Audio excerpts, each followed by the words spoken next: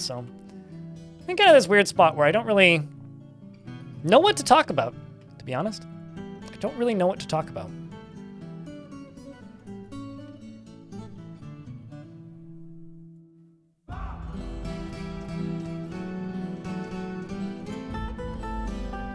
Talk about my plants?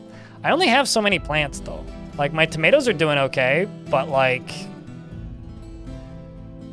nothing super interesting has happened. I talked about how my elephant ear is poking out a new leaf at the start of the stream, but I don't really have too much aside from that. Yeah, because it's a patch, isn't it? The question is it gonna break? Is it gonna break mods? Because the Stalker game's getting remastered. Has that been in the works for a while, or is that just like something that was done because Stalker 2 did all right?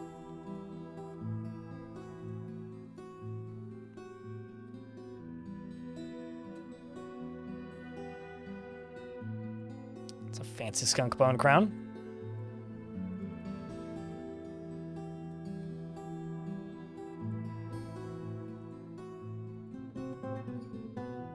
Buy the steel greaves because I can. Buy the backpacks because I can. Buy the quivers because I can. Buy the cheese because I can. Buy that because I can. Buy that because I can. Buy the books because I brought them. And also buy this. Troll meets with the Outpost liaison and they say the world is the same as ever and I request wood next time, please. Thanks. They want amulets and headwear. Okay, well, that's easy. I've been training those most months. Planted basil, not Babel, what am I saying? And strawberries today? Like strawberries, I've never tried growing strawberries, but strawberries from seed or like plants? Did I name the dwarf bone doll or did I just read the description? Yes, I did.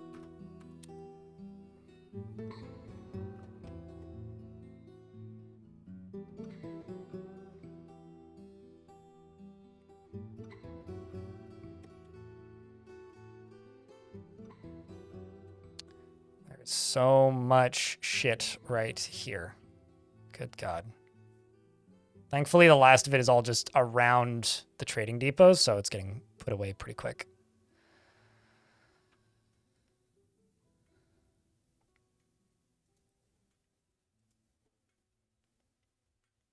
I'm just going to buy those ropes, actually.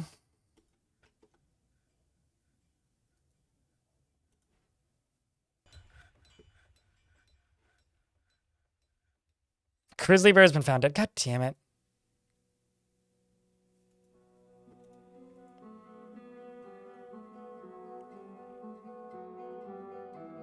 Of course it has. These dwarves really don't like that I have grizzly bears. They really don't. Full of seeds and buried them in its soils and hope nature takes its course. Ah, yeah, I never do that. And the reason I never do that is because I live in a weird climate. Well, not weird climate, but I live in a climate where a lot of store-bought stuff isn't grown. Well, some things are. I mean, like beets are, like a lot of greens are, but at this, like in the summer, you can get local tomatoes and stuff, but in the winter, like the majority of things that are purchased, our pillage is back, are not from local climates. So if I were to do that, it is very likely that it's a variety of thing that just straight up wouldn't grow here. Like if I were to buy store-bought garlic and then to try and plant it, it's likely it would just die. Because it's designed, or it's varieties that are used to growing in wherever they're growing them and then importing or shipping them here. The pleated terror of Inchtilize and the dwarf were attacked by the dwarf, leading a squad of dwarves. Attis led the attack. The defenders were led by the Eye of Dofakati Rovod. The dwarf outmatched him. Finally, this is like the first time that actually happened with this squad.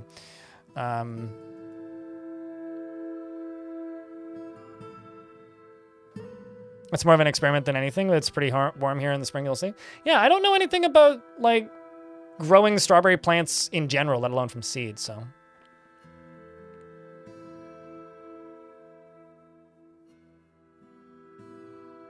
Oh, so you get 2 library entries. Oh, that's good, Romanoid. I was curious about how that was going to play out. I own them on GOG, so I don't know how that would work, but my dwarves are making some progress. This is very good. Yeah, I'd be curious if they actually sprout. I've certainly had like tomatoes sprout that I planted from tomatoes. Because my way of finishing up the season when I grew stuff in a garden was I would just take all the rotten tomatoes or the ones that like got blighted and just bury them. And then the next spring I would have like 24 random little sprouts. They looted treasure as well. Let's see what we got for treasure. And then we need to send them out immediately again. Long list. Some bags, some shoes, some bags, bucklers, leggings, and a troglodyte liver?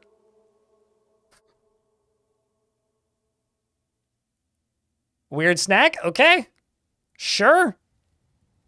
I wouldn't do that myself, but hey, not going to say you can't do that. We're going to try and raise that place. But first, I'm going to wait for these ads to end.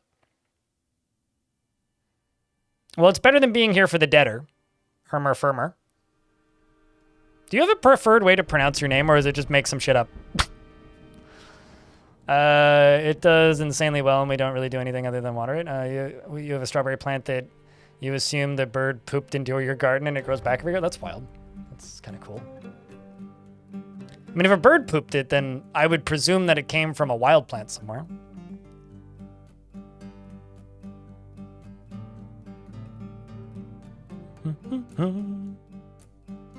There's no wrong way to say Hermer Firmer. Well, as long as you're used to responding to different things in every stream, I presume that's an okay thing then.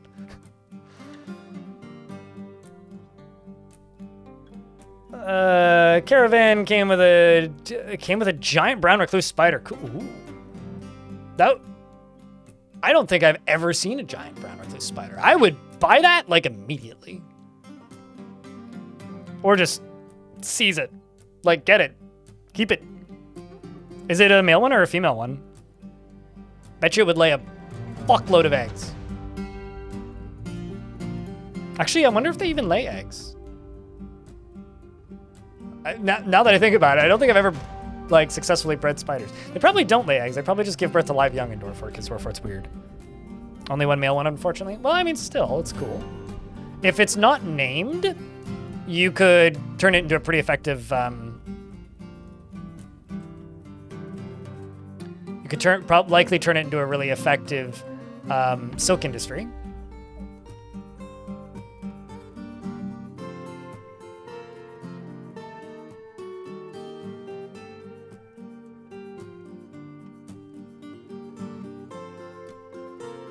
I mean, I would buy the giant koala just because lol, but it's kind of nifty if you ask me.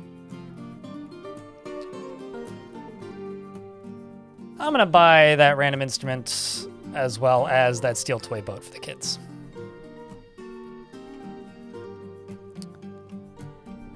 Okay, let's go back down here and I'm gonna clear all this so that I can see when they return again.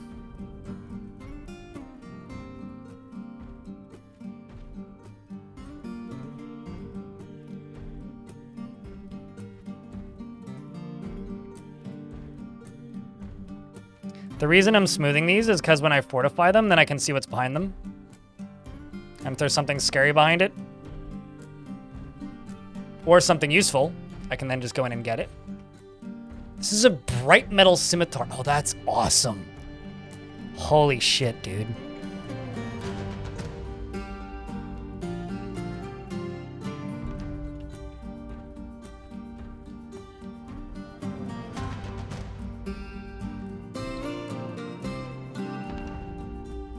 Chat, we just found something real cool.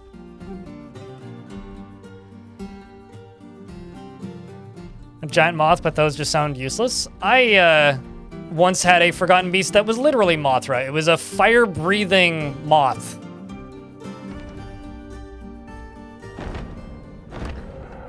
Unrelated.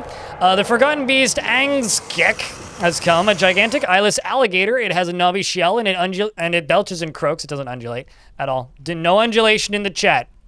It's not undulating. But its periwinkle scales are round and far apart. Beware its fire. Wait, what? That was fast. Jesus. We checked the stone for fire. What?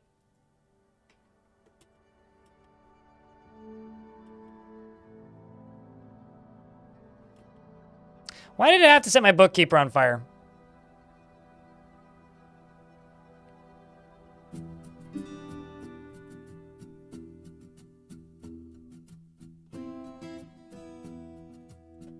That is the end. Let's see how this raise attempt went, because they came back really fast. The defenders are led by an Eye of the Fakasi. Attis outmatched them.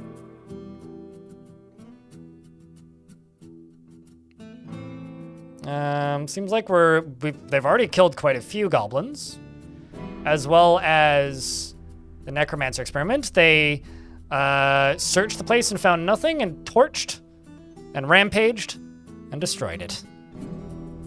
I think. Did we destroy it? No, we didn't. We didn't quite destroy it. But I'll bet you I could take over that location. Let's just remove that one and leave it there for a sec, and instead go attack this one. And let's see where this beastie is. Oh, I see. Well, it just killed that poop bug, I think, and is now bleeding. Yeah, it just like immediately killed a different forgotten beast. Meanwhile, Attis was found dead. I'm actually just gonna give this to my mayor for right now, and we'll worry about that later. Well, it's no longer fighting, but it killed that poop beetle finally. So, can I get some Fs for that beast? What a critter. Need Attis back. The other Attis, not the one that just got torched.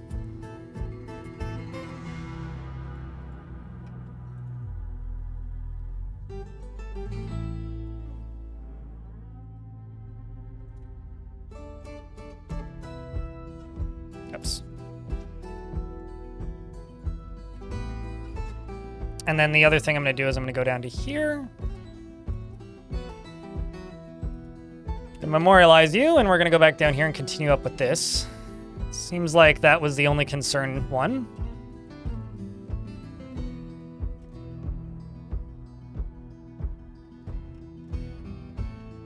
We've also found some water.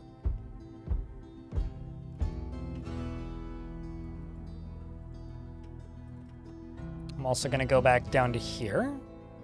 Okay. I'm assuming that somebody's placing that.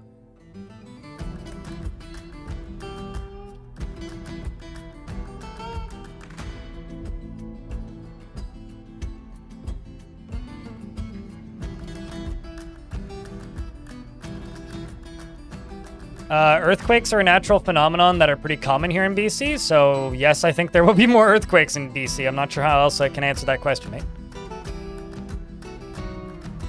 But, no, I can't. Capilano's on the other side of the ocean. It's also completely surrounded by trees, and I don't live in a multi-million-dollar property, so... Speaking of dwarves that got, we got another dwarf that just got.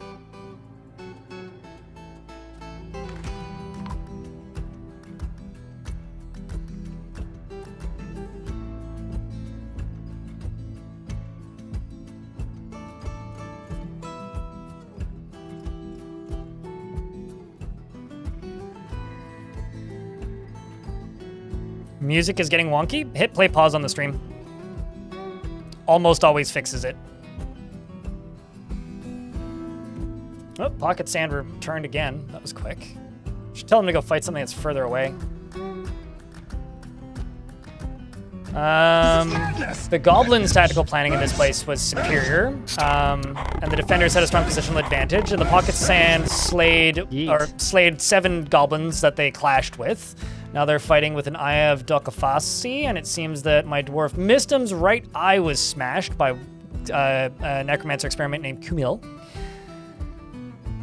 Yeah, try refreshing. I think hitting play pause is probably the most efficient one. Oh no, I lost Moreb!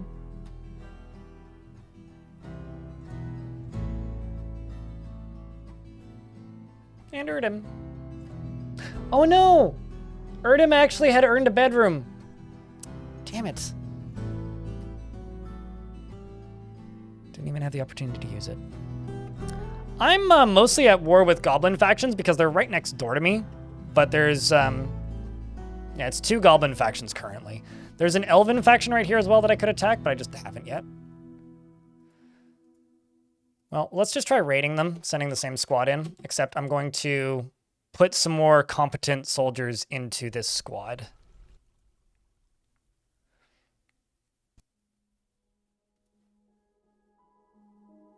Actually, no, I don't want to put Sumo in there.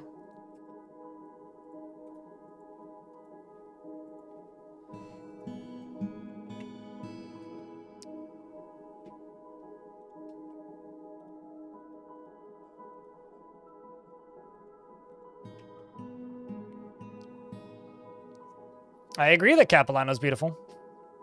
I also cannot even remotely afford Capilano. If I could afford to live in Capilano, guys, I would be in a much higher tax bracket. That is like peak expensive Vancouver. Maybe not peak, but it's up there.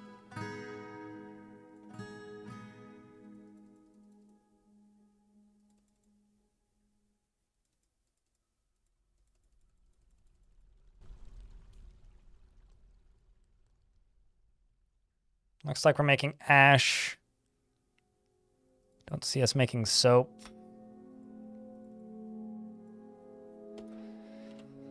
Do I have soap? Do have 2 lye.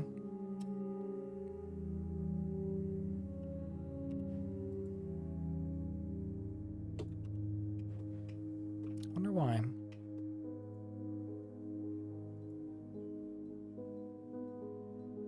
Oh, I don't have any tallow, apparently. I find that really hard to believe.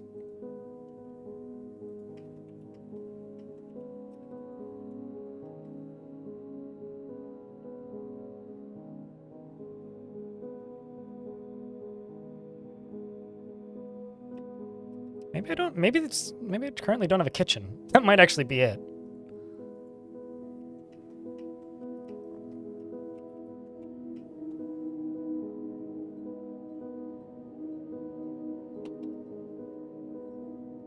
Hello, Donut. How is you?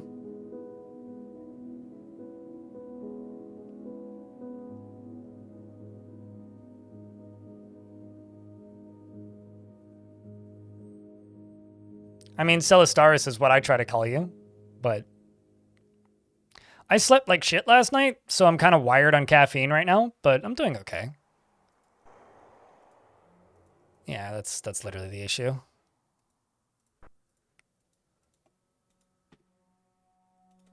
Merchants are leaving soon? Oh. Okay. Thought this dwarf died. They're just, acquiring gear. That's it. Just acquiring gear.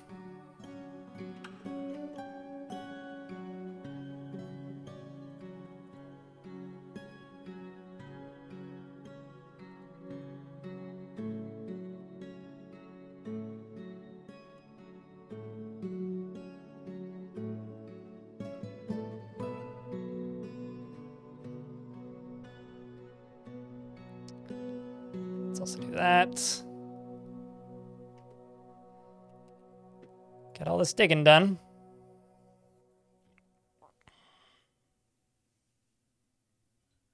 Sounds super sketch. Why the prejudice? They're members of society too. Valued members even. Some of them are more talented than the dwarves. A creature's origins does not dictate how they are as a person.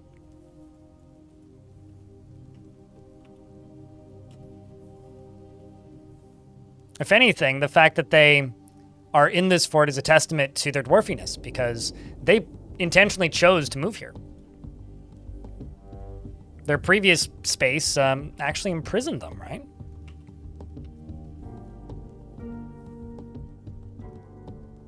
Try doing something that's a little sketch, but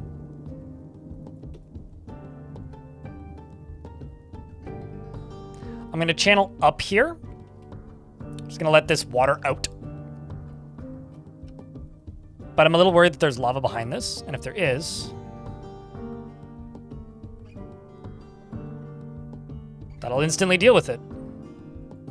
Although, oh no, please don't burn, please don't burn, please don't burn, please don't burn, please don't burn. Yep, there it goes, it's burning.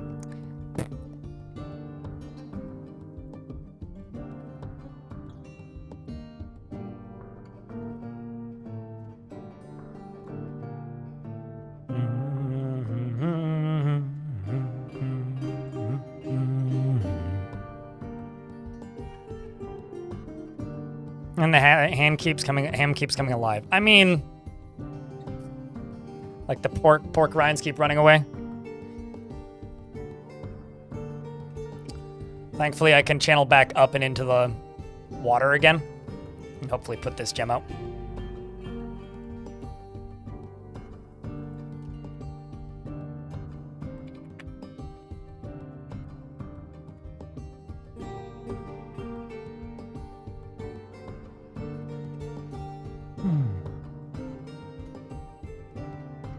And the water will put it out. That's the plan, Sword Death. That's the plan.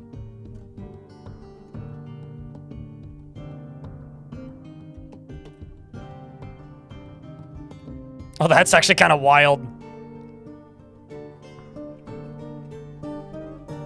Oh, that's kind of nuts. It's evaporating faster than it can put it out. I mean, at least it's getting rid of the water for me, but I can go above it and then dump buckets of water on it. Oops, no, that's the wrong tool.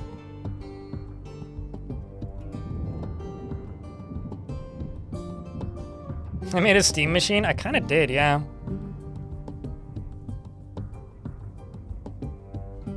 I should tell Valve that I've figured out their design before they did.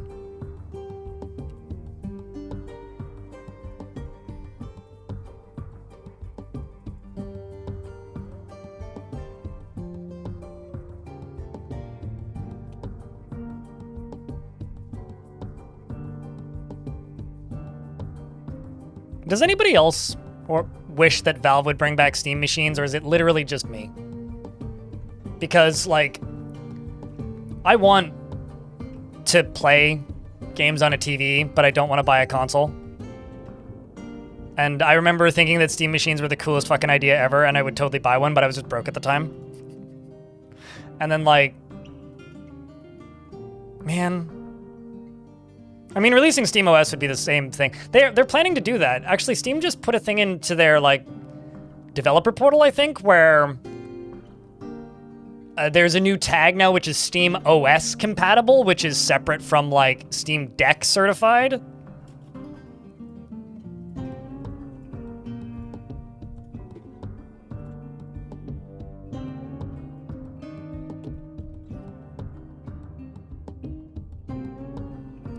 And, Croson Colossus, thank you very much for the tier 1 3 months in advance. Seriously, I greatly appreciate that. The reason I say that subscribing on Twitch is, like, one of the best ways to support me, even if it's just a tier 1, is because paid subscriptions keep me in the higher pay bracket tier of Twitch, which is massive. Just on all fronts, so. Stole treasure and livestock. What did we get? Did we get more dragons? Just a bunch of beak dogs. Okay, well, let's go do it again.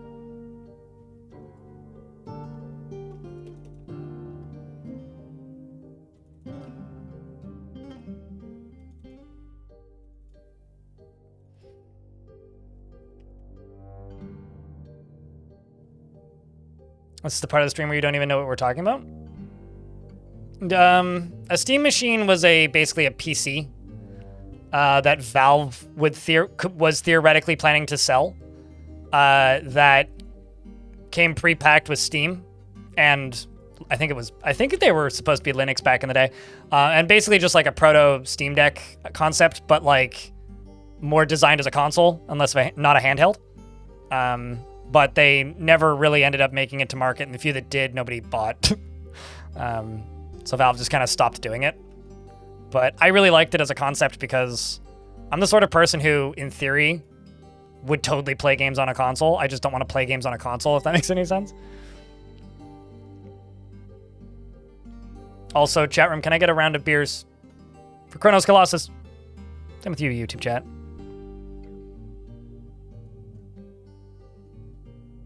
You would have liked to get one of those Steam gamepads. They looked well designed and decently reliable. You know, I do think that like Valve could do a refresh of those and probably do quite well, especially if they could manage to sell it for like a not $1 trillion.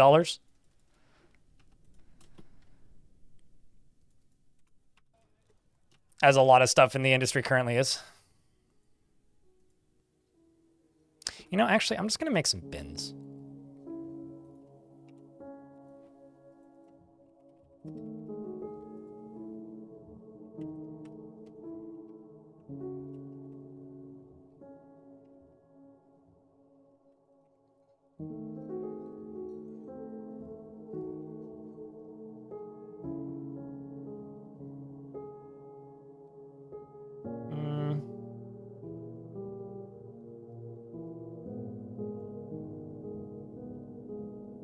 Grab the Ores of Alchemy, this dwarf. You're gonna drop that sword, and you're gonna wield that.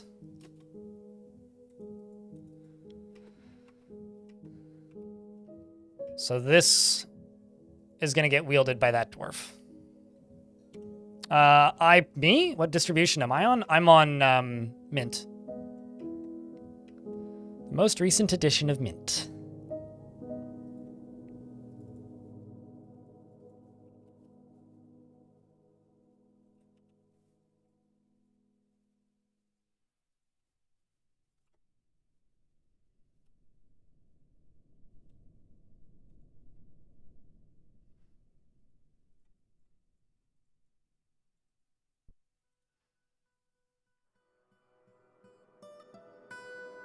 If you click on your username, Liam, it'll tell you your age, like the amount of time you've been following. You've been following since March 13th, 2018. I've never had a command that will do follow age, and I never will. I don't like the spam it provides.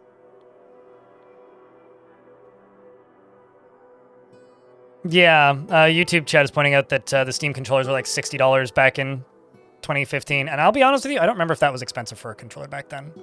Because in Canada, they were like 70. It's funny to me when I hear people in the US complaining that games are $80. I'm like, games have been $80 for like 5 years. What are you talking about? Oh, right, yeah, it's American dollars. Oh, now games are $100. Great, cool.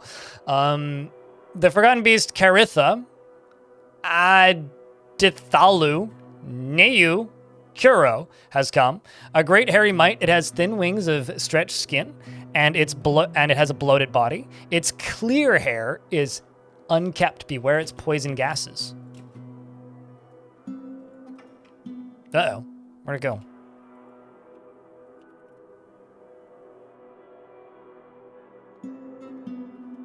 There it is. Well, it's... okay. It's just going to fly into the fort. It's going to fly over the upper wall. Let's grab you. And then you. And maybe you?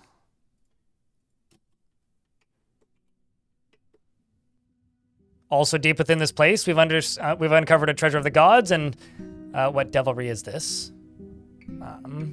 Jesus, there's too many things happening.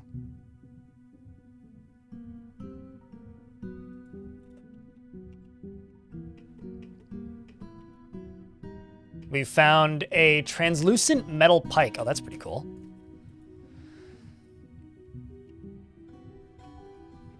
Let's follow this beast.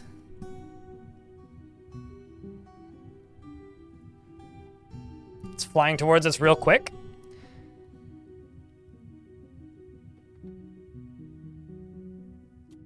I was just gonna go with Bazite for Steam games. I currently just don't have time to check out other Linux distros. Basically, all of my time right now is spent editing and streaming and occasionally drinking. That's literally all I do. I know it's not the most exciting life, but being direct, my life is actually quite uneventful and very short on free time.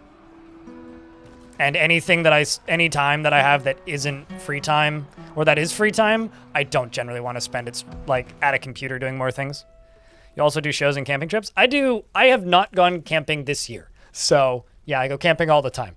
I went camping in November. And yes, I go to shows, but that's fits the niche of not at a computer. I also haven't been to a show in almost a month. Maybe over that, so.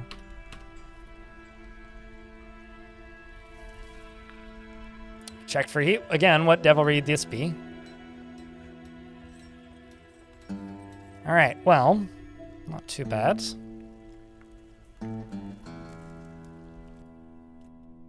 More gems. It's not that camping is expensive, it's I've moved, right? So now that I live farther away, from the people who I go camping with generally, it's not as easy as it used to be. I may not actually end up going camping on a trip that I'm planning to do because I want to go camping this weekend, but it may not happen because the weather's supposed to be shit, so we'll see. But yeah, when it comes to tech stuff, I'm like actually kind of behind on a lot of things because I have Fedora on my laptop and Mint on my desktop, and I haven't done much with anything tech related in a while because honestly, I don't want to be at the computer when I'm not working.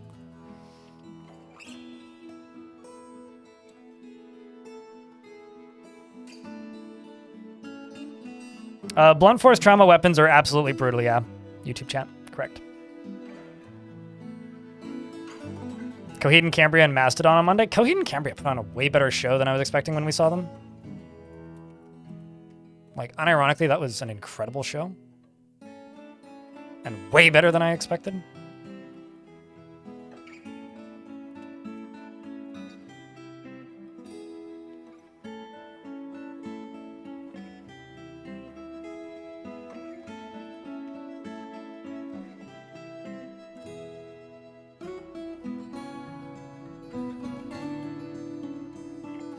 Because every single Linux user on Earth says you should try insert OS here.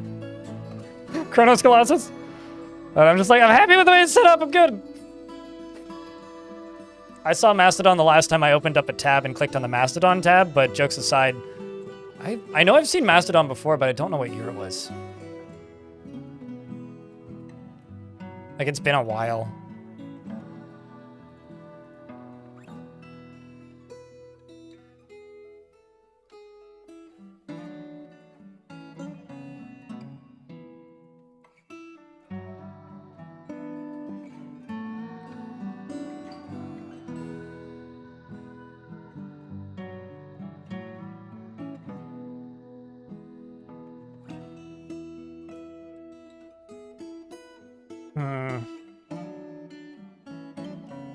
Just dig through that.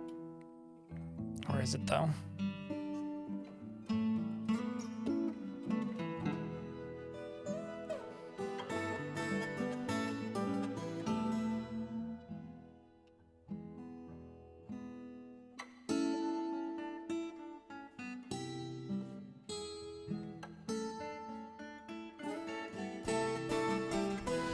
Should try Windows OS. It's a cool indie project. Noted.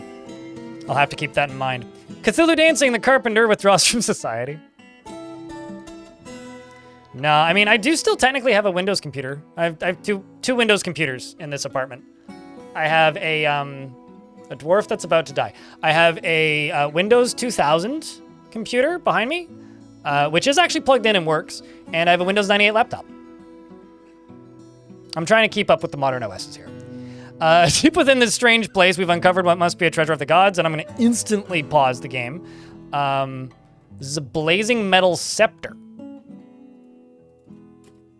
Holy shit, I'm amazed that dwarf didn't die there. And,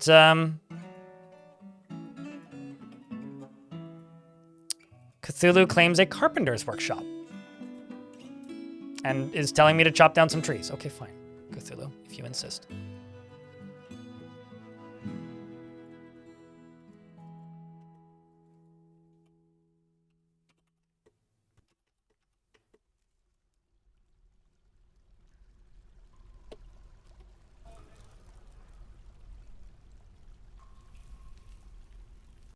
We've unleashed an echo of forgotten divine retribution. Well, that's terrifying.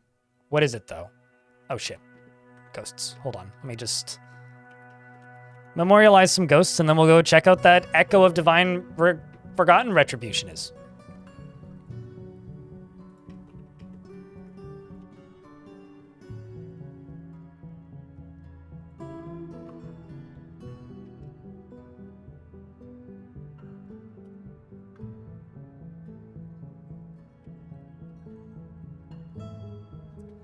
And I'm also just going to go here and type in slab.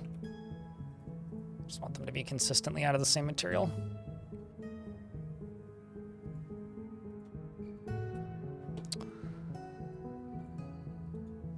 Oh, wow, it's the one that we actually dug through, too. Uja's Enforcer Lasher. You've got a long oof. You know, just reading the words rusted metal ash is distressing to me.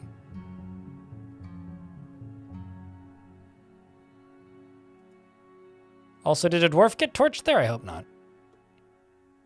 He's got frilly gloves. This is true. We're in an ad break. I will be right back.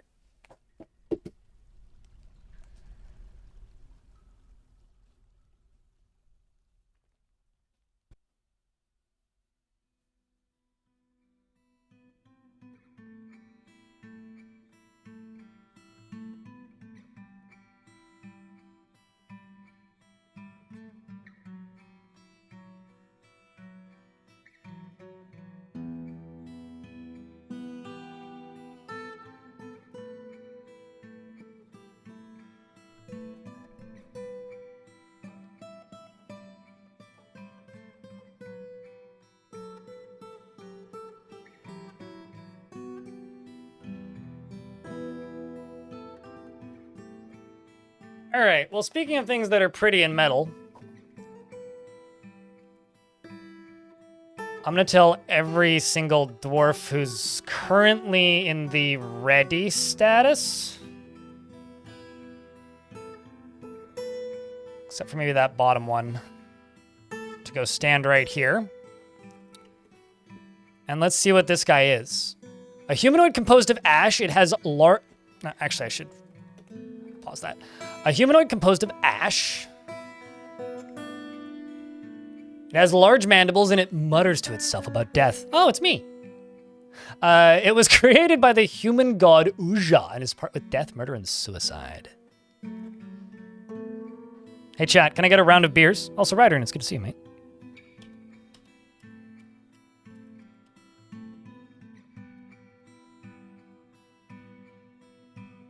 And Tripping here, who dug through, is now about to go station. Did you drop your pickaxe? Run away, dwarf. Run away. Rest in peace, Tripping.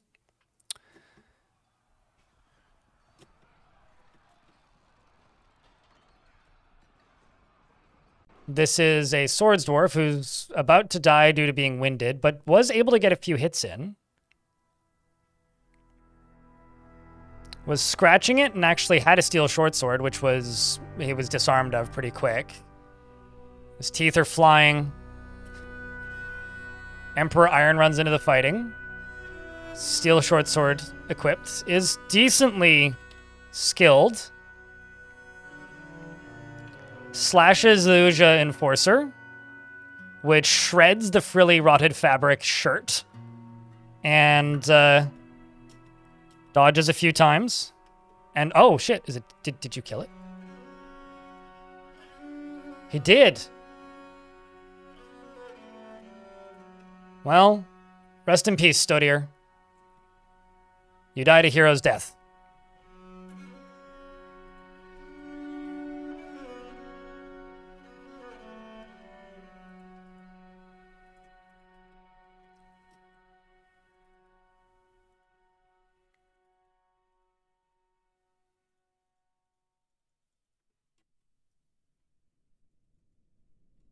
And it appears that Dusum the Broker has escaped relatively unscathed. You have some trouble breathing. As for this creature, it's now dropped a bunch of random rusted metal stuff. So I'm going to go right beneath it and set it all to be melted. At least the stuff that can be melted. I'm going to go right here and say, melt a metal object. Repeat, pause these two tasks. Ah, shit.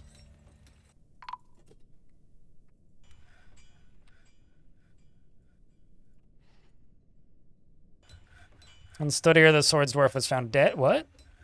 I'm not sure what killed you. Oh, you must have been carried away. I see.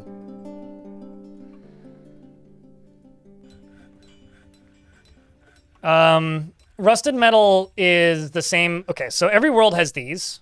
You can do this in your game too. Just go to this job and type in metal.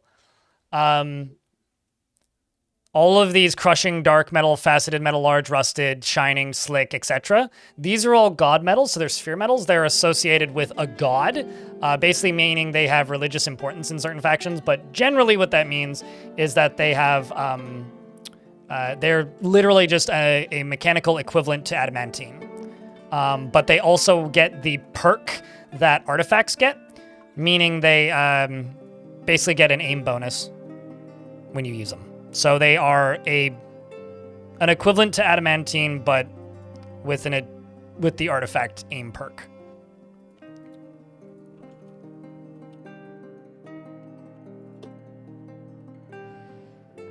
They're called divine metals, yeah. I call them god metals, but yeah, divine metals.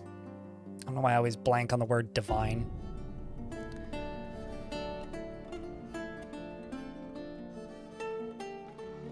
Deep within this place, we've uncovered another treasure of the gods. I'll have to check in on that in a sec.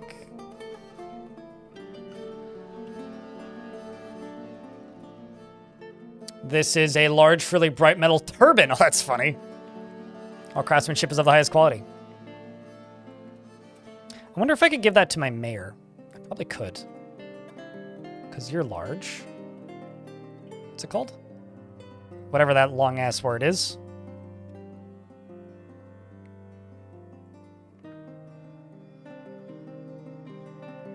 This thing.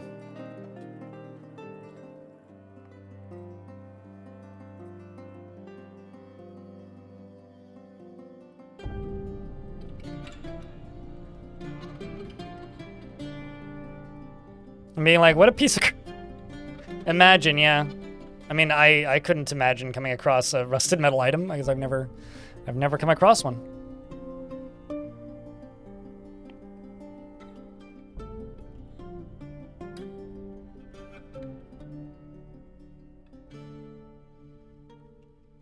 They may not use it, but we'll see.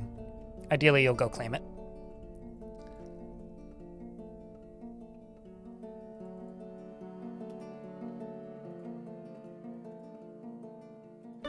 Yeah, fuck it. We'll just dig through this, see what's behind it.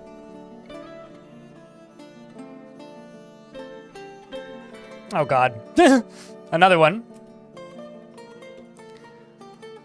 This is another enforcer, but this one's a pikeman, meaning it should have the same type of gear.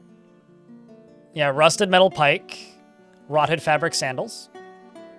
Except this time, I'm just gonna tell them to kill it. I'm not gonna tell them to station, I'm just gonna tell them to kill it.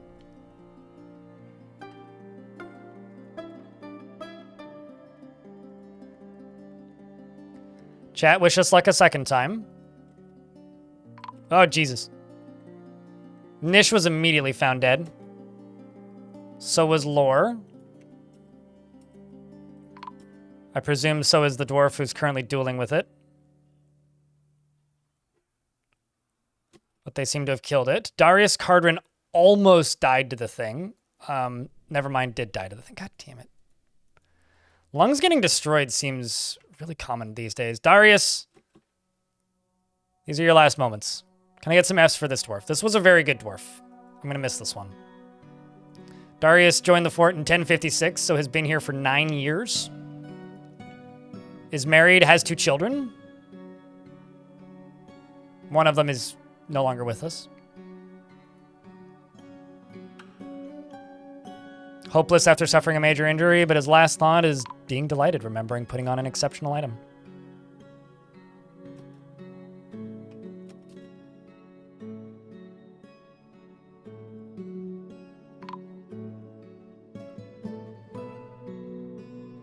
Rest in peace, Darius.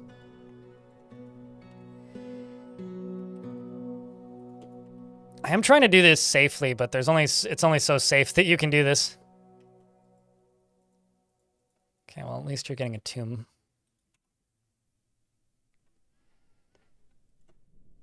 Well, I mean, both of them had destroyed lungs. Also going to put all of the squads back on duty now.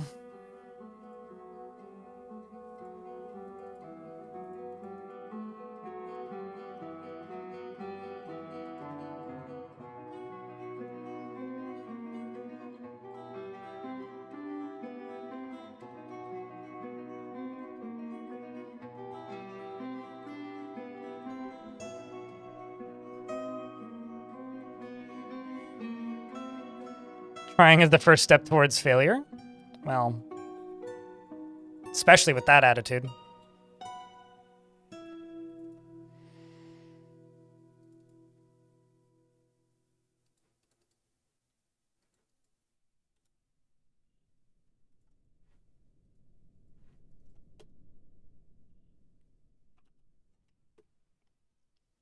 And then up here. Down here. So the adamantine is in this layer. I'm just going to see.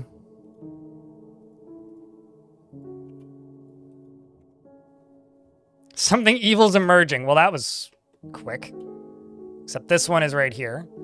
A warthog brute. It has deadly spittle. And it has midnight blue hair.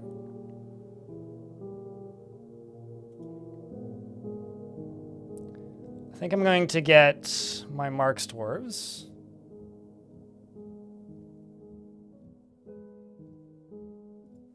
I want to say it's all these dwarves. Yes. And something else evil is emerging. We checked for heat. It's right there. So I could tell them to go stand right here. We check the heat. What devilry is that? What devilry is that?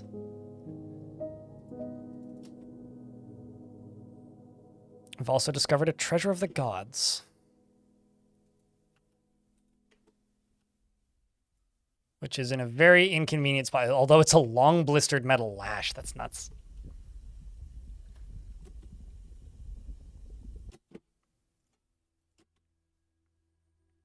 I want them to shoot at it. It's going to be kind of hard to get them to shoot at it because of the angle currently.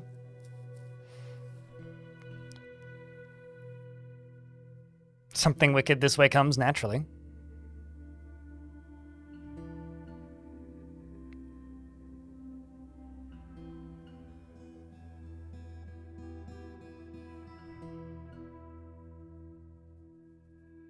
How so? Crashtifer in YouTube chat. They say, geez, I'm glad I did this before seeing this method. I mean, I feel like if you did it another way, it would be just a lot more painful and annoying to deal with, but this is one of 2 methods I tend to use.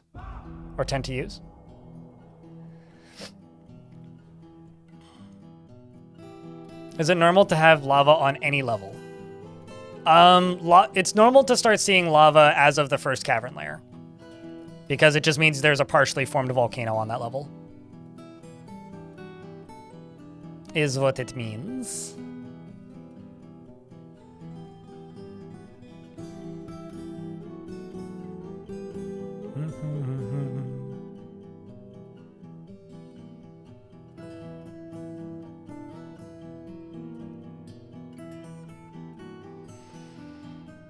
I'd say generally the dwarves die with a mix of the makings of a fun time here. Blazing Iceberg, thanks for the 17th month. And thanks for helping keep the channel funded. Greatly means a lot, dude. Cheers. Appreciate you a lot.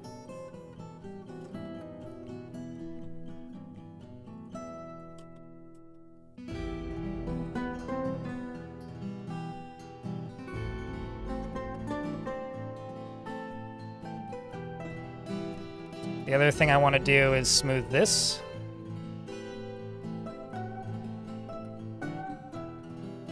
Cthulhu has begun a mysterious construction.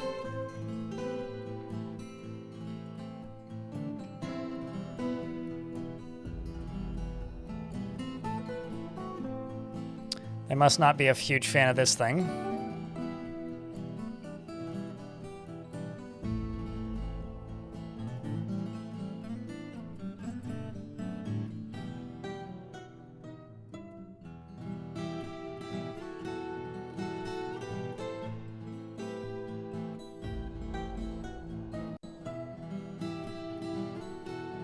Another thing actually I could do maybe is tell him to mine through this.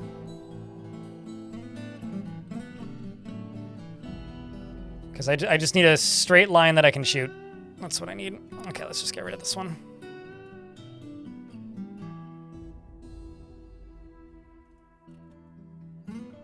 Oh, you're haggard. That's unfortunate. Okay, so now I can go after this. There we go. Now they're shooting. Oh, that was steam. So now, as you can see, some steel bolts actually hit it.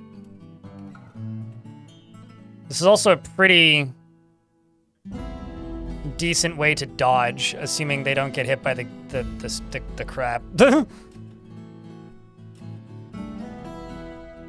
It's not the worst way to train dodging, but it's also probably not the best. King the Space Disco Fox, chat dude. Post more beers.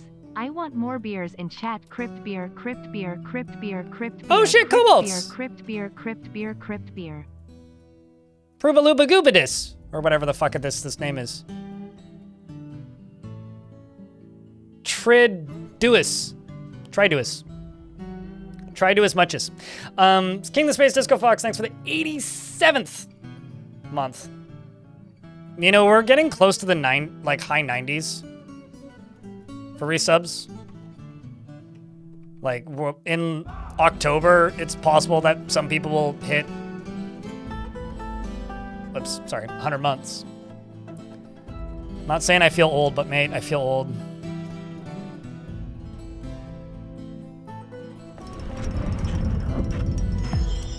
Cthulhu Dancing the Carpenter has created a Fungiwood floodgate. I'll have to look at that, but this is a bigger concern.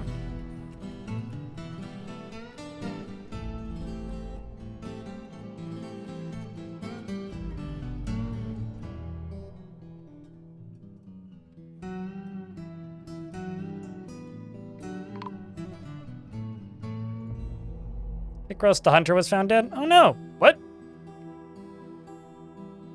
Did somebody tantrum? Uh-oh.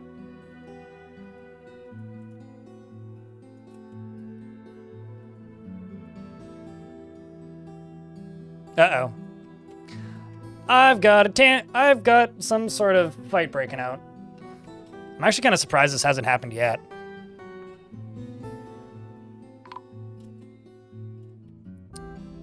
Seems that Zos the Swordsdwarf has been found dead. Same with Ezem. Tavern is filling up mighty quick too.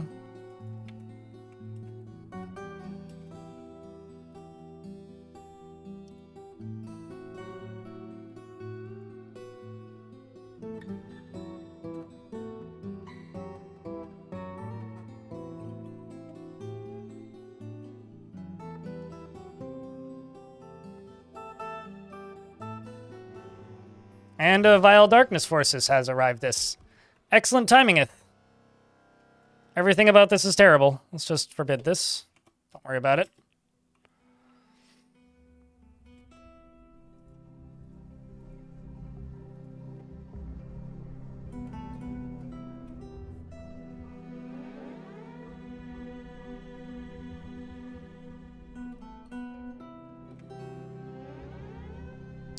They'll kill it eventually, hopefully. But I now have a problem, which is pretty bad, which is there is now also a siege here. Everything is happening all at once. We've got dwarves in the hospitals. We've got thieves invading us. I've got a dwarf outside who's about to fall, most likely. And chaos is being inflicted upon us. Is that siege going to enter? Oh, I see. That dwarf is still outside fighting with them. Did you just kill all of them? It's Emperor Iron and... Where's the dwarf? There was a dwarf too. Okay, the dwarf just died. There's Mistum and Emperor Iron. Emperor Iron has fallen, and there goes the thing that was going to happen eventually. A bunch of zombies just got rezzed. Then the Necromancer immediately died. I now have Mistum, who is also now dead, as well as can't find my zombie, died in the middle of that somehow. Also, apparently we're getting attacked by an army of troglodytes.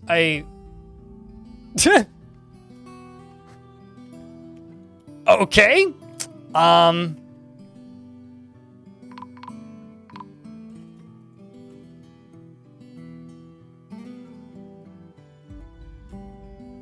There's some damned zombie corpses. I'm just gonna send the dwarves outside to go deal with this as best we can, if possible. I don't know who's friendly and who's not, but we gotta clear up what's left.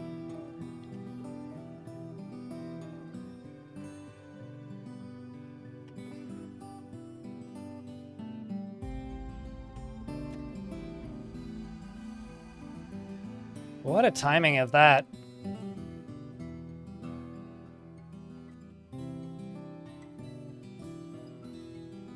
What terrible timing, man.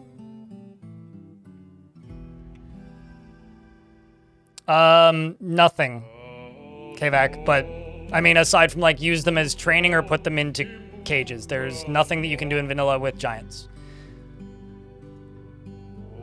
If you decide to use DF Hack, you could use Make Own to try and force them to join you, but they'll probably still fight with your visitors and traders. But that's crazy if you manage to successfully breed giants. Would you like a male dwarf or a female dwarf? Amazing Crane. It's October, not even next year.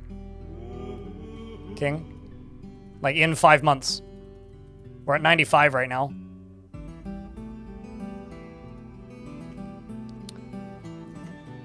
I'm going to full heal this cat because I feel bad. Well, that was kind of catastrophic. These are all the dwarves that are currently in the hospital, including the mayor. How many doctors do I... Chief Medical Dwarf, Doctor, and you.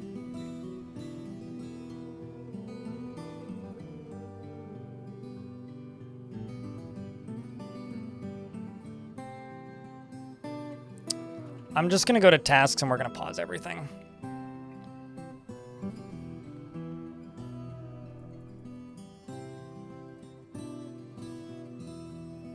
That was definitely a drunken brawl or a tantrum that caused that to happen.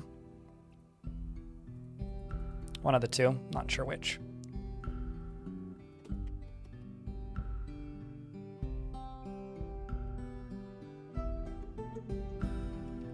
You wanted somebody in a squad. I don't think the Chief Medical Dwarf is in a squad, but I'll give it to you.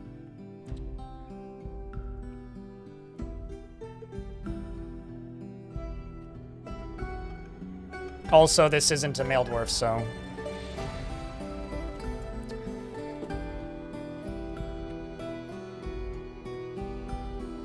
I'll give you this, Doctor. No, too late. You're getting this one. He is extremely confident in himself in situations requiring his skills. He has a tendency to go it alone without considering the advice of others. He can handle stress, and he can sometimes act without deliberation. He does not easily hate or develop negative feelings, and he has a calm demeanor, and he takes offered help and gets without feeling particularly grateful, and he prefers to present himself modestly. He occasionally overindulges and rarely feels discouraged. He likes a little excitement now and then and needs alcohol to get through the working day and does not mind being outdoors at least for a time. He doesn't really care about much anymore. He dreams of crafting a masterwork someday, and personally values family and sees competition as reasonably important, and sees sacrifices wasteful and foolish, and doesn't care about art one way or another. Dreams of black. He likes black bronze and green zircon and giant pangolin tooth, as well as maces, bucklers, and reptile men for their terrifying features. And the sight of the amethyst glimmer, and when possible, prefers to consume rat weed and cuss off a beer, and absolutely hates bats. I think we're gonna have to take some pretty drastic measures in a minute here. I'm gonna expel everybody who's at the lowest level of happiness after we're done cleaning everything up from this. He is skinny and he has a small build, a very long beard, which is neatly combed. His sideburns are clean shaven, and his very long mustache is neatly combed. He's got 3 friends in the fort, one of which is dead, which is Lanix. And he's a doctor. Welcome to the fortress.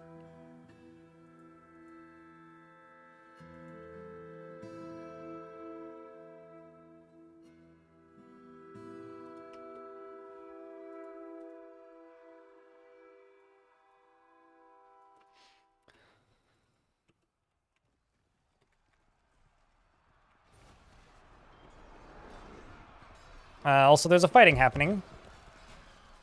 Troglodytes, right?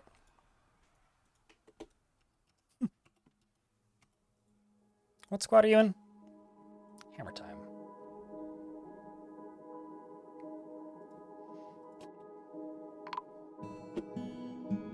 And a dwarf was found dead to a troglodyte. That's embarrassing.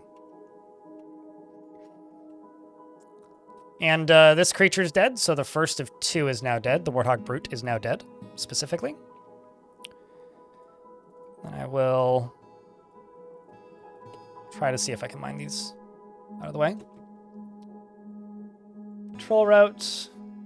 You guys Greetings, everyone. move to here. Horselet, thanks for the 22nd month. My hospital just filled up, because we just had a pretty big stress moment. You're going to Thrifty Keys. And you can take your pets with you. That's totally fine. Thankfully, I'm not expelling them into the wilderness. I'm expelling them to my own fortress. I'll let you finish your task.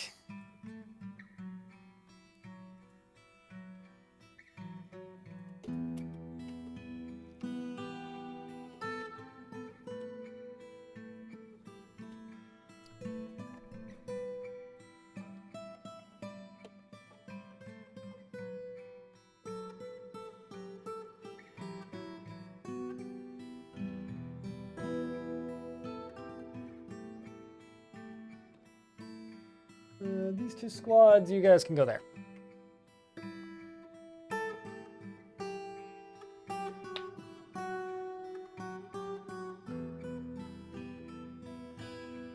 I think that pun was the catalyst to my own destruction, honestly. Or as you said, catastrophic.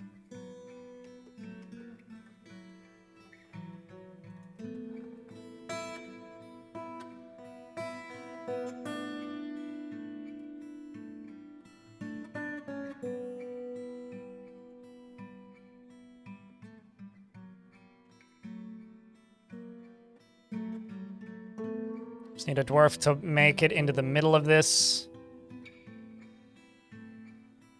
To go mine that out.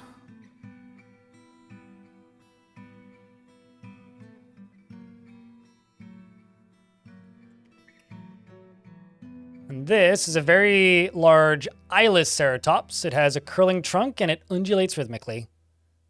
And it looks like we'll be able to kill it now. Beware its poison bite.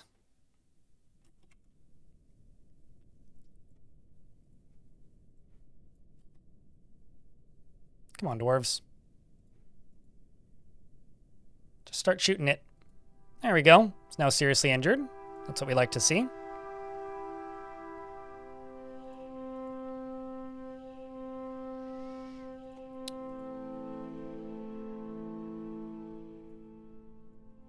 Firing iron bolts directly at it, and it's dead. All right, dwarves, go back to whatever the hell you were doing.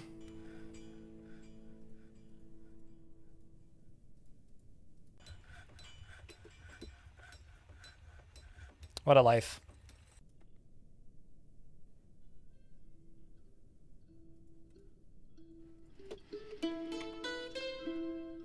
Okay, you're still on patrol route 2. You go back to whatever you were doing. Sort by most upset.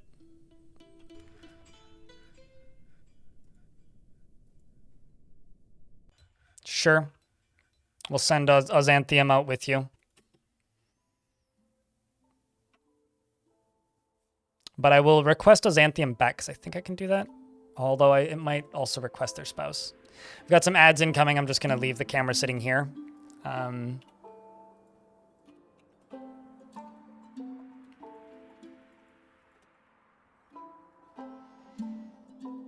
It's kind of wild that the necromancer problem finally happened. Like, I'm amazed it took that long to happen. You can make large clothes? Yep. You click on the magnifying glass next to the clothing job. Also, creatures make clothing their size, so if you want to be picky about who uses what workshop, you can do it that way too.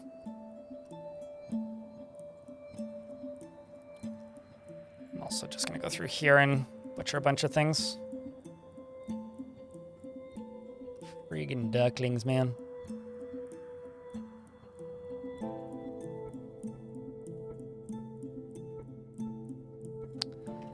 Good news is we also have soap now.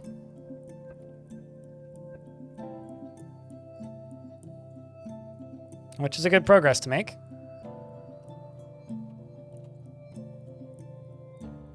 Got dwarves being placed in tomb left and right. Chat, are you guys enjoying the stream today? Having a good afternoon? I hope so. Got lots of dwarves cleaning patients.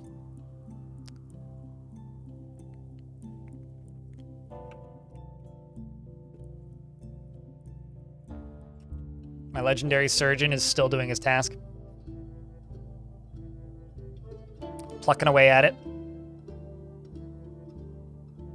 Yeah, in order to keep this fort, like, functioning, what I need to do is I need to get rid of a portion of the population that isn't able to handle the high-stress environment, which is unfortunate, and I don't like doing that, but it's what must be done. Otherwise, the fortress's chance of living is significantly lowered. Okay, 30 seconds left on the ad. Not too much is going on. We're just working on these dwarves mostly, so...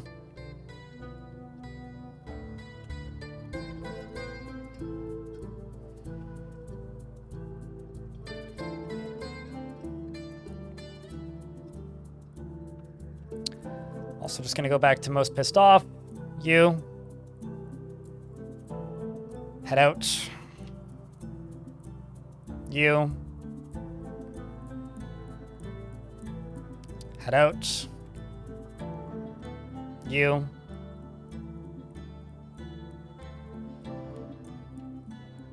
Can head out.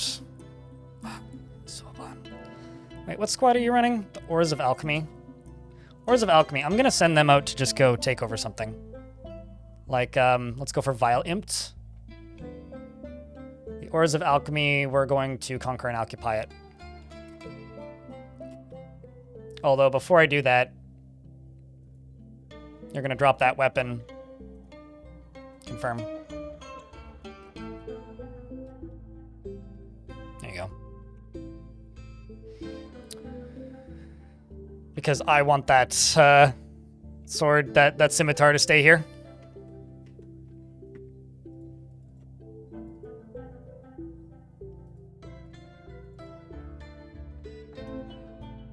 And we continue. Chat, do you guys ever find yourselves doing this? Being like, all right, I may actually do this as well. I'm going to go through everybody, and I'm going to turn off all the squads. I'm actually going to set them all to off duty. I haven't done this in a really long time.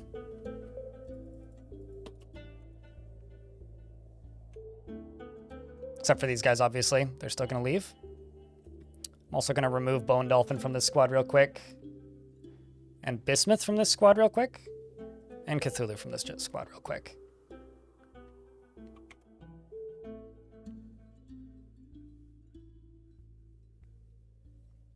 You often do that? Really?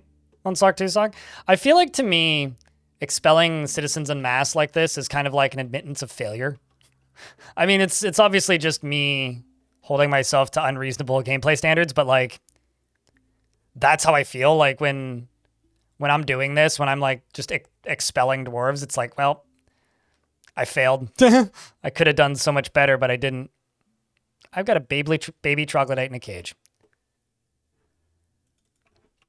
I'm going to be brutal and mean. This right here is about to be a pit pond. This pit pond is going to have a bunch of livestock thrown into it. And by livestock, I mean like ogres and... Oh, I'll keep the elephant, though.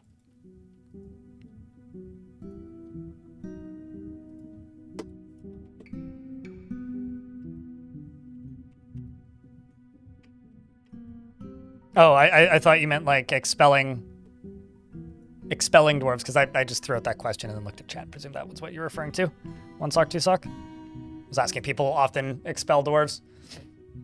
I once sent a Haggard dwarf to conquer a site by himself. He did it, admittedly softened by the raises. Yeah. I mean, you kind of have to try to raise a place a good few times before you do that. I don't know if this squad will be able to do it, but I'm trying. I'm also going to remove you. You're a pretty good dwarf. Same with you.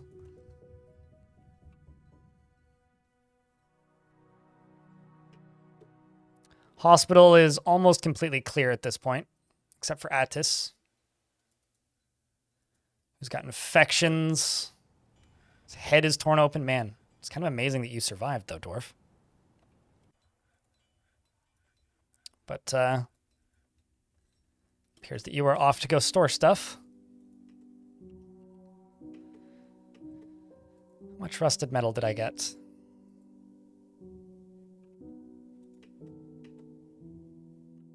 Okay. Now we get to see if we can clear this final zone.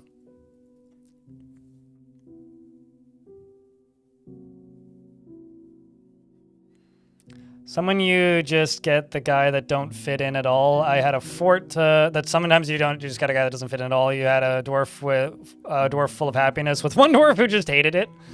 Yeah, I mean that's always kind of interesting. I actually, it's an element of Dwarf Fortress that I really enjoy, to be honest.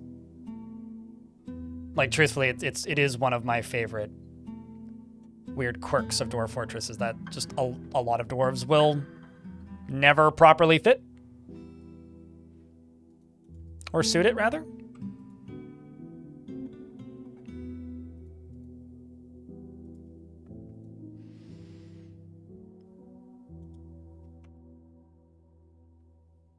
Okay, so I can just mine through the last of these. Uh-oh. No more the dwarven child has been found? Oh, Jesus Christ.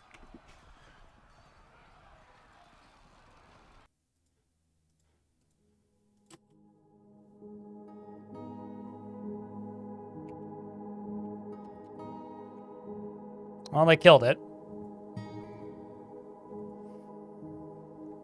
Legendary kill, nonetheless. Gotta go down here and check these tombs. Probably need to... Yes, I do need to make more.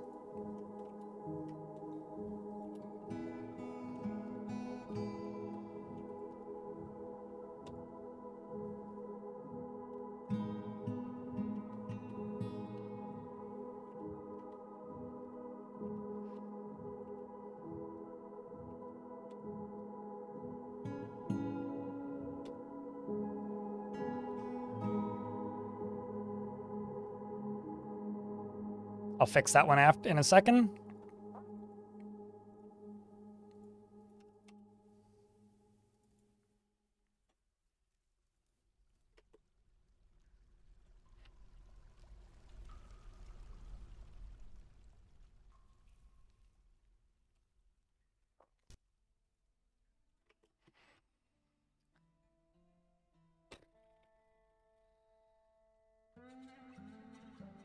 Actually, the Mines of Filth need to stay on duty, don't they?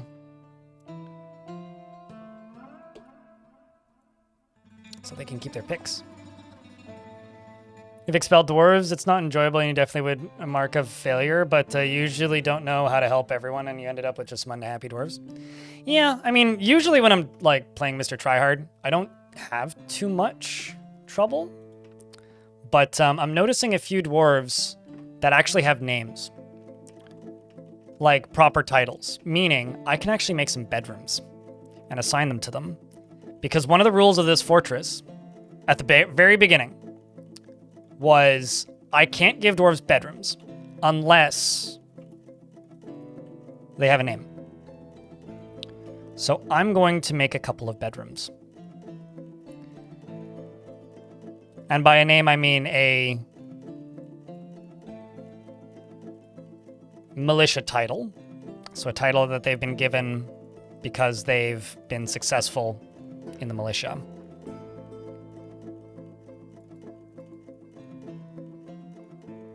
I don't like the way this looks. So I think it's time to celebrate a little bit, chat, because this is a sign of the fortress's success at this point. Like, yes, we've had to expel some dwarves, but at the same time, the ones who are still here are beginning to prevail against the odds.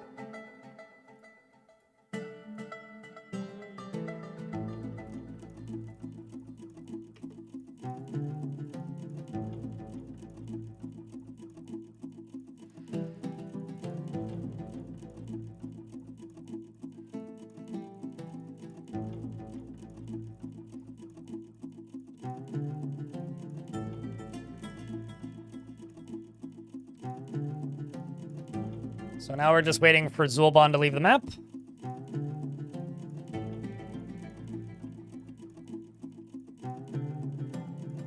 Let's just jump back down to here. Dig down to here. Go through all that. Get annoyed with this, I think is the current plan, but...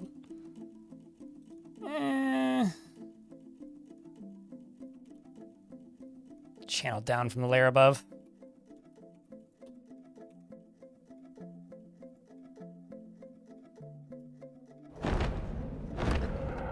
Rumble. A forgotten beast named Spossodar does come, a giant hairy leech. It has a round shell, and it is ravening. Its flax hair is long and wavy. Beware its poison bite. Title? I always gravitate to the funniest name of a location. I always like the ones that are like very demeaning, like the Drab was one that I saw. Where is this creature? Okay, so it is in a layer where it can get to us.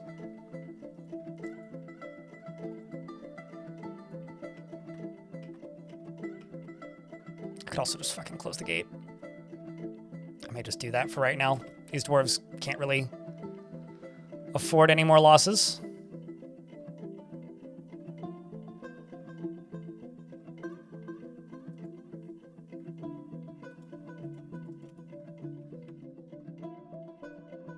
Let's just lock it down there right now. Chat, what's the funniest title that you remember seeing in Dwarfort? That's an open question to the rest of you.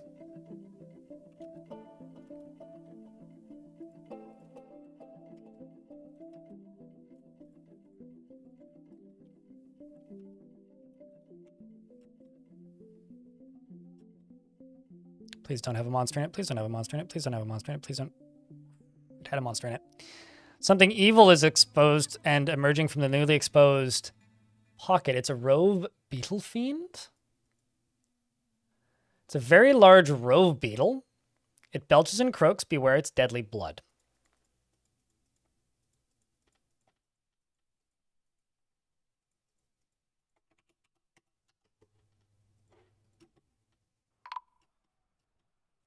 Well, immediately a recruit is found dead. Tholtag was found dead. Whoop. Here it comes. Child was dead. That was Kogan.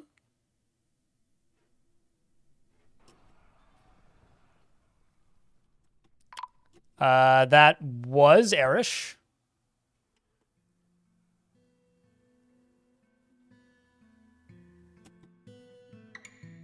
There goes Knights.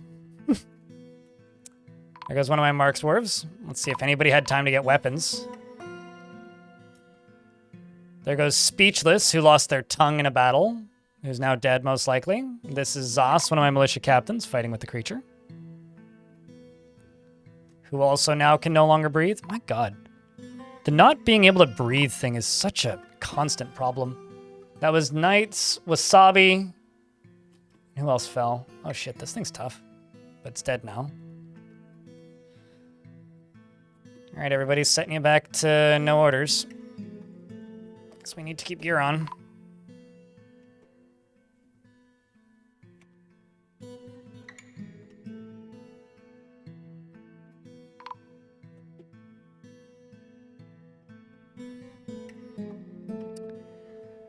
You're once again asking for a minor. I'm gonna ask you politely that next time if your dwarf dies, let somebody else have one, or wait for at least like 10 minutes. So instead, I will give you this door, and it will be called the Gateway to Knights. Jumping Shark Walrus.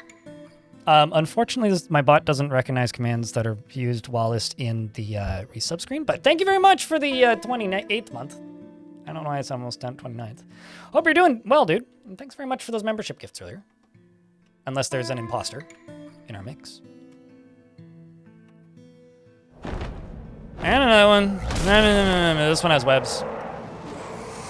That's also composed of coral.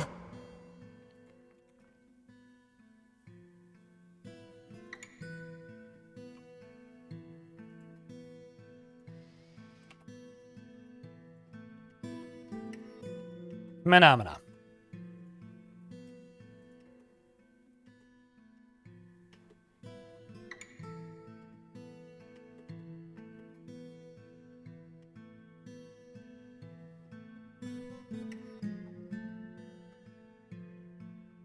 I also don't know the name of what that one was. This one starts with an M. Maryse? This thing.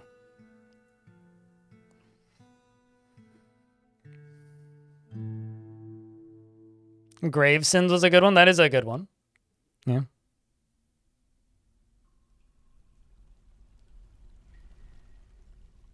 I mean, you could burn a chicken in lava for sure. Von Galactic, thanks for the raid. How was the stream today? Chat, could I get a round of beers for Vaughn and friends? How's my favorite wizard? Well, maybe second favorite wizard. Are you a wizard these days? I know you were a magic book at one point. I would say second favorite because Deep Space was a wizard first. But if you want more dwarfs, follow Vaughn. Please and thank you. We're digging too deeply and everybody's pissed. It's fine. I'm kind of doing a fortress employment shuffle right now, where I am booting people who are too pissed off. So a lot of them. It's fine. We've had a lot of catastrophes in the last 90 minutes. It's been a tumultuous one. But all in all, it'll be okay because, we've got dwarves ready and waiting to fight and things.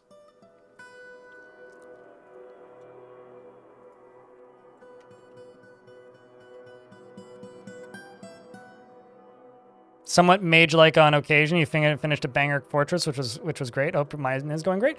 Mine's weird. I mean, like, my mayor is a necromancer creature. Because early on we found a whole bunch of prisoners and freed them, and they were all necromancer creatures, which was neat. But currently it's a lot of burying things in coffins. We're kind of in one of those points. Obviously, it's still fun and good time. I'm still having a good time, at the very least. But for the dwarves, it could be going better. I'll say that.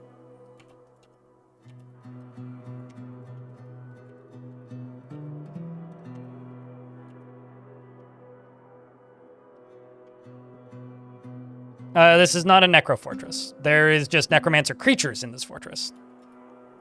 But calling it a necro fortress is kind of false advertising.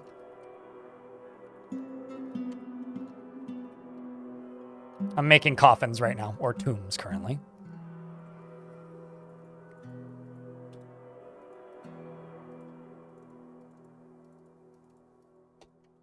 It's like bunk beds, but tombs.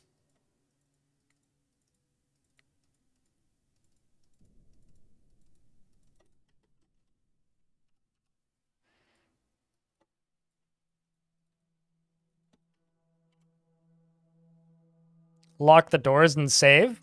I mean, lock the doors, sure. Save? Come on. Who saves?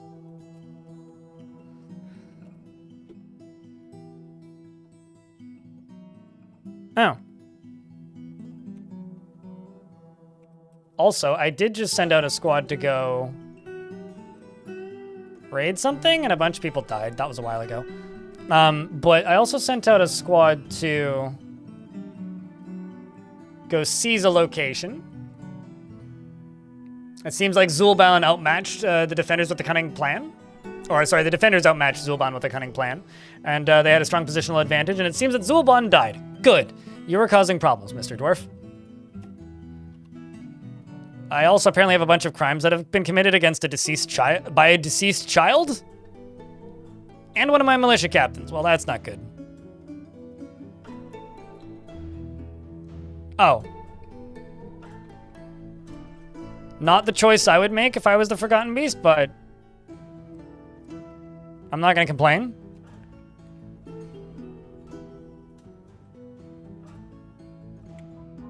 I'll just watch it.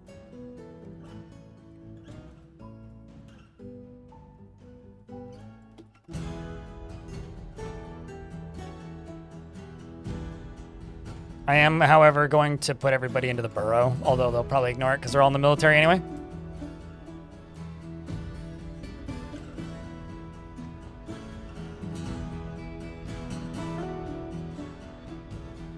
Well, I mean, the necromancer creatures were in fact imprisoned. That is true. The elves seem to be doing, or not the elves. The elephants seem to be doing damage to this thing. Where are you headed to, critter? Yeah.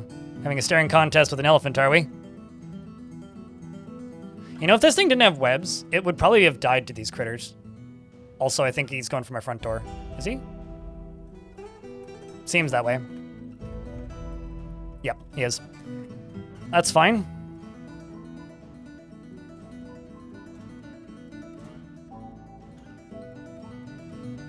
What could possibly go wrong?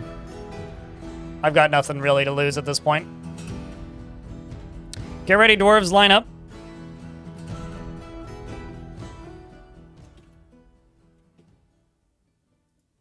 Oh, Glibjo Mama appears to be fighting with the thing and is dead. Rest in peace, dwarf. How many kills does this thing have? Only one of my dwarves so far. Did kill a bunch of troglodytes, though. It's very kind of it. This child. Oh, God. Okay, so bullets are flying. This is going to go horribly, isn't it? Oh, no. Dwarves are getting knocked back constantly, although thankfully it doesn't have poison or something. And hopefully they can just, like, pucker it full of holes so much that it can't do much. Although, actually, now that I think about it, it can't grasp. Sword Dwarf strikes Forgotten Beast in the right foot with her iron pick, and the severed part sails off in an arc. Creature is currently stuck on my statue, which is really funny, and it's now dead. Wow, that went way better than I was expecting. I did lose one dwarf in that, it looks like. Holy butts. Okay, well, we're not dead yet, so I guess that's cool.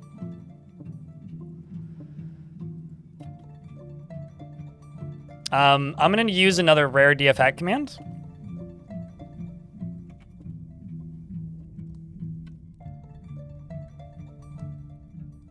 I have no interest in Amazing Cultivation Simulator, and I'll play Kenshi too.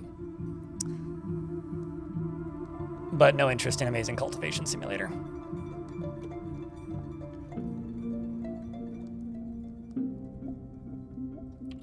Okay.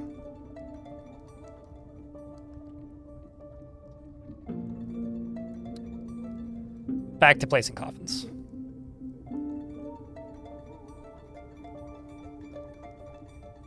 I don't go to beaches, Liam. Yay, nice forgotten beast kill. As you can tell by my very, very overly tanned skin. Celicon, thanks for the 9th month. Appreciate you. Yeah, it's the only format that you can find coral in Dwarf Fortress, too. Which is always fun. I think I need to make more coffins, actually.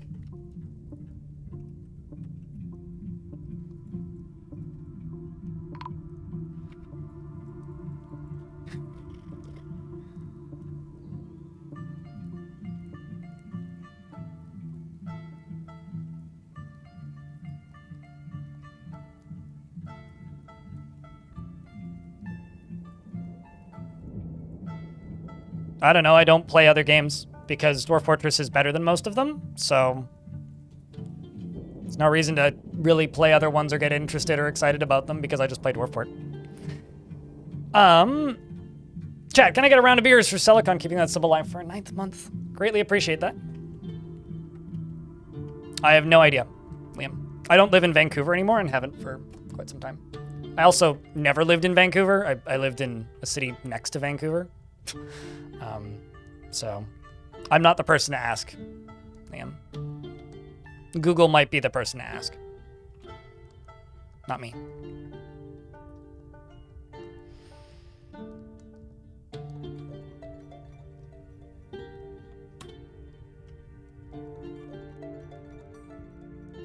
Although ironically, I may have to just like...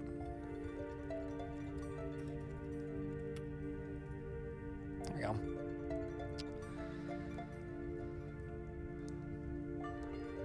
No, Dwarf Fortress doesn't have any final boss. Dwarf Fortress is a sandbox that has no credits. There is no quote-unquote end goal in Dwarf Fortress, really. I mean, there are things that you could consider an end goal, but Dwarf Fortress itself doesn't have an end goal.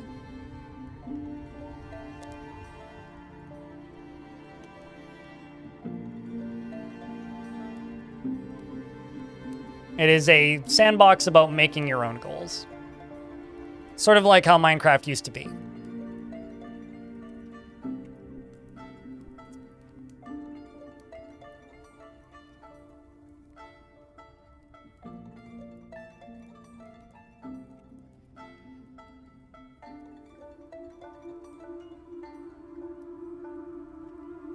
I mean, maybe if you have a potato PC. Roses are red.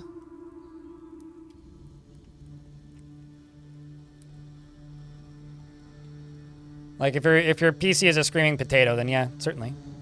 But, at least for me, these days, not a concern.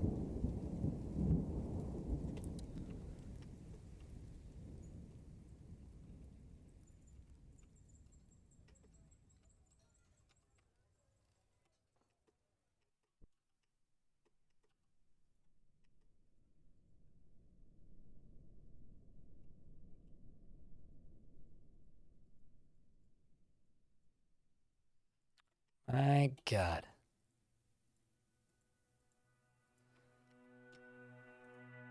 Okay. I need to do a lot more tombs. That's the priority here.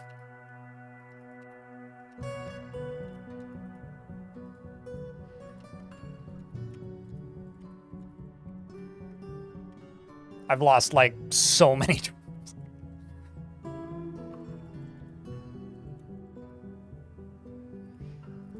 I was going to try and make some bedrooms, but yeah, that ain't happening now. Is overcoming the crashes? Is Dwarf Fortress that unstable for you? You should probably report those crashes. I actually can't remember the last time the game crashed, so that seems like there's something wrong. I mean, maybe back in the day, but at least ever since version 50, I've found the game to be kind of extremely stable. I mean, it was unstable during the beta branch stuff. So maybe you're playing on an experimental branch that's causing something, but that seems abnormal.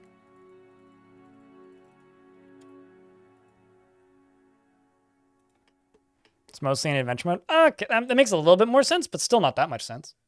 I don't think I've had a crash since like day 1 of adventure mode. Day 1 of adventure mode, I had a few, but since adventure mode's release, it's been very stable.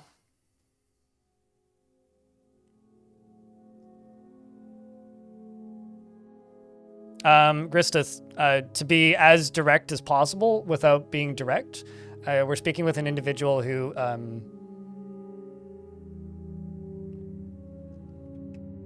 maybe doesn't understand nuance of conversation. So just let them speak. It's fine. This is someone who's been around the stream for a very long time, so just don't worry about it.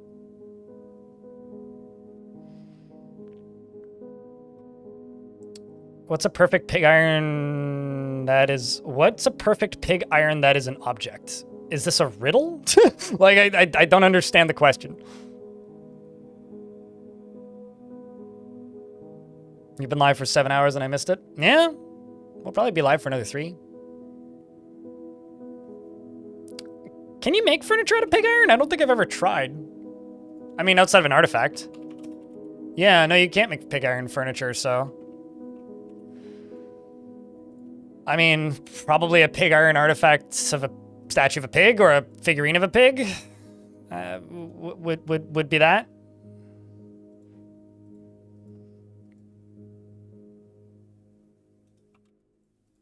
Holy shit, so many bodies. We're catching up, though. I'm seeing a coffin for speechless. Oh, a perfect pig iron. Okay, so I know what you mean now. That would be a large gem made out of pig iron. I'm assuming it was an artifact? Because you can take metal bars and make artifacts out of them. Nutty Wombat, it's good to see you. Oops, I should pause game because we're in an ad break.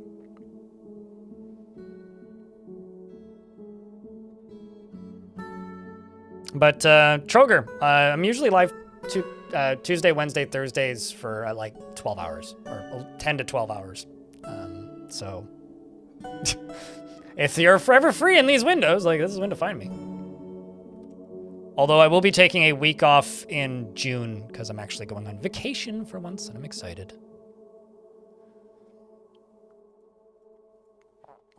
Let's see if I've hit my daily minimum actually. Since I'm in an ad break.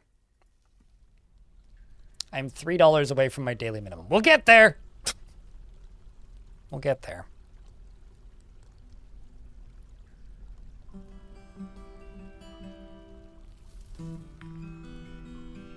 Enjoy your vacation when you get there. Yeah.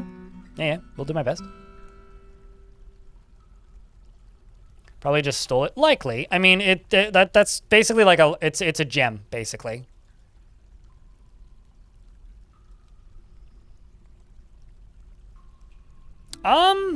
Actually, I think a lot of it's grizzly bear meat, Nutty Wombat.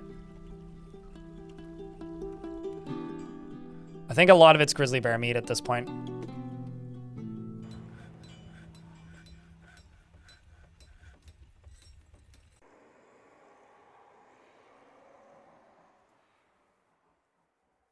I'm just gonna fill up this squad. And you can't stand Urvad, so I'm gonna swap you out with somebody else.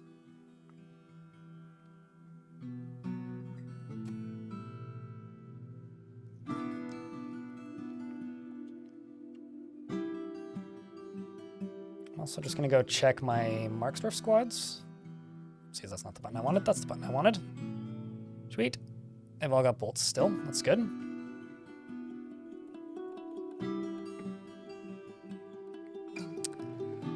Let's get these squads re-squatted up.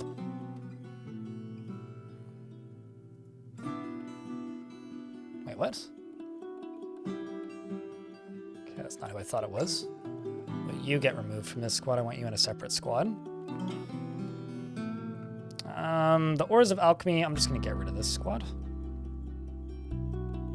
Celebration of Life is too good of a name for a squad to get rid of it, so we'll keep it.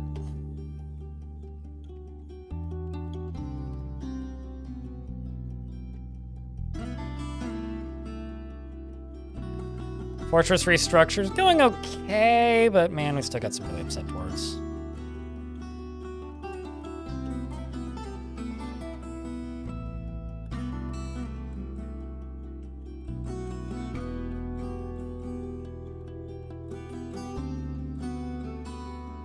Got a child who's committing crimes. Getting all these bodies dealt with.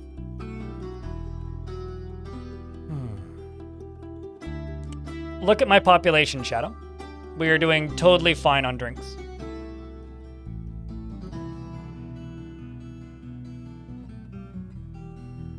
For the population that we currently have, we are A-okay.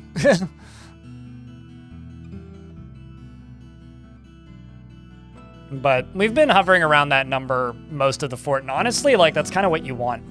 You don't really want the number to be going up, and you don't really want it to be going to 0. But as long as you have like 100 or 200, you're fine.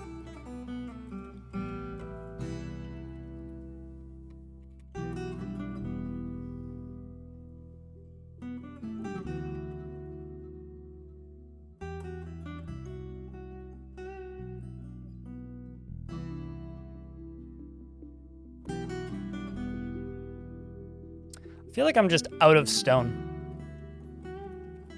I'm actually just gonna go right here real quick.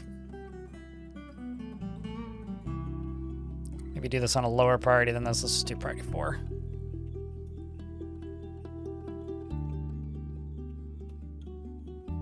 Just keep mining. Just keep mining away.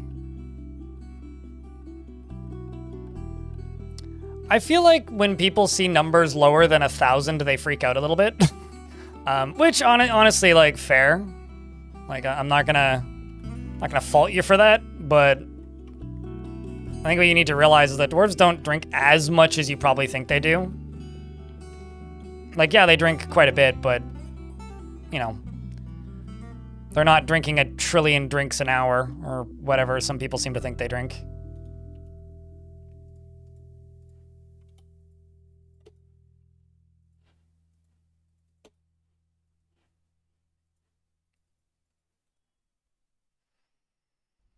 Like, certainly they drink plenty, but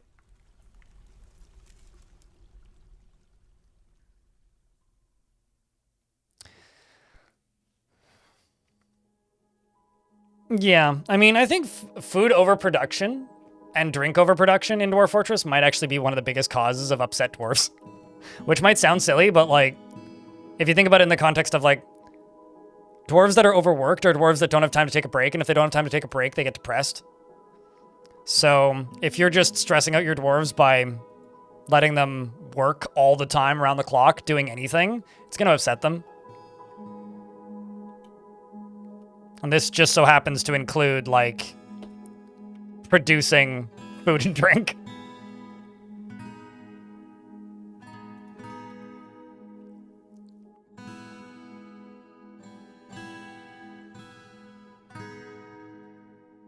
And I mean, like, I'm guilty of it too. I do similar things. There's plenty of stuff I have a habit of overproducing.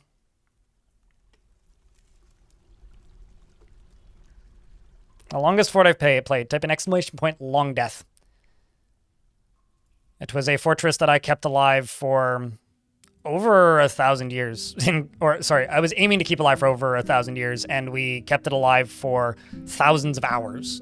It was ongoing from summer 2020 till the release of Dwarf Fortress, so about 2 years.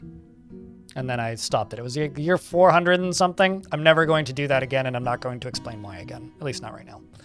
I've explained why a lot. Long story short, it gets really boring. But,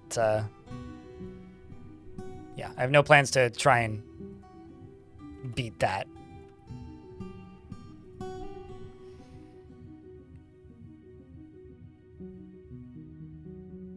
No, I mean, that's absolutely something I've needed to do in this fort for a while. I just haven't. And the reason I haven't, Nutty, is because I just haven't had an opportunity to. Every time I've tried, something catastrophic has happened. And I'm just here trying to get to Adamantine. But I've certainly, like, had forts where I've been able to keep more or less everybody happy. Although, I'll say that that's a lot less interesting. Like, I'm having a lot more fun with this fort right now than I would if I was, like, you know,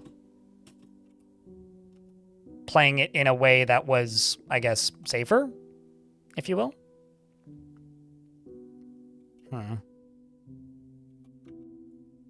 Oh, that should be a bucket.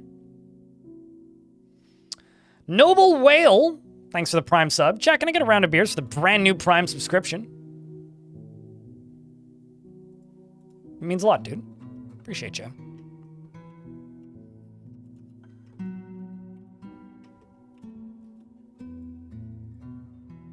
I guess that gets me to my daily minimum, probably. We made it. Spitalier, it's also good to see you as well. I hope that you are doing well. Or as well as one can be in the current year.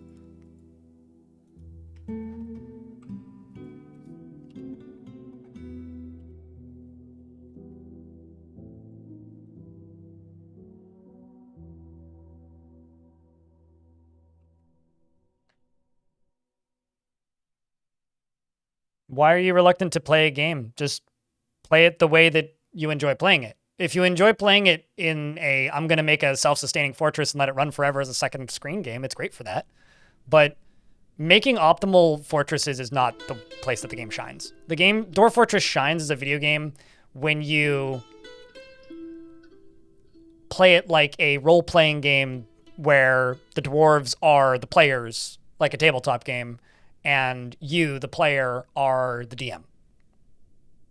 It's a, like, there was a negative review for Dwarf Fortress on Steam that I genuinely think is one of the greatest reviews for the game because it describes the game perfectly in a negative light, but I consider it a positive, which is Dwarf Fortress it's a strategy game to a point, right? But what it actually is it's fantasy Mad Libs. It's a game with a lot of interlocking systems that put things in precarious situations and do a pretty decent job generating believable characters. And it's up to you to create fantasy Mad Libs around the situations that are caused by the game's interlocking systems. So Fortress mode is like, you know, the epic tale of the construction of a place. And people can visit that place. Things can happen in that place. Wars can happen in that place. And it's up to you to create main characters and follow them and keep up with them. Adventure mode is the singular, like, role-playing variant of that. I'm also going to change something. I'm gonna... forgot I named this that. I'm going to just add everything to refuse. We're just gonna get rid of the rest of the stuff that's in here. I'm also gonna throw you out, you out. Oh, for fudgicle's sake. I was really hoping they would just leave.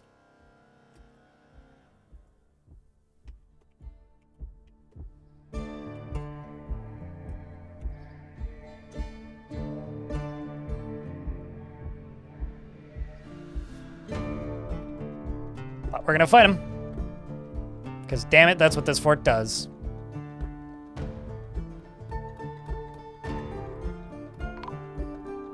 Protect the children. There are thieves. Dwarves chasing them.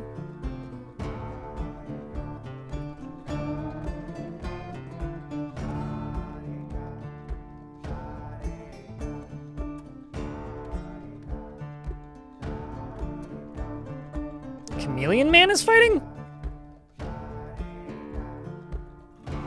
Excuse me? Well, rest in peace, I suppose.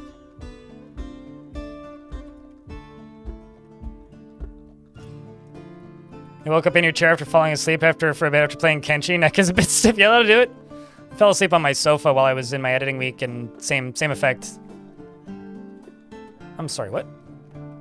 Oh, you're coming back from a siege.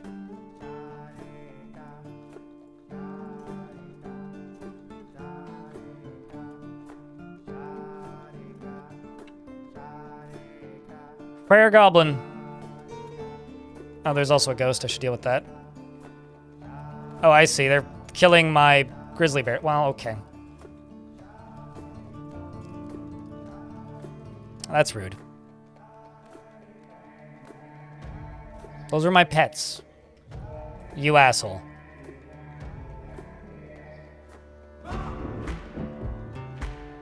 Is Dwarf McDwarfface still alive? That's a really good question, and I have no idea. I will check in a moment. No. Dwarf McDwarfface is no longer amongst the lands of the living. I want to say it died to one of the demons, but I'm not actually that sure. I had a lot of dwarves die in a really short period of time, and then I had to expel a bunch of things. So, unfortunately, I generally just have bad news when people ask. Although I may be caught up with all the dead.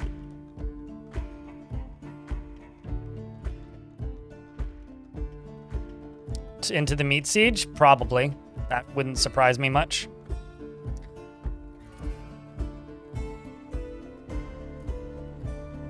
I'm going to not do that. Strath. So what I will say is, elves hate this table. By elf Mick. Ow. By Strath. By Strath. No, yeah. Okay, I need 2 more characters. There you go.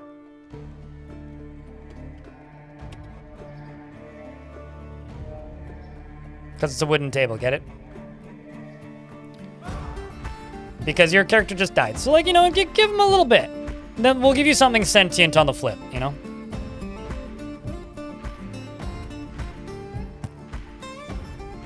For now, you get a table.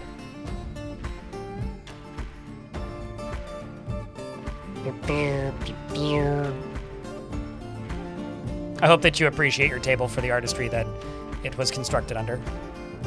Oh, that's the wrong type of stone. Shit, don't do that. Also, don't do that, because, like... Gotta keep these duders happy somehow.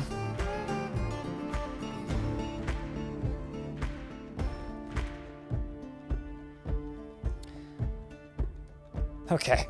All the way the hell down here.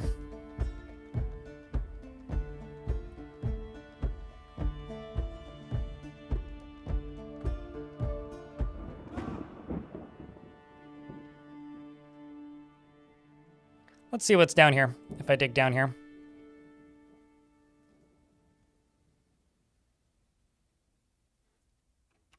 I've also got at least 1 slab I gotta place, maybe 2.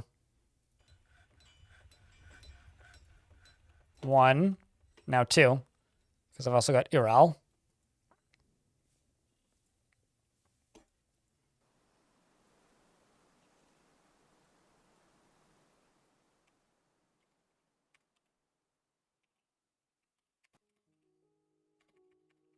What's your last name? S. There you go.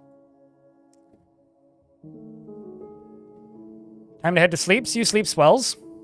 Shadow. How do you get a table named after me? In the YouTube chat, it's a little bit more difficult. In the Twitch chat, you could just redeem one. In the YouTube chat, I don't know. I don't really have a way to give people stuff. Because if I just open the floodgates, then, well, we'll just get a lot of random stuff named, and I don't really want to do that.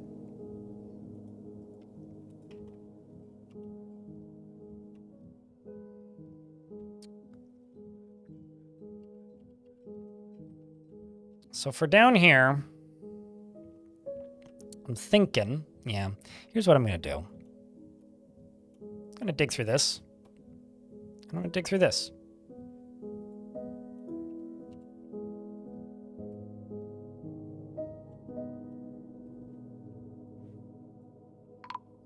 Oh, Jesus. Who's dead now? Oh, it's fine. Ghost was put to rest. But yeah, death by rats, I think you are correct. I should really just sell out and for YouTube just be like, yeah, the $5 super chat and I'll name something. But I don't know. I don't like exchanging things such as a named table for money. And then I would also have to do it on Twitch, which again, I don't like doing. So it just feels financially unfair.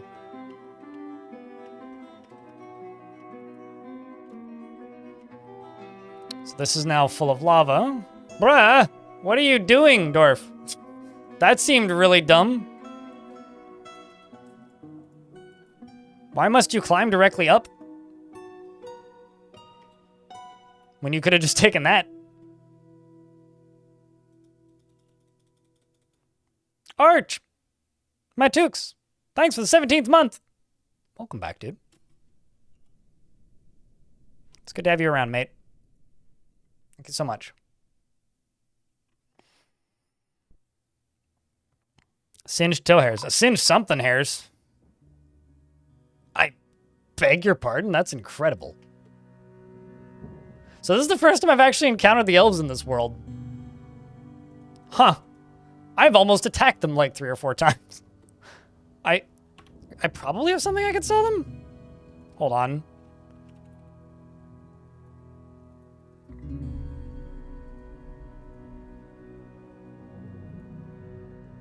I'll just bring this and we'll see if they happen to have anything interesting.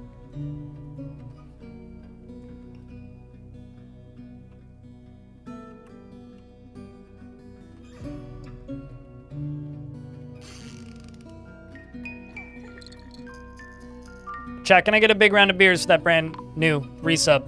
A prime sub.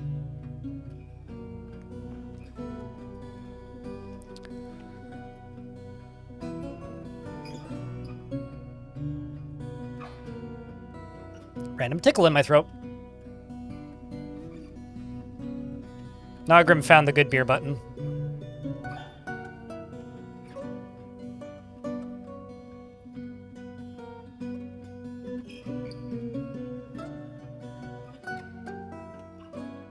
I think the actual way to do this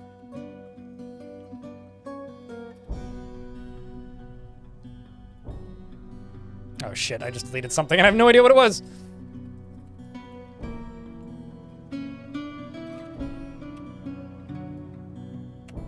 Just gonna make an iron corkscrew and an iron pipe section and just pump this shit out. It's honestly just the way to do it.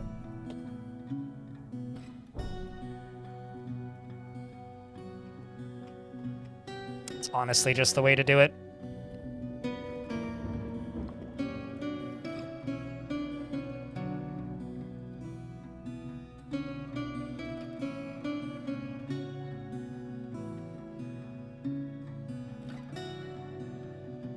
It's honestly the way to do it.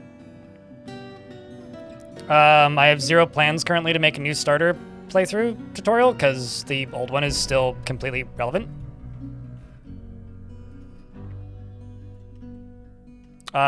I try and fit tutorialization in the story videos, which are more effort to make, but have a much higher payoff.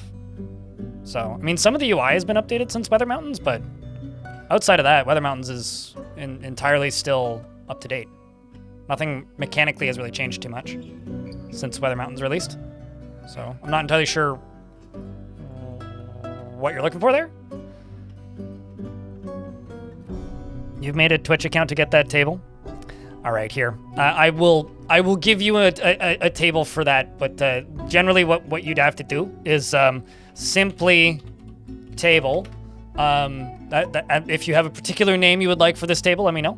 But Twitch has these channel points things. I think you get 300 if you follow, but you earn a little bit every so often, and then once every 25 minutes, which was 8 minutes ago, somebody can redeem something, which is a redemption for channel points, and then you can redeem a random object. But because you went through the effort to make a Twitch account, do you have a particular name you would like to name this table? Well, I mean, that's what you wanted. What does Simply Red want to name it?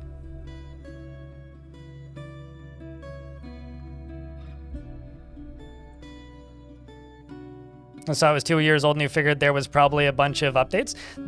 Okay, number one, Dwarf Fortress never has had and never will have and hopefully never will have had a meta. So, and also even if it did, I wouldn't be the person to talk about it because Dwarf Fortress, if you min-max it, is a worse game.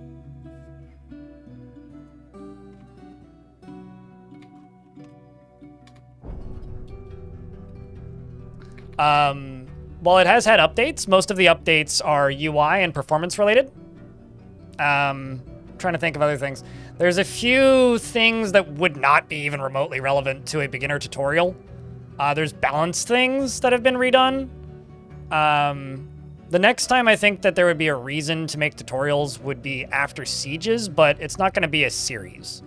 I am, unless like YouTube changes how its algorithm works pretty dramatically in the next couple of months, I don't see myself doing a series of anything ever. Like a thing that's episode numbered, because each episode takes the same amount of work to make, and you get such dramatically reduced returns every episode you upload that, like, I probably will never do that format again. Because YouTube has changed a lot. I mean, even 2 years ago, it was already not great. It was the only reason it made sense was because of the fact that Dwarf Fortress had just released on Steam.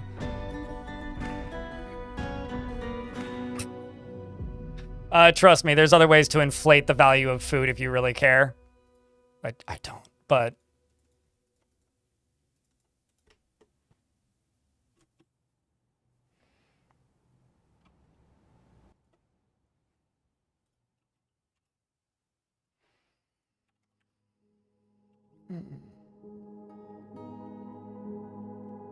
But, I mean, there's been plenty of small updates, but, like, as an example, you can now search stuff in here. Like, that's an update that's happened.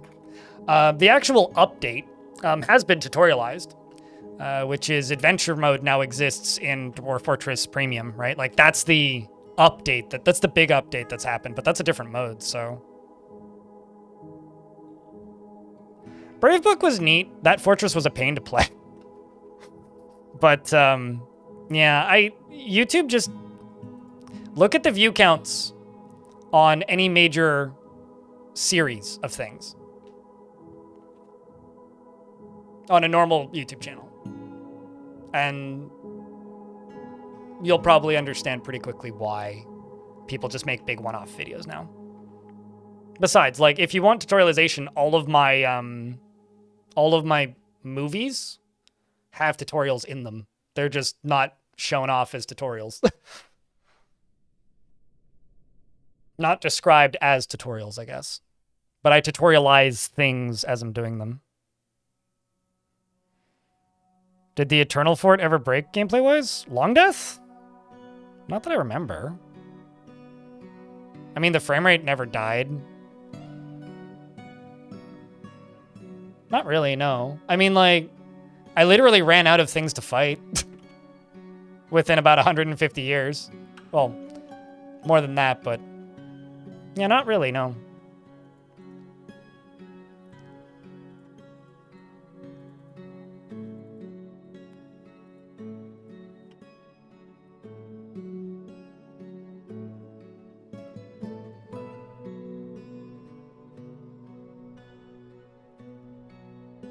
Well, I mean, the nice thing about Bravebook is that it existed, right? And it's still something you can go back and watch. I mean, in the current year, if I were to do something like Bravebook again, it would be a live-streamed fort that gets edited, right?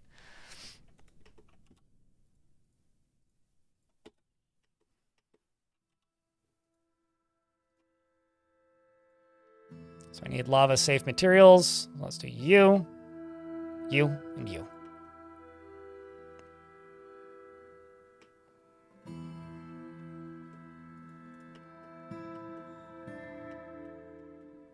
And then I will pump all of this lava out.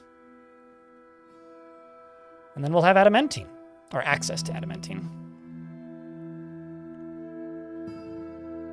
But yeah, no, also another thing, if you go to my YouTube, I realize I'm still talking about tutorials. You go to my YouTube channel and you just look up Dwarf Fortress Getting Started Guide, that's a more recent Getting Started guide than Weather Mountains. I think something that like I'm just gonna bump into for the rest of my YouTube career is that there's a lot of videos on my YouTube channel that have a lot of views. And a lot of them that are very successful. Like the quick tutorials and all that. But those videos were made at a time and place, and it's very unlikely that I will make that type of content again. For one very particular reason, and that is I tried when Adventure Mode Beta came out, and it performed horribly and was a complete waste of time. And I've kind of learned my lesson at this point. And I've realized and learned that, like, you need to play the game. You can't just make the thing, which kind of sucks, but it is the reality. And when I made those videos, it was because there was hundreds of thousands of people literally searching for Dwarf Fortress on YouTube every day. And it made sense at the time because I just needed to get as much stuff out as quickly as possible. YouTube doesn't reward that most of the time these days. They only reward it during very specific points in time. I don't know if it's a bummer, Simply Red, purely because, like, most of you probably weren't subscribed to me on YouTube when Dwarf Fortress launched, the day it launched, because I released like 22 videos the first day and another 15 the next day. I feel like most people would just like have a conniption fit and unsubscribe if I did that again. So no, I mean, it's fine, Nutty. I mean, YouTube currently is focused on shorts and then like hour-long videos, right? And I have to do that.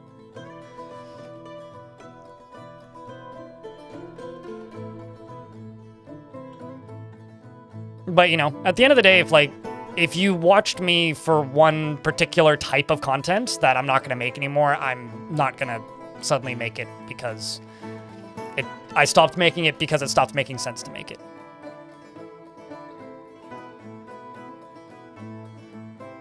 No, totally. I mean, it was very much an opportunity. You know what really hurts me, Barely Creative? I'm very happy that Dwarf Fortress released when it did because I don't think I would have made it to launch if they waited another year. I'm just gonna forever be very, very sad that it launched in the state that it did. You're probably in an ad and didn't hear that.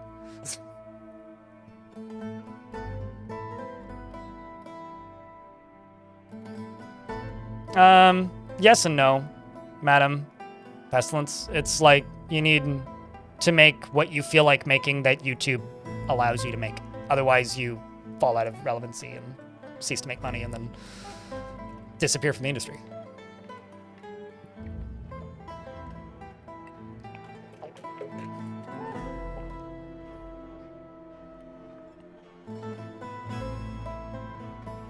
I don't think YouTube is even thinking about Twitch.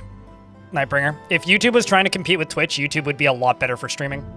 YouTube has live streams for events. YouTube is trying to compete with cable and Netflix. So live streaming on YouTube exists so that people can run events like WWE pay-per-views. Like they're trying to compete with that portion of media. They're not trying to compete with Twitch because Twitch is set up very differently for a very different kind of broadcast. And even though you can use YouTube's system for that, it's not designed for that.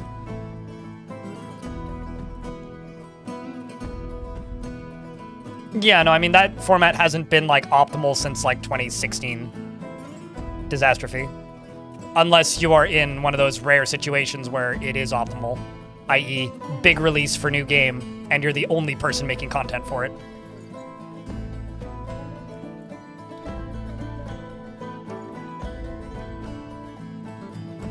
Which honestly, I would say it's not the worst thing ever because I was never the biggest fan of that format anyway.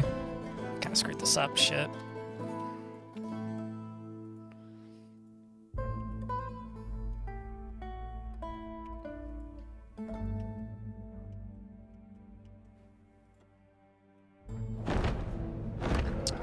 Forgotten Beast Lulaus has come.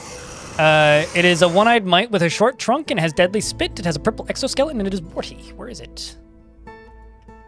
It's on the surface. Can it fly? I like that. It's purple. Investments are up in chat. Yeah, it's also a bigger gamble though, because like it takes me 60 hours to make one of those videos because I'm not compressing 12 hours of content. I'm compressing like 100 hours of content. And if they don't do well, like my Ghost Fort video, then I just spent 2 weekends without sleeping to make a video that I didn't even make $1 an hour on. So, you know, it's fun. It's always a good time.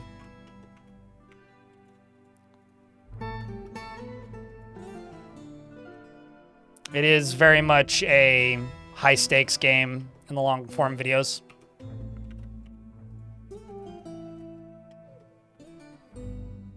I mean, its name was Lulao or whatever, Lul something, so I went with it.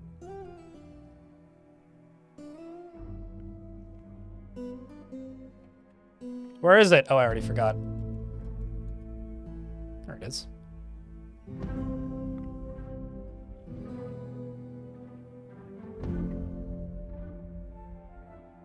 Yeah, absolutely. I mean, that's the reality with a lot of like YouTube content stuff. Is it's very easy to say make this or you should make what you like making or whatever, when it's not your full-time job. That fucking sucks.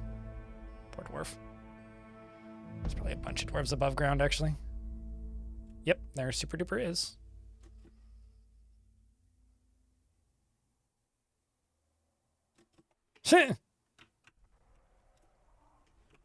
Man, why are we all going this way, guys?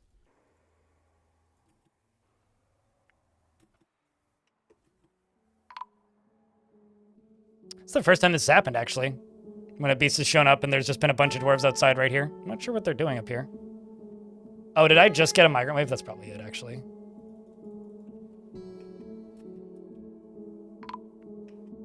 I also didn't even see what killed it. What? Oh, did a child get it? No friggin' way. Hot damn, dude.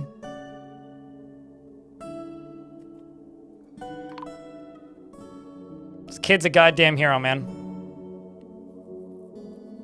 Can I get a round of applause for this child?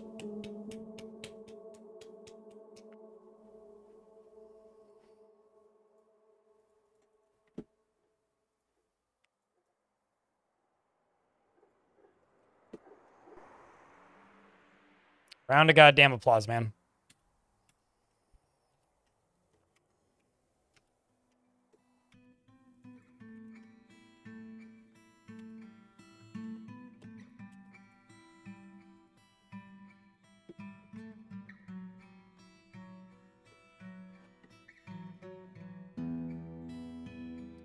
You know, Bryson, go post that in your favorite Discord server. Just popping it in random channels that you've never talked in before is gonna get you weird responses.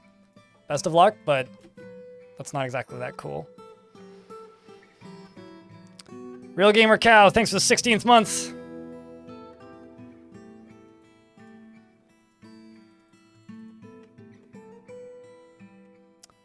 Or die of anxiety in the next year. Also, Lee Russell, thanks for the tier 2. Real Gamer Cal, thank you very much for the 16th month. Seriously though, Lee, thanks. That means a lot, dude. I gotta add you to a list. You get secret commands. Someone in chat could probably help you figure it out. Which, by the way, I'm just giving those to people permanently now, so if you subscribe at tier 2, you just get them forever. Because I'm not gonna keep track.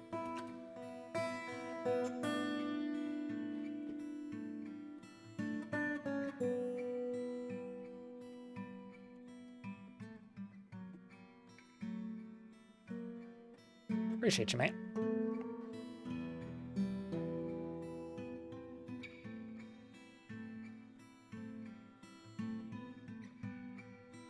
Uh-oh. Do I need to retroactively give that one to you? I think I do.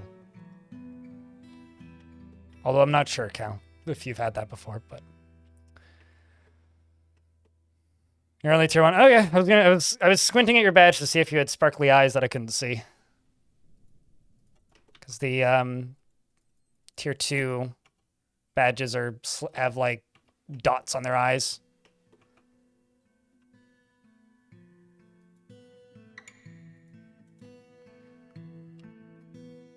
Okay, so a lot of these dwarves are actually resting.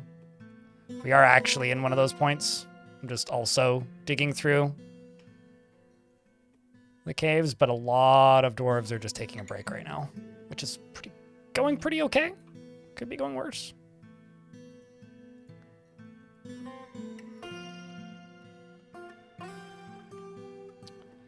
Let's go back down here. Dig across here.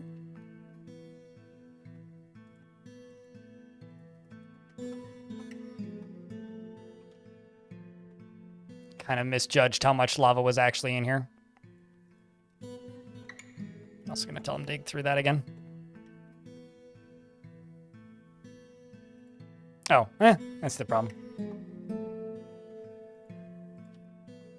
Forgot to do this. Oopsies. Only the children are supposed to be in this burrow, so they don't run in and die as often.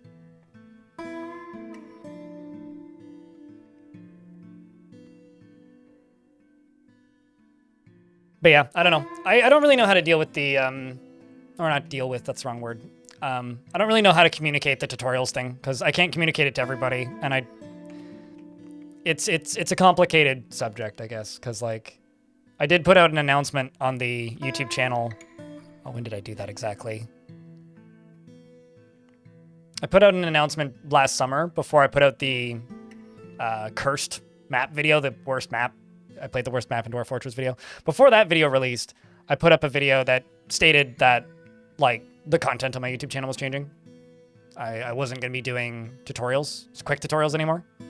Unless, like, a new feature comes out that fits that format perfectly, which hasn't happened.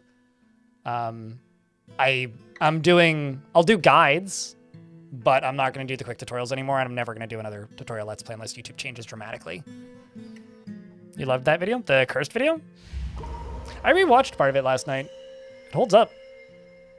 I still think it's pretty good, although my editing's gotten a lot better since then.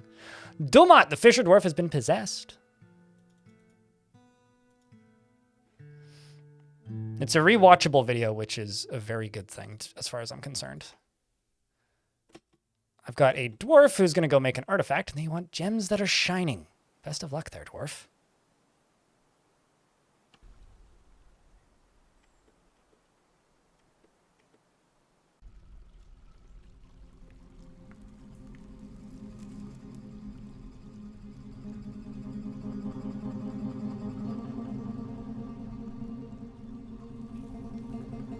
So I've got a bunch of dwarves that need to be added to miners.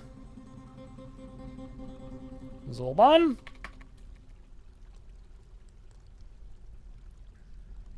Sakzul. And Momas. And actually, hold on. Let's check the top squad.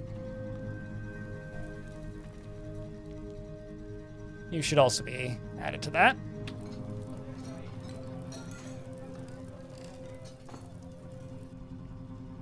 We are so close to adamantine.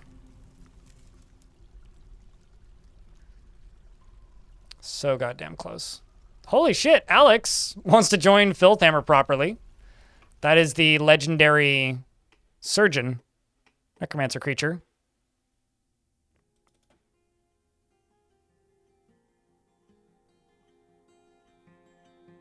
What's level 0?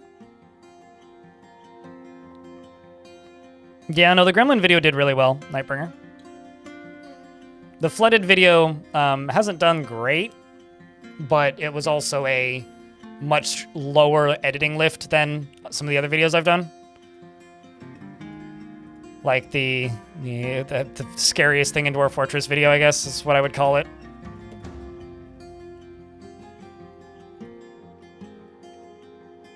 It was just a much lower, like, period of time that it took to edit than a lot of the other ones.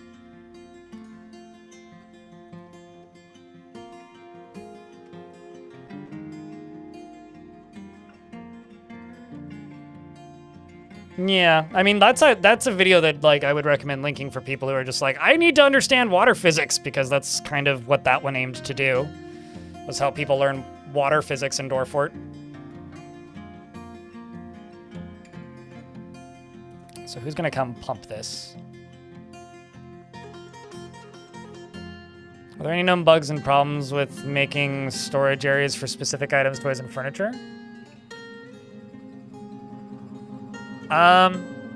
If you're trying to move a stock, like something from one stockpile to another, you kind of have to use give and take stockpiles. I'm not sure. The only thing, I think there's more like people misunderstanding mechanics or missing stuff than bugs. Like, it's mostly with food stockpiles. Like, there's a toggle which is put similar items together, which is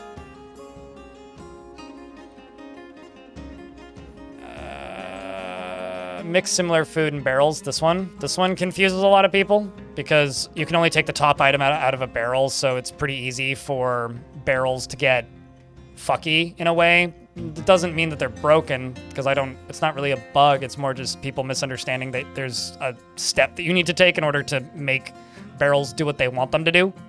I think it's a lot more of that. I know that some people would probably tell you that there are bugs with bins, but no, bins work the way they're supposed to. It's kind of like hard to say exactly. Really. I guess it depends on what you mean by bugs and what you're trying to do. Okay, well, what are you trying to do and what's breaking? I would say, yeah, it's part of the weird learning curve of Dwarf Fort more than anything.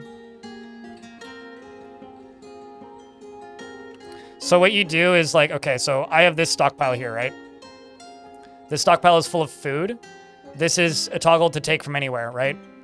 I also have this stockpile, which is toggle to take from anywhere. But if I click this, it's taking food from stockpile 18.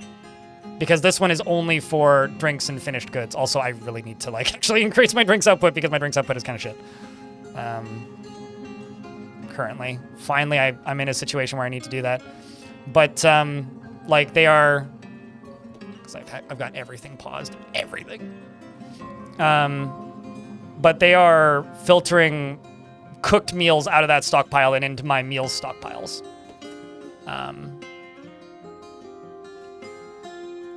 It'll get reset in a minute, but so essentially stuff goes into this stockpile, and then gets filtered into this stockpile and this stockpile. So finished drinks and finished meals only go into these stockpiles, whereas just raw food and finished drinks and meals will go into these ones. So it's kind of like a multi-step process. You gotta use these, basically. Or else they will stay there? Yes. Or you have to delete the stockpile. I think there's a lot of, like, the number of times I've seen people state that there's a bug with trading depots and items not getting moved out. Like, every single example of that being reported, like I have it right now, like my trading depot has items in it. It's because I don't have enough storage space for it. Like, just straight up, I don't. Like, I've got all this down here. I don't have enough storage space for it. Like, most of the time, you will end up with more stuff than you have storage space. And that's kind of a pretty standard Dwarf Fortress situation to be in.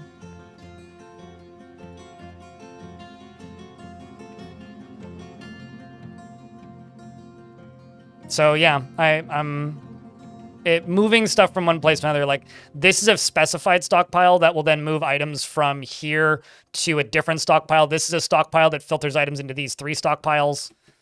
Like, all kinds of fun stuff. So it looks like somebody got mad and threw stuff somewhere.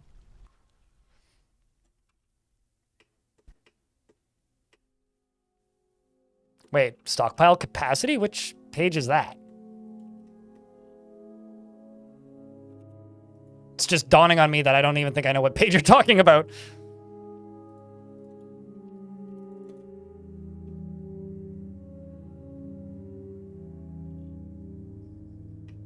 I do think that there is a lot of bugs in Dwarf Fortress that are actually just like people massively misunderstanding how mechanics in the game work. Or stating that there is a bug that was fixed months ago. Like, there's this one person in my YouTube comments who constantly bitches that and insults Tarn and is kind of an ass about Mark's Dwarves not working. The main bug with Mark's Dwarves that caused people problems was fixed in October 2023. And they always cite this one video where I talk about how they're broken and how they don't work, which is from 3 months before it was fixed. But like, so I don't know. Because I'm waiting for the orders that all my workshops get reset. I have a repeating drink order, which is that the one that I accidentally deleted? Well, that would explain a lot. Sorry, hold up.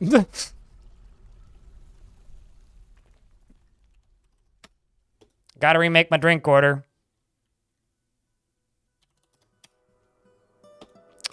I accidentally deleted an order not too long ago and I didn't see which one it was. I was like, I'll figure it out. I guess I just figured it out. Anyway, why do I use it? Because I was waiting for my manager to reset it because I go into this screen all the time and then just click X on all of the orders pretty consistently, which just, if they are set in the manager screen, they'll just get reset. So when I want to start all my jobs working again, I just do this because it's faster. So why was I doing single ones? Because I was waiting for my manager to reorg the order, but apparently I deleted it. So...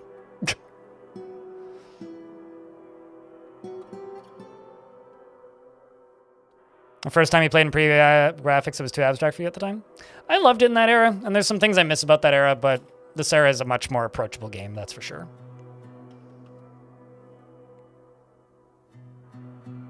It is definitely a more approachable game now.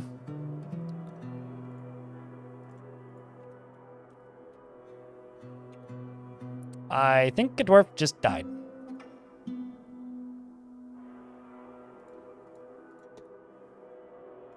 Well, sure we'll find out who that was in a minute.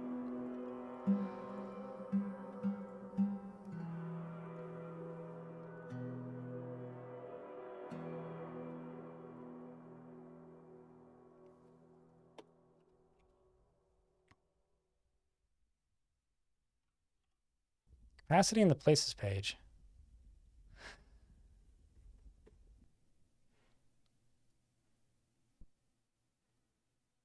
Oh, under stockpiles. Oh, shit. I had no idea. The more you know. Yeah, I mean, I knew this tab was here, but I don't think I've ever clicked on it. You're not wrong when you say no one ever clicks on it. That's kind of wild, actually. Thanks for the pointer. Cheers.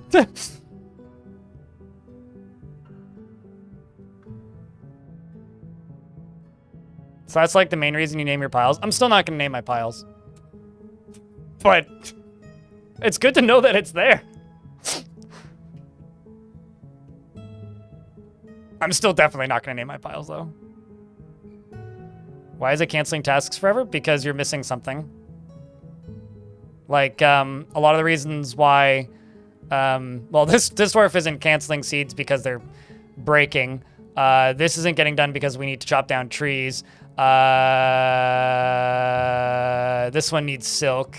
This one needs ash, which needs wood. This one needs an empty cage, which needs an empty cage. So, why are they canceling? You have to read why they're canceling.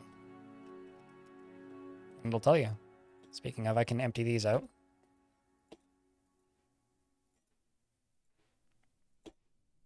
Actually, why don't I just pull this lever? So that'll do just that.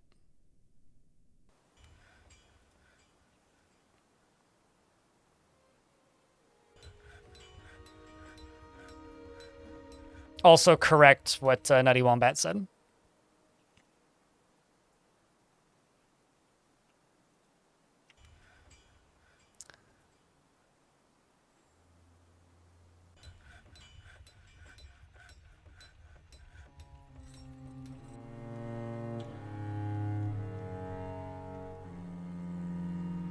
Let's just check this.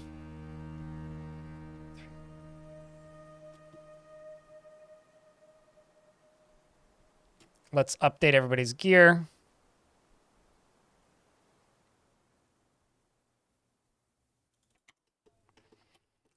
And I'm going to go here and I'm going to say you,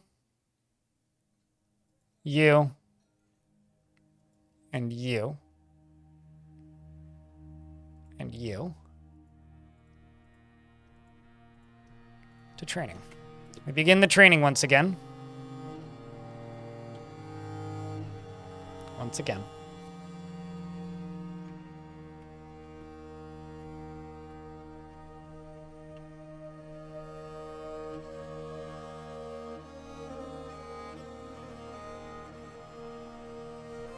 Like, just to give you an example about, like, how a lot of the problems people have with this game are just simply misunderstanding mechanics. One of the most common negative reviews I repeatedly see for Dwarf Fortress is whenever I complete a job, or I can't ever complete a job because it always just cancels it. And it's like, what that is it's just completely missing that the manager exists and that you can just automate jobs and you don't have to individually click them every time, because there are some people who like manage to completely miss that. And I see that all the time. And someone could tell me that I could make a tutorial. Well, I did. I mean, I could make another one, I guess, but I don't really see the point in just repeatedly tutorializing the same things, because if they are already leaving negative reviews and they aren't going to go seek the information out, the information's already readily available and you can go find it.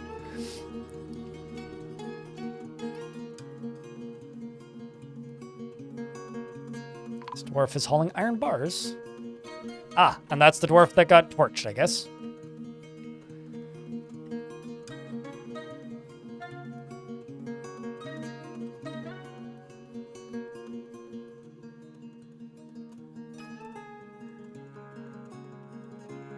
And you Google a bunch. Just don't ever ask a language model how to play Dwarf Fort, because it'll never give you good advice, because they just pull stuff off the wiki, and the Dwarf Fortress wiki covers every single version of the game. So, including versions that, like, haven't been a going concern for, like, a decade plus. So, just don't ever do that. You'll save yourself a lot of headache. Because apparently that's a thing people try and do now.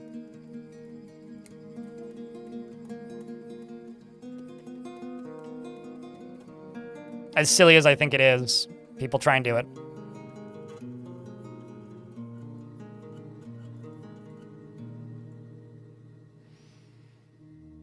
You're too old to do that? Yeah. Same. I'm not old, but I'm too old to do that.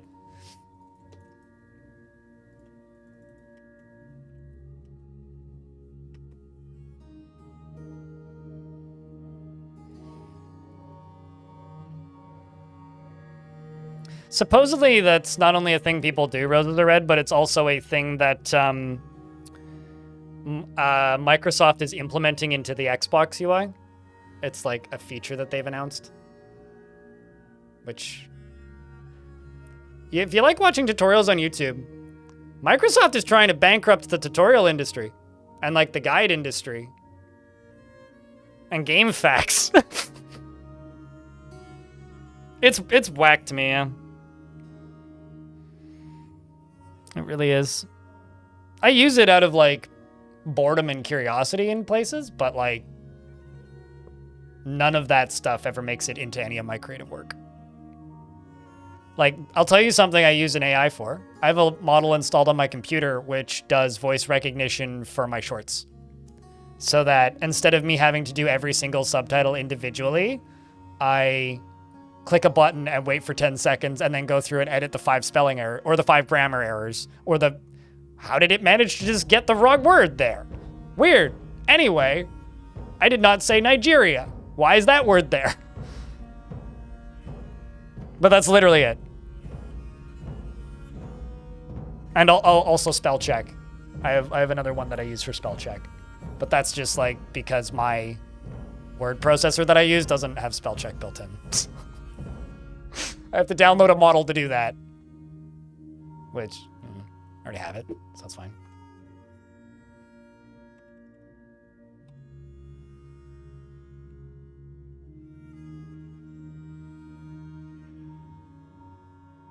I mean, GameFAQs has been like owned by like a corporate entity for quite some time.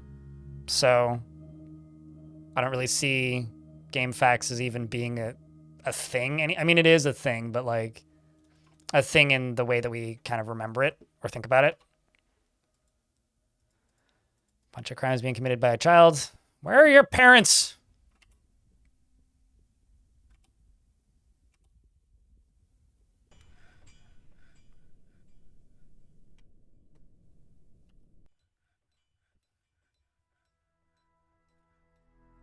But I'm glad GameFAQs is one of those things that I'm happy still exists, even though it's like, it's not what it used to be, you know?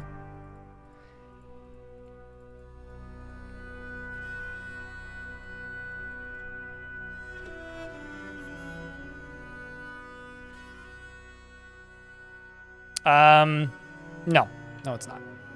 The one that killed the monster earlier. There's several children in this fort. I mean, several. Several children. Several.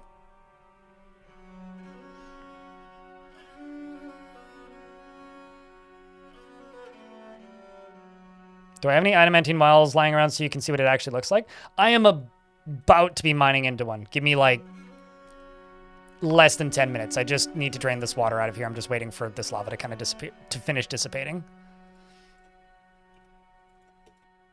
So I am about to do that.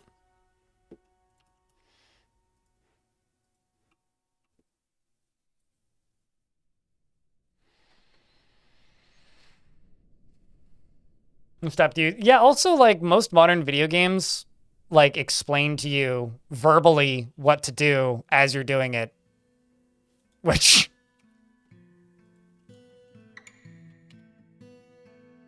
is why, like, tutorials for, like, Paradox games exist, but not really for that type of bigger game. Dumont the Spear Dwarf has created Dodokam Azanthador, a claystone bracelet, and offers it to the Abyssal Torch. The Torch of the Abyss.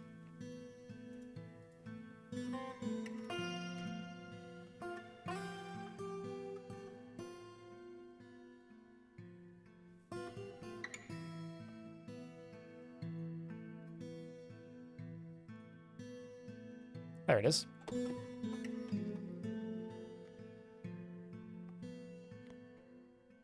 I mean, it's the sort of thing that, like, is useful for, like, an adventure game, you know? Or even, like, a game like Blueprints. These days, I find when, like, a game needs tutorialization of that sort, I just go look for a wiki. And then cry when I realize it's a fandom wiki. And then just, like, suffer is usually what happens. I just go, where's the nearest wiki for this video game? I'm like, oh shit, it's fandom. All right, well, I guess I'm not going to look at the wiki for this video game then. The wiki or Discord? Yeah, true. Also at Discords. Oh shit, my hiking boots are ready to be picked up. I gotta go pick up some hiking boots tomorrow.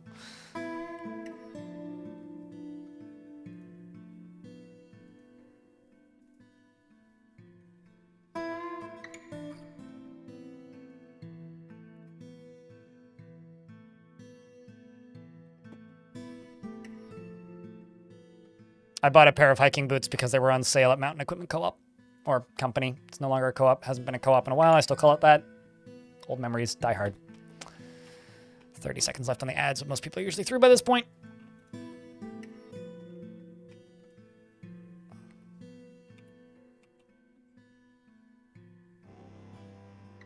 Dorky Vile Force of Darkness has arrived.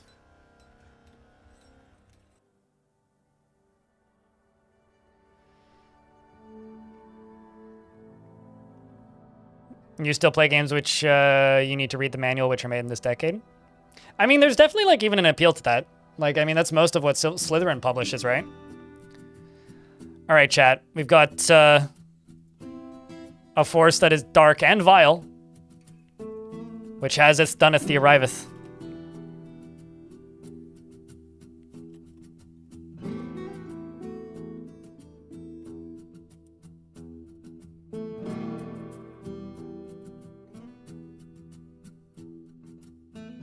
You've been on a bender trying to find things that scratch the Caves of Cud or DF itch. Cogmind was mentioned earlier. If you want to scratch the Caves of Cud itch, although it's kind of a different format of roguelike, but still a roguelike. If you actually, this is a bit of a random one and it's not as crazy as Dwarf Fortress, but look up Goblin Camp. It's on Steam. It's pretty cheap. You don't need a manual for it, but it's got a lot going on. The reason I recommend it is it was actually an ASCII game at one point, and there's still an open source ASCII version. Very small development team, very low budget, small indie game. Worth checking out.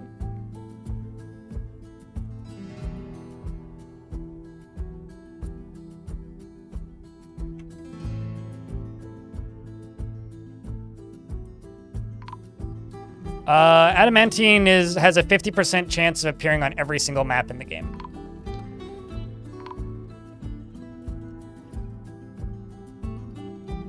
Here comes the meat grinder. I actually really like the way this fort has ended up looking. Just a shower of bolts. And the dwarves charging forwards.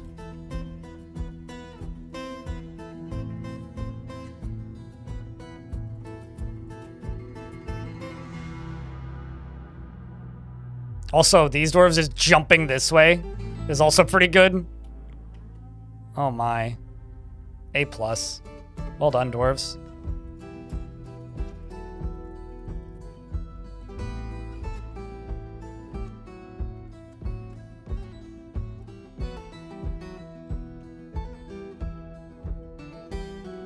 I'm waiting for a patch. I will stream Goblin Camp again when it gets a patch. That's what I've been waiting for with it.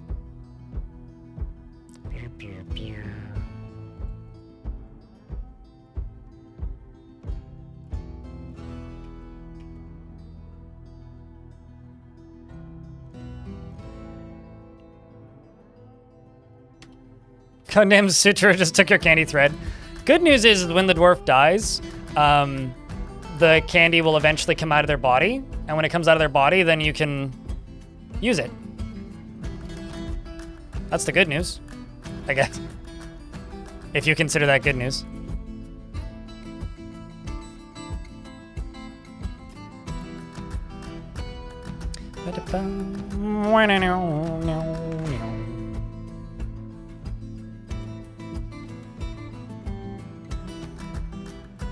Isn't Grongard like fantasy, like war game stuff? I mean, things like War in the East are the sort of things that I associate with like games that have manuals these days.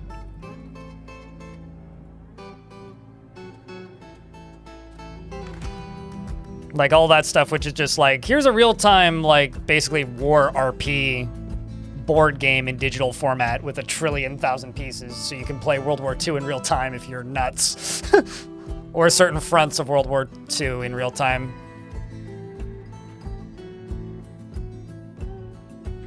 I respect that level of crazy, but I could never do it myself.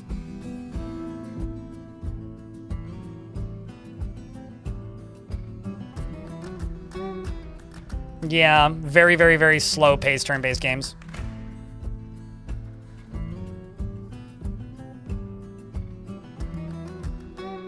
In every 2x2 yourself? You never found less than 2 pillars in every 2x2 yourself? Well, that's because there's 4 maps, right? So there's a 50-50 chance. So that's exactly a 50-50 chance. Or rather, I guess it's 50-50 chance is the wrong word. 50% of the tiles have one. So if you do a 1x1 tile, it's a 50% chance you get one.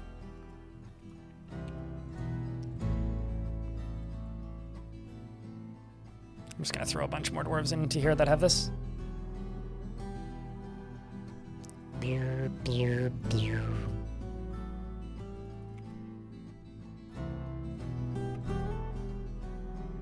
I'm really amazed that this dwarf fully healed, actually. How did our last pillage go? Dwarf was struck down. Okay.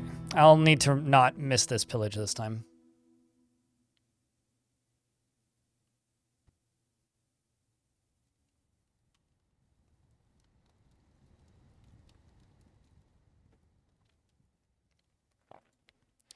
I'm gonna go raid that location. What's your, Human caravan has arrived. Oh man, everybody's discovering us. An adept leader.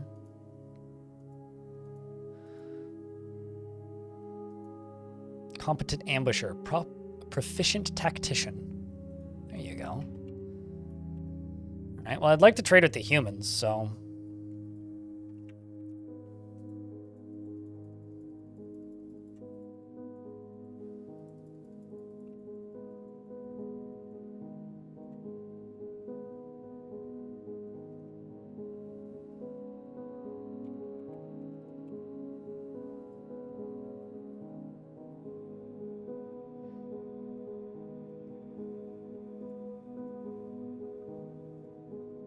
Fancy bracelets in some cases. Oh, my Wordle.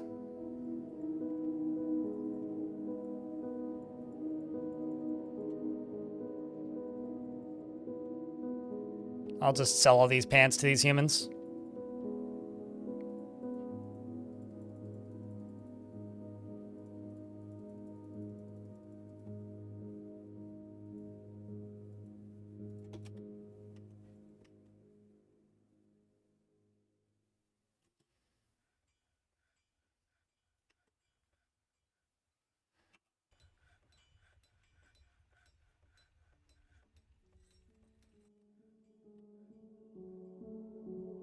And also I have a llama to eat.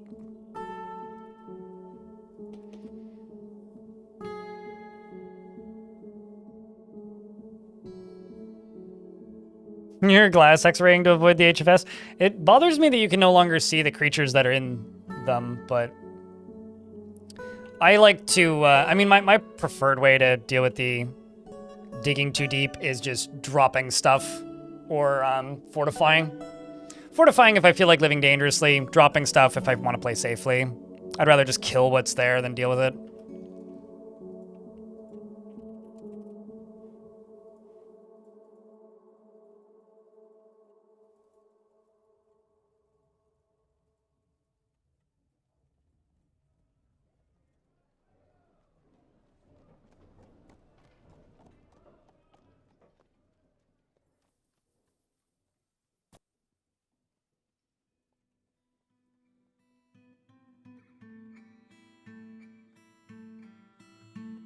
Another thing that I've been like bumping into with tutorializing and explaining to how to helping people onboard into this game is how the heck do I explain to people who've never played this game or really comprehended it before that Dwarf Fortress development is closer to engine development than game development, whereas a lot of the development over long periods of time is focused on like under the hood stuff that the player barely interacts with on a mechanical level, which is really cool if you're super deep in the game already, but like if you're not, it can seem like nothing is getting added. Even though they'll make one small change and be like, this thing happens now, and I'll be like, oh my god! And then normal people will be like, why are you so excited? What the fuck's wrong with you? It's like, it's hard to like verbally explain. Because like, Dwarf Fortress moving to SDL2, to me, is like the most important thing that's happened to Dwarf Fortress in the last decade because it gave me a 150% frame rate increase. I went from like 28 frames a second on a fort to like 70 flat. And I was like, I could go higher. And it's like crazy to me. Like the fact that this fort is running at 55 frames a second is insane to me. And I have it set to 60. So like, I'm basically capped out. I've lost 5 frames a second. Whereas like 10 years ago, this fort would probably be running at 8 frames a second. But like, it's difficult to verbally explain that to people.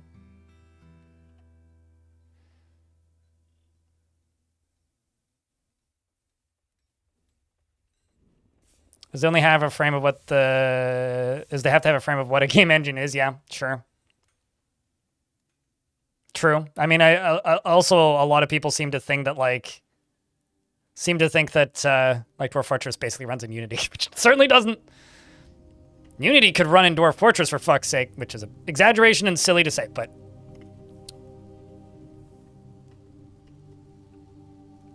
you know, I really wish I could restrict livestock as a thing that could migrate here. If I could just be like, I don't want you to bring any animals here unless it's this species, or this species. I would absolutely fucking do that.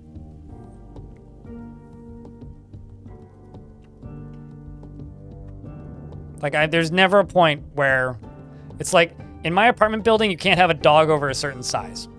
Well, in this fortress, you can't have a bunny rabbit. Get that shit out of here. Okay, so I've got some barrels of wine. Nice, nice. What else did the humans bring me? Ooh, I will take that. The seeds. It's got some maize seeds as well as some flour. Don't need them arrows, but I'll take them bolts. Thank you much. I don't need the meat, but I'll take the fish. I'll take the plants for bruise variety. I'll buy that book.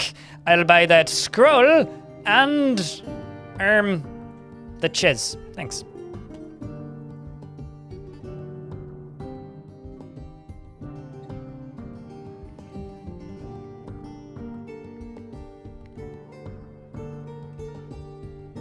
Could probably port Doom to DF. I don't know about Doom, but there is that video of the person who made playable Space Invaders in Dwarf Fortress. Granted, it was about a frame per minute, but like, still. Somebody did make playable Space Invaders in Dwarf Fort. You can make liquor from maize? I mean, it's just a grain. Not to be reductive, but isn't corn liquor just bourbon? More or less. I mean, like, please don't shoot me if you're a bourbon drinker. I know you guys have guns. But, like, ain't that kind of the same thing? Because, like, that's literally, like, what you make whiskey out of, mate. And, like, I've had a maize beer. There's a local brewery here that has maize beer. So yeah, it's just like I've had rice beer. Rice beer is actually pretty good. I had a jasmine rice beer, which was delicious. Pocket sand is returned. My squatties are back. See how this raid went.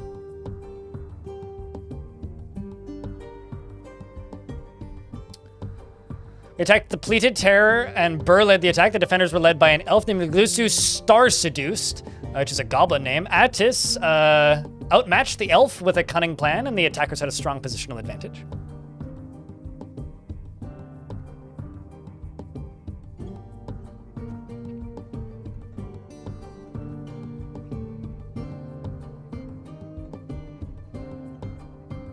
Like rice beer 2 is good shit. Electric Bicycle Jasmine Rice Lager. Thumbs up. Every other beer they make is gross, but that beer is really good. Also, hold on a second. The Elf Onek Fat Sport? Man, Fat Sport's my SoundCloud rapper name. Or it is now. Quitting streaming to start a new career, guys. That's fucking great.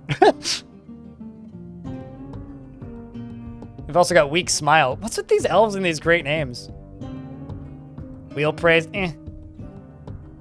Blow United. Okay, that's all. Blow United is the worst football team. That's great. Great names. Looks like we've also stolen a bunch of books. Traditional Forest Retreat was looted as well. It's an elven location that's run by goblins. Predator and Prey, common practice. Well, we're gonna go pillage them. After them again. Once you return, we can send them out again. MC Fat Sport, exactly! Big Bang, hello, it's good to see you.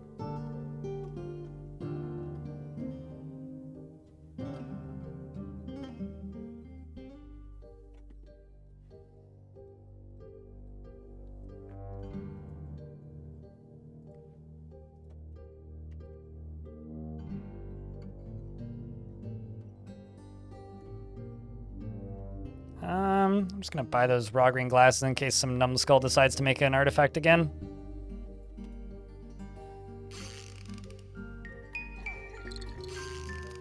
Jack Nurek has given birth to a girl, and we've checked the stone for heat. What devilry is this? And Dulmat, the spear dwarf, has also given birth to a girl. Oh, nifty. All right, so we are about to dig down into adamantine now.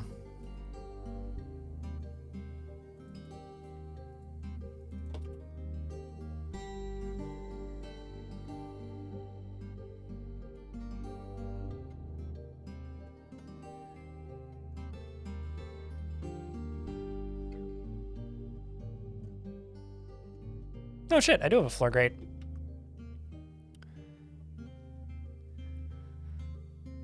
You had an IPA called Clown Shoes that turned you off from drinking almost entirely? I've had some really fucking undrinkable IPAs in my life. But don't drink. It's bad for you. Keep it up. Like, honestly, like, not even being satirical here. Like, straight up, just don't drink. It's bad for you. It's not going to stop me, but, like, don't drink. Well, answers the question of where that dwarf went.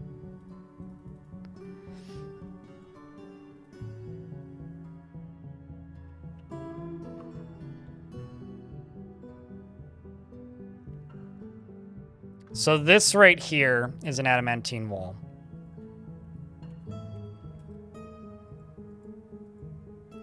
Just on the off chance there's an evil monster here. Nope, there isn't.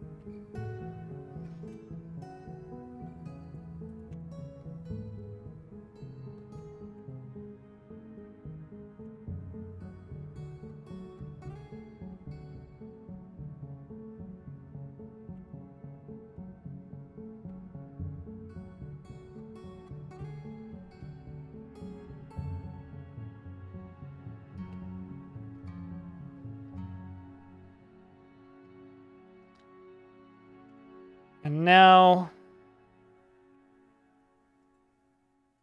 I need these two squads to go back to no orders, jump up to you.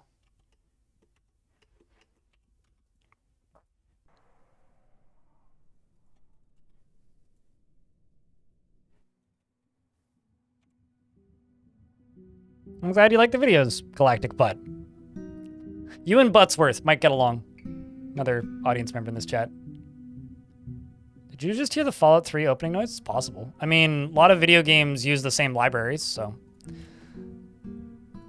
I've never actually played Fallout 3, so. I wouldn't know it if I heard it.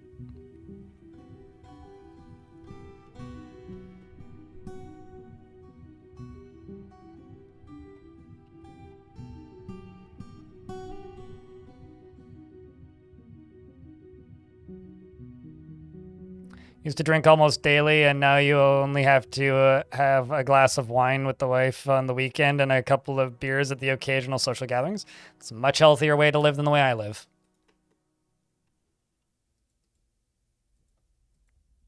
Like, I'm not much of a life advice person. I don't like to tell people what to do with their lives, but, like, seriously, don't drink.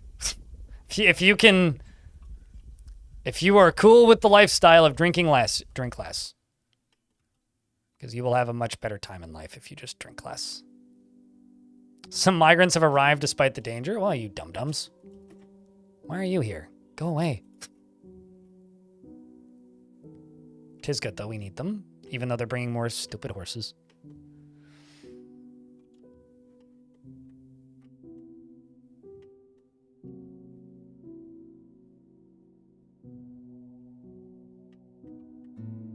I mean, you've been busy, so you have to settle to watching others play. I mean, hey, live vicariously through me if it works for you.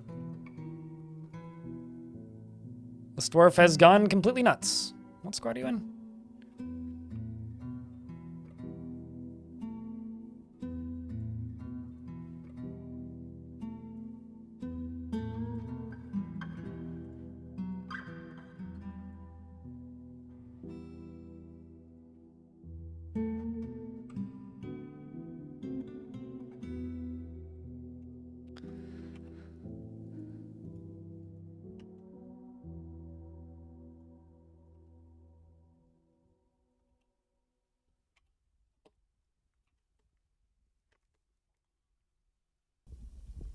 Your gut's very happy about the change. There you go. About giant sentients obtaining necromancer slabs. I think that this is the third time you've encountered this over the years. It's not a specific event, but necromancer slabs are items of value. And mega creatures, giants, ettins, etc. go out of their way to acquire items of value. So 1 + 2 equals a Cyclops with a slab they can't read.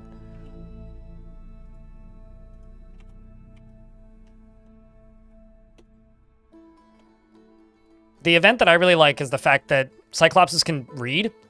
So there's a few very rare combinations of events that can lead to, like, Cyclopses and giants and whatnot joining religions and then becoming prophets, which is really funny because, like, then you'll read their history and it's like, went to a place to prophetize this religion. And it's just like, killed 150 people. And then, like, went back to the monastery and prayed. It's like, you fuck, what? Excuse me? There's something about that I will love forever. Because it happens often enough that it's just like a canon event now. And it's also like the fact that Tarn and Zach have openly stated they're like, yep, that's a bug, but we support it. We like it. Because who doesn't like the, like, you know, Pastor Cyclops, you know, the giant pope, if you will.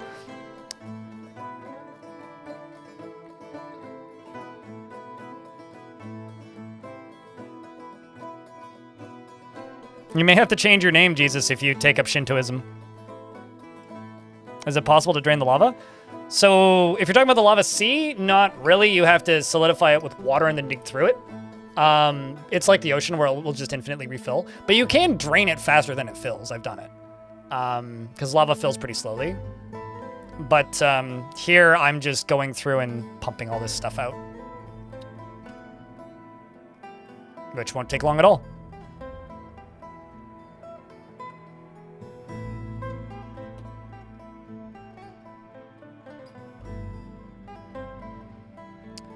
I'm really trying to decide right now how safe I should be with this adamantine.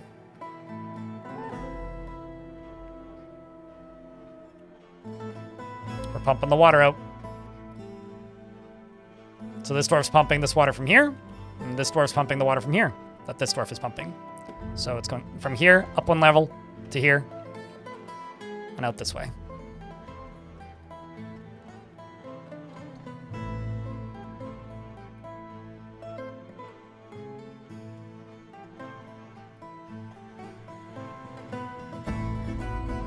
I think what I need to do is just go right here. And just go craft store shop, craft store shop, craft store shop, craft store shop. I'm also gonna go here real quick and hack down a bunch of trees because I've been out for a while.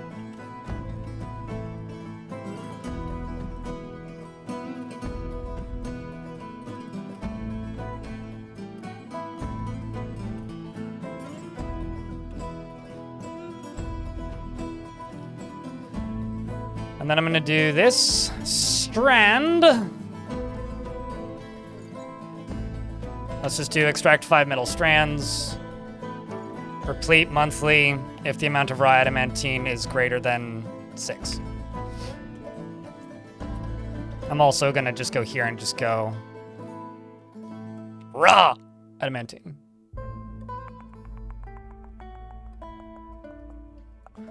And then I'm gonna go, I think it's, shit, where did I put that?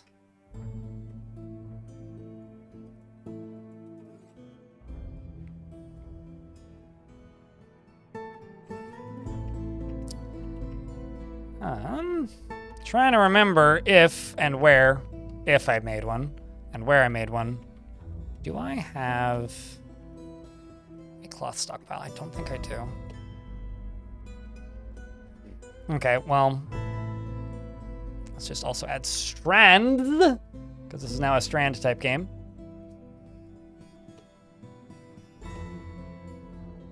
And then wafers will just go over here, which is fine.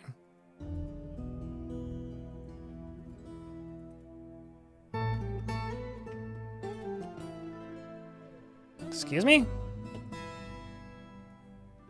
I just realized that I'm missing a track stop. Somebody must have broken it. Assholes. That's rude.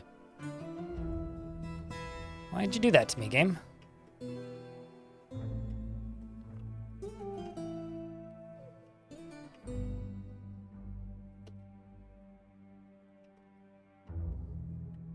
And now we're mining adamantine. Now it's the question of how safe do I want to take this?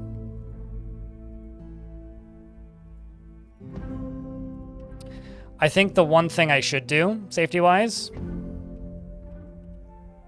is go right here and place a bridge.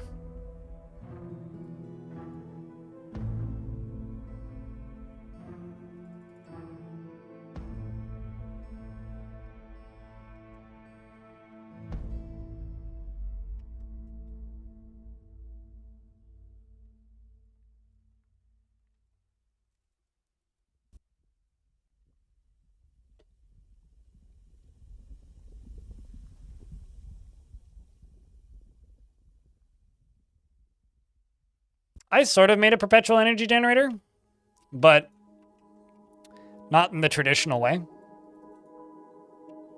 If I go here, I have this, and I have this.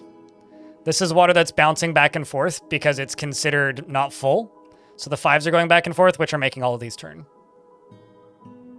And unlike the modern, or the, I guess, traditional perpetual motion machines in Dwarf, the water won't evaporate ever. This is my preferred way to do it.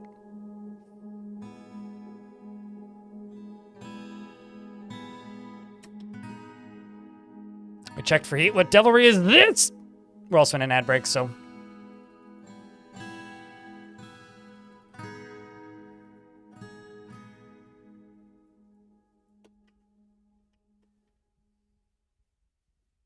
Does that generate a lot of power? 100 per wheel?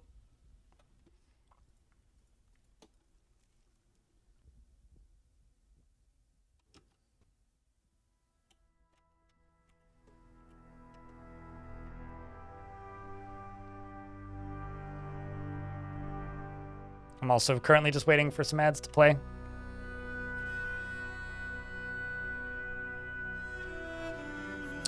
Of Big Book. Well, Big Book was in this fort. Most of the dwarves in this fort have either died in a siege, or to a demon, or to a forgotten beast. I'm not sure how you died.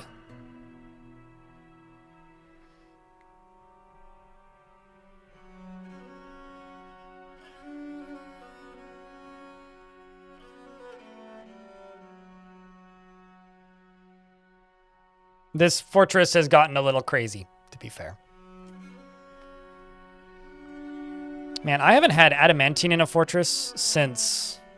maybe since Halloween, actually. Like, Ghost Candy may have actually been the last time I had adamantine. I like making adamantine helms because they stand out, but...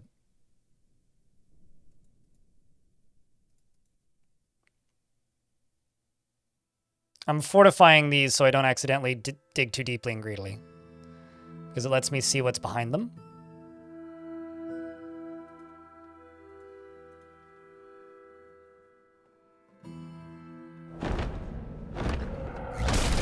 The Desert Titan of Olametha has come.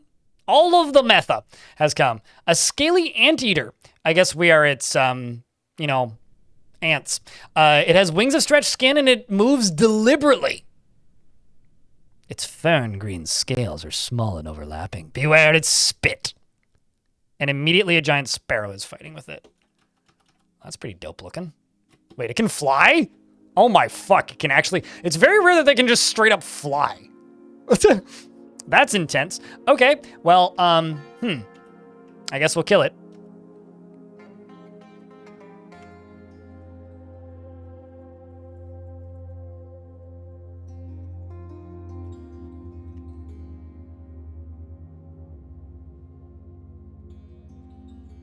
You know, we're actually getting to a point where some of these dwarves are mostly armed now, which is kind of wild.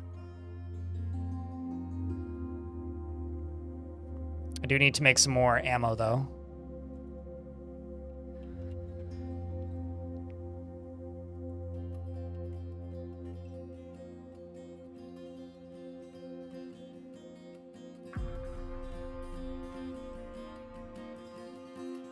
Hey, chat.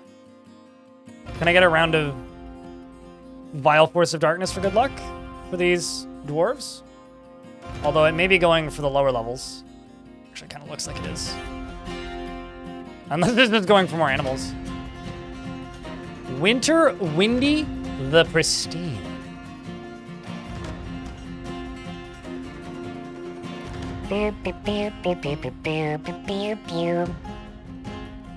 Mostly booze, actually.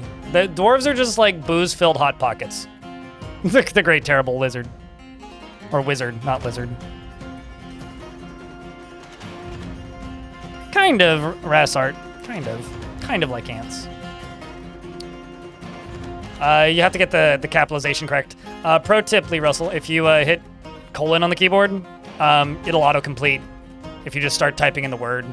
So you just type in like :vial and it'll autocomplete. And if you don't have access to them, then it just means you need to refresh the stream. 2 cats dead and nothing of value was lost. Yay! All right. Child, on the other hand,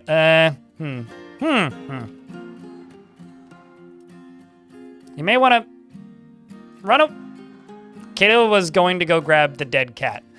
Kiddo is currently in midair and bleeding. And, oh man, it would have been way better for you if you could have just fallen. They're in front of the great firing squad of nonsense. You know, it's funny, people always ask me to make combat arenas. I think the front door of this fort just kind of ended up being a combat arena. This wasn't really intended, it just kind of turned out that way. Wait, you're in emotional shock over what? Being attacked?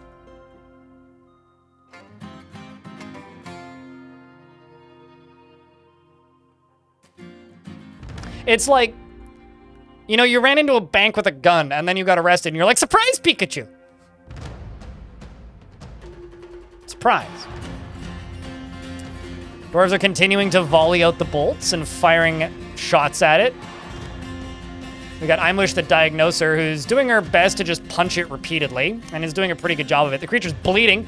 The Diagnoser punches the Desert Titan in the third toe with of their rear paw with her right hand and bruising the scale. Militia Commander strikes it with a steel pick, tearing the fat. Militia Commander bashes it as well with a silver warhammer. I have a silver warhammer? Where did I get that? I have no silver in this fort. Must have gotten it from a goblin. More bolts are continuing to fly. We've got one dwarf on the ground who's injured. Dwarves are jumping and flying directly towards it, trying to knock it out of the air. Although most of them are just like, come back here, I can't reach you, you stupid floating anteater critter thingy mud creature. It's currently lying down while flying, don't worry about it. It can't breathe, well, it's having trouble breathing, and it can't stand, so it's lying down while flying. Take notes, very important. It's also receiving bolts repeatedly in its bones. It doesn't have any bolts equipped. That's the very important question. It does not, so we haven't managed to get any lodged permanently. It has now fallen. Maybe we hit its wing finally. We fractured its wings, and it has now fallen, which means slams into an obstacle, and then the rest of the dwarves just raffle stomp it. I'm very happy this doesn't have deadly blood.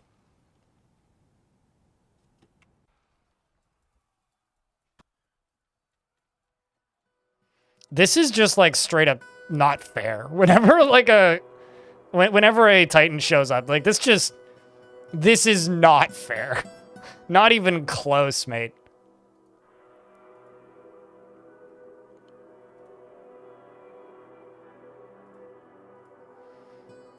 Like this is so not fair. They just don't have a chance, man.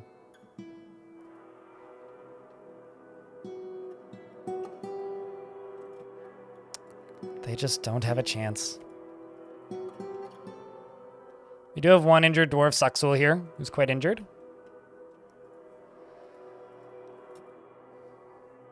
Aw, man. Doesn't seem like we can butcher it. It may just be too mangled. Yeah, it's mutilated. Can't butcher a mutilated body.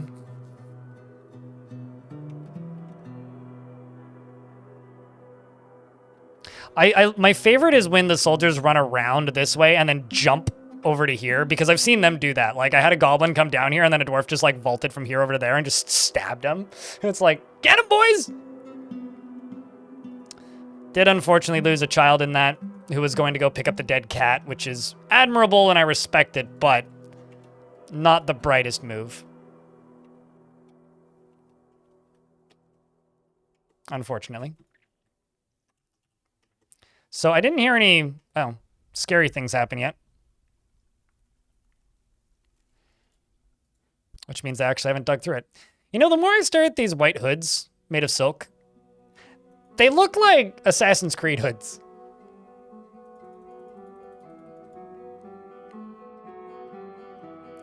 They don't have tail swing, but they do have like clouds of dust. There are wide attacks that soldiers can do, but it's not quite like an AoE attack. That would be like misrepresenting the way they work, I guess. That's the way I would put it.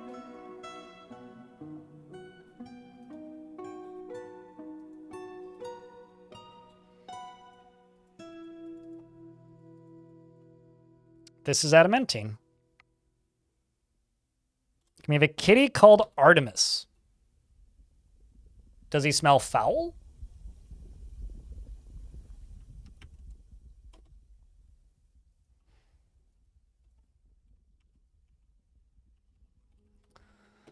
There's a speakeasy close to me called Artemis. It's pretty cool. She is incredibly brave in the face of looming danger, perhaps a bit foolhardily, and graceful when others... and grateful when others help her out. She tries to return favors and is quite comfortable with others that have a different appearance or culture. Has a tendency to go it alone without considering the advice of others, and tends to assume that the worst of...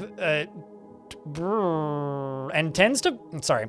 I can't read, apparently. Tends to form only tenuous emotional bonds with others and likes to keep things practical without delving deeply into the abstract. It generally is quite confident in her abilities when undertaking specific ventures and is curious and eager to learn, and generally acts impartially, is rarely moved to mercy, and doesn't handle stress well, is very humble and tends to avoid crowds, is pleased by her own appearance and talents. This is the most cat-sounding thing I've ever heard in my life, and has an active sense of humor, and likes a little excitement now and then, and doesn't tend to hold on to grievances, and is slow to trust others, and tends to share her own experiences and thoughts with others. She is quite polite, and she tends to make a small mess with her own possessions, and does not mind being outdoors, at least for a time. That's just a dwarf description. She has no family, and is the pet of Udib Kolzaliz.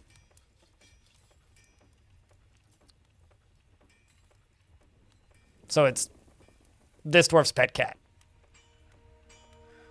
And it's following that dwarf around.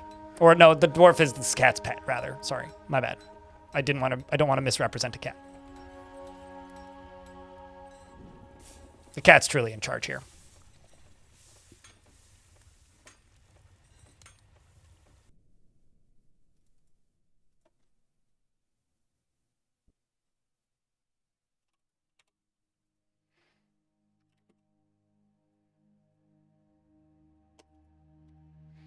It does sound like a cat, Noel, man. You are correct.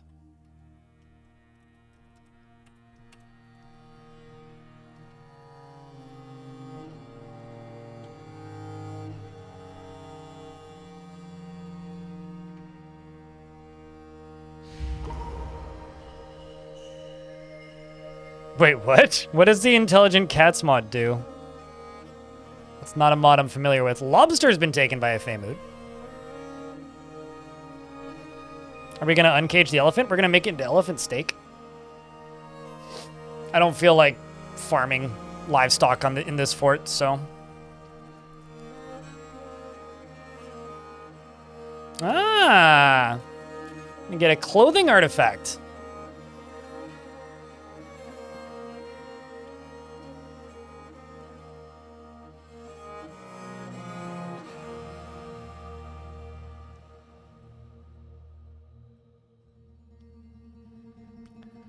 The Titan thought no one would ever fight back. That is funny, though, that it went through emotional shock.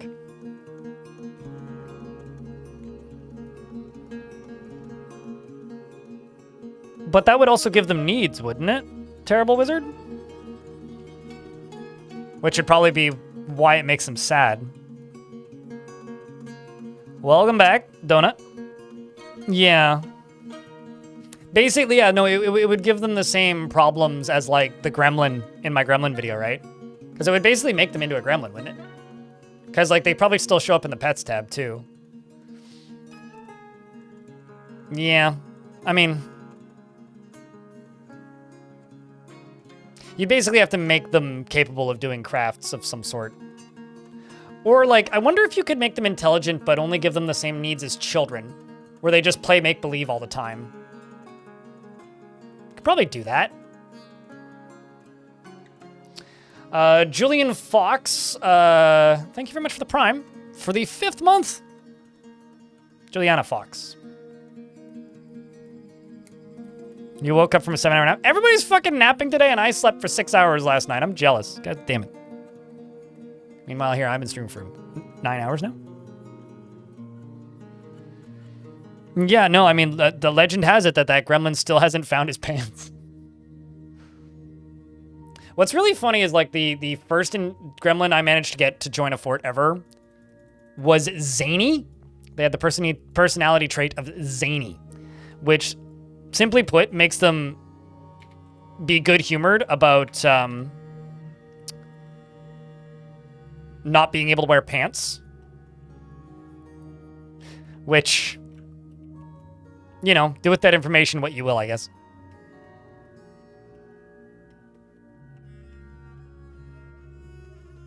You slept a solid 12 hours? Wow.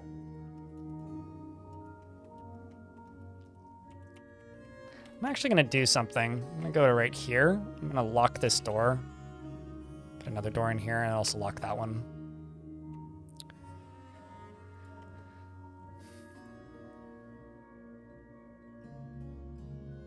Convinced you to pull the trigger to buy DF, and has it been worth it? Chat, can I get a round of beers, by the way, for Juliana?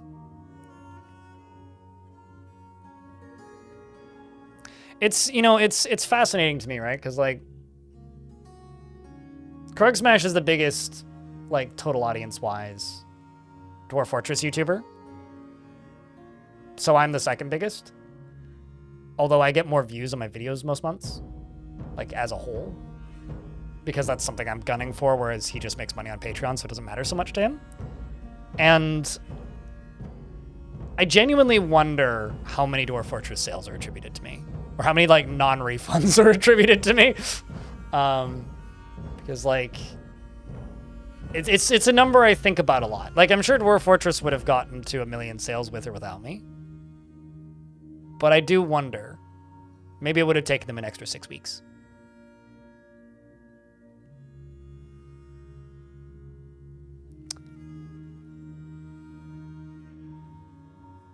I mean, fair enough, Fem.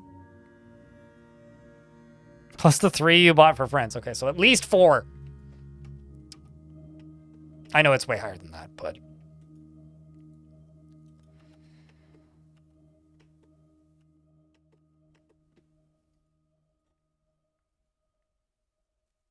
I could probably just auto-dig through this, but I'm not going to.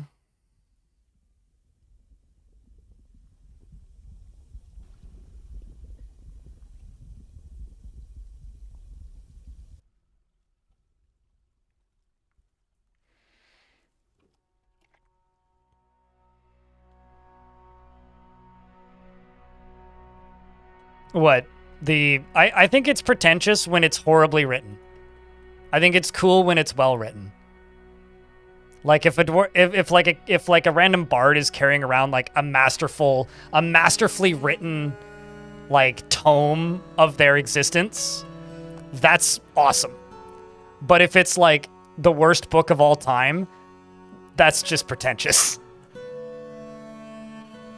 It's usually horribly written, then pretentious. Answers your question. Easy peasy.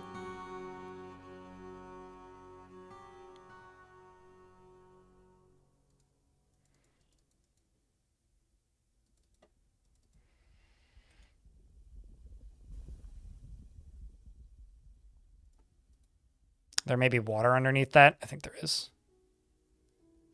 It's either above it. Oh. Well, there's fire. Uh-oh. We've unleashed a echo of forgotten divine retribution, and I think somebody's burning to death. Oh, no, I just found some gems. Which is a Rakban's Soldier Lasher, which has bulky crushing metal scourge, a square crushing metal shield, and some liquid cloth stuff. Fancy, I guess? I'm gonna erase all this and tell these squads to get the fuck into here. Run away, dwarfs. Up. Not down. What are you? Okay. Run, herbalist. Whew. Seems that I have a recruit here who's gonna die fucking immediately.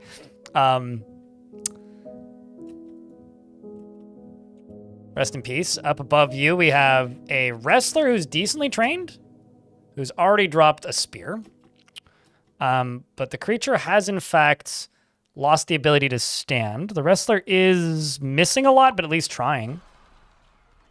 And then another one falls. And then Lanix comes running down, who's probably decently well trained at this point, who's wielding a steel spear. I really hope this thing doesn't die. Please don't die on me. Please don't die on me. Wait, what? Where'd the critter go? Oh, it died. Did you get it? Damn! Linux got it. Well played. Well played. Well played, man. Has lost the ability to stand, I think. His right foot is torn open, and his lower right leg is torn open.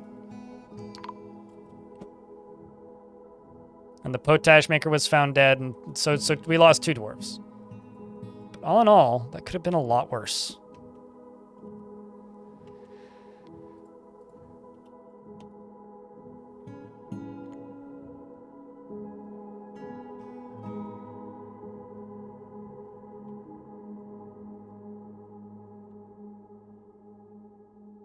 I'm not trying to kill you.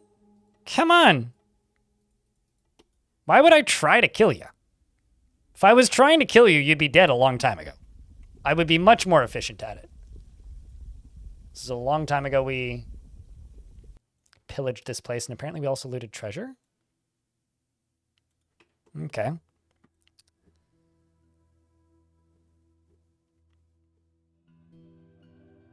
We're going to go raise Questfang.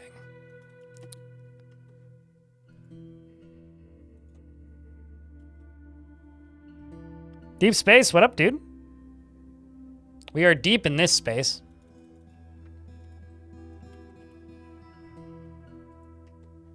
Must have logs. Cut gems. Well, we probably don't need cut gems. Logs, though.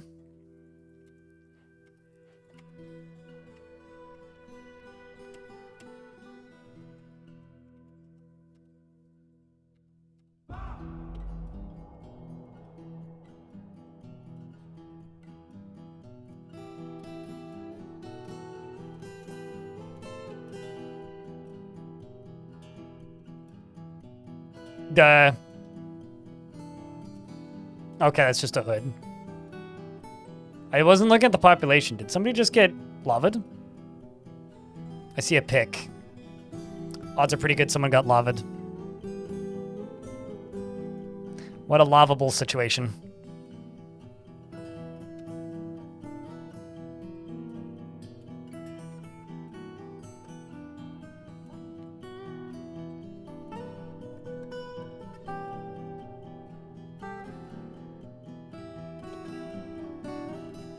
I went down by 1. Yeah, I wasn't looking. Should also, speaking of not looking, check this. But we are extracting the metal strands. And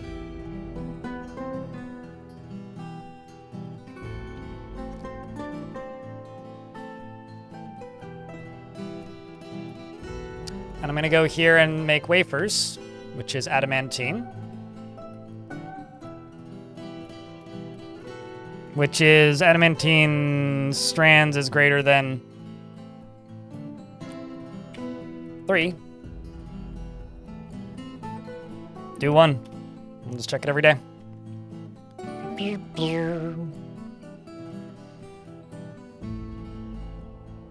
That's going pretty good. We are currently harvesting the rare and rich resources of adamantine.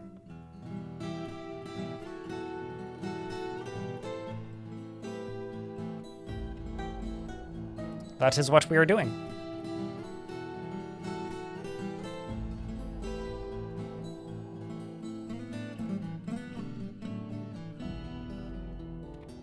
Let's also just go here and type in metal.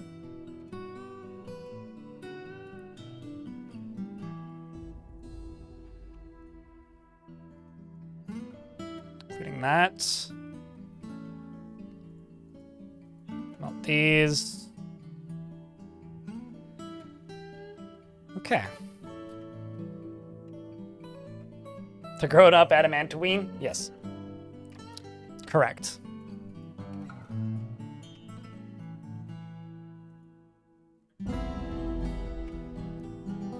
Also gonna go here, here. I was gonna check how many more gear pieces I need, but the game had alternative plans. Also, thanks to everybody who stuck around for this long stream. You know, we've been live now for what? 9 hours and 10 minutes-ish? I got disconnected at one point, so I think my OBS is off by about an hour. Thankfully, stream didn't go down. That's always annoying when that happens. By the way, for those of you who haven't yet, because I have this wonderful captive audience, I'm gonna ask you guys to do me a huge favor. This is a link to my most recent YouTube video. My most recent big one. Even if you've watched it, go in there and leave a comment and respond to somebody else's comment. Because I have this lovely captive audience, and comments have slowed down pretty considerably, which is one of the things that stops YouTube from recommending videos. Yeah, just go respond to somebody's comment. Just go find a comment that you think is like kind of funny or like silly or like interesting enough to respond to. Go respond to it. Or just leave a new one if you haven't.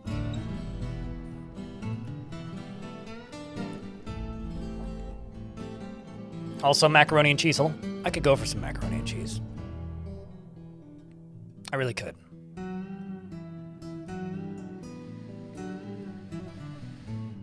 You feel like you've watched me more than you've played so far? You got this game 2 weeks ago? I mean, Dwarf Fortress, at least when you're learning it initially, is very much a game about watching a lot, and then eventually becomes a game about watching and playing a lot, but initially it's certainly a game about watching a lot.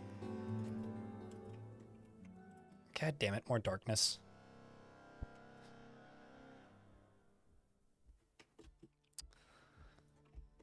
Help. This is what happens when you go to war with a lot of people. They get mad at you and want you dead. It is a shame, really.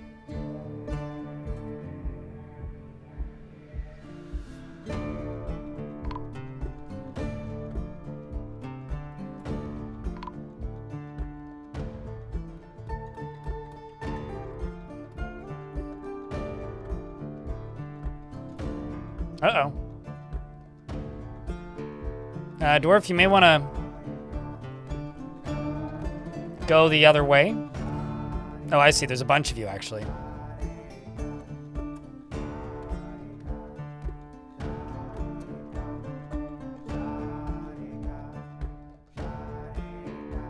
So we've already killed the enemy siege.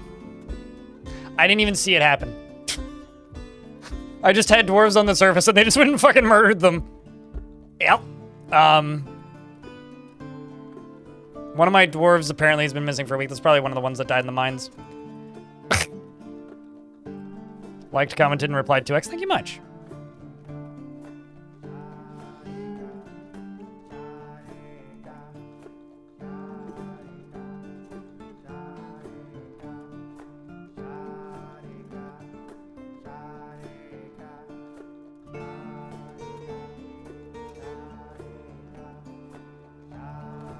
Who's that? It's a sapphire cluster?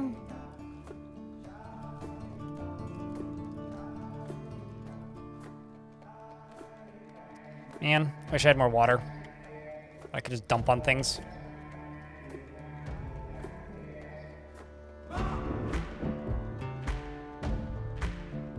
Gotta say, this tune is great.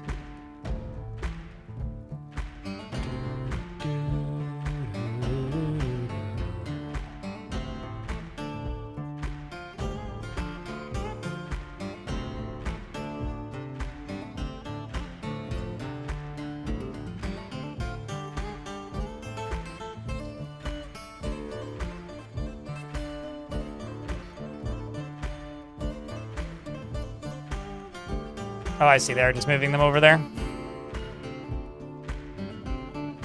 Just getting this going early.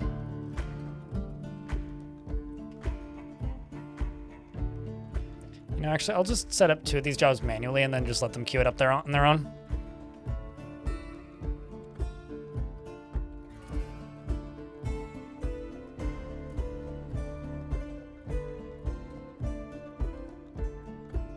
There you go, good Charles. Did you stick it on something? You do indeed get it. There you go. Thanks for the bump. Appreciate you, chats.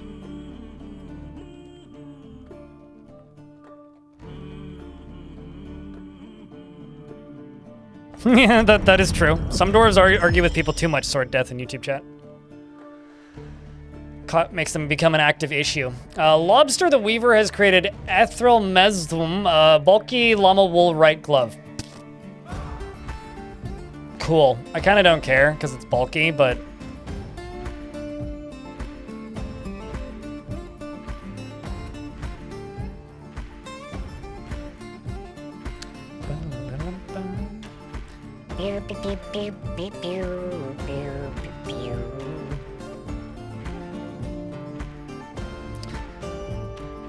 It's too pretty, so it's making it more difficult to choose. I saw somebody once who took like double-sided sticky tape and stuck a sticker like that to the outside of something without actually taking it off the sticker thing.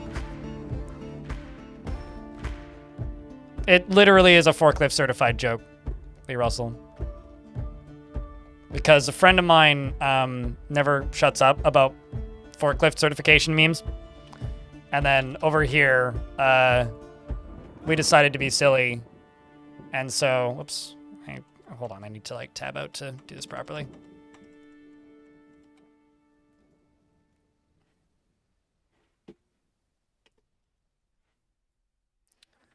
And so this is my merch store, and now we've got this mug, so you can get minecart certified. But we also have this and this.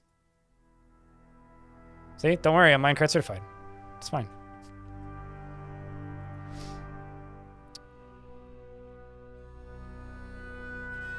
Because it lets you see what's behind it. Galactic butt. Being able to see what's behind it is a safety precaution. I'm presuming you're not in an ad and can hear me. You recently had a nice hot chocolate from the Vile Force mug? Hell yeah, there you go. You can be a Vile Force of chocolate.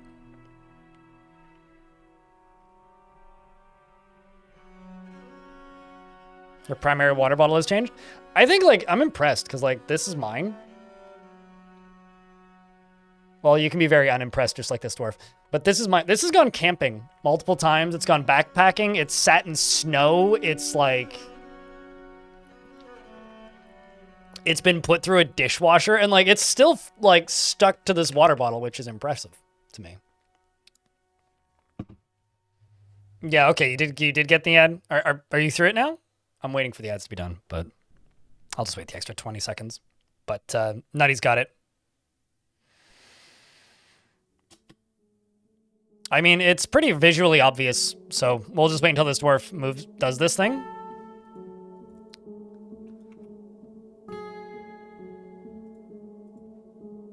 Uh-oh, well, I kind of screwed that up. I was like, I should get that dwarf's training. Basically, it lets you see what's behind the wall, which is exceptionally helpful. So if there's something dangerous behind the wall, it'll basically alert me of it and makes it less likely that the dwarves will just instantly die to whatever it is.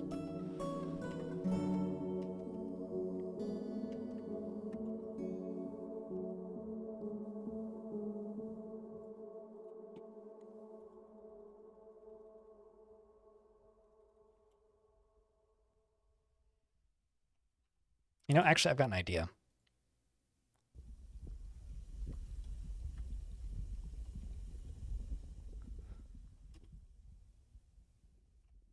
Just gonna deconstruct this and rebuild it right here. And then just...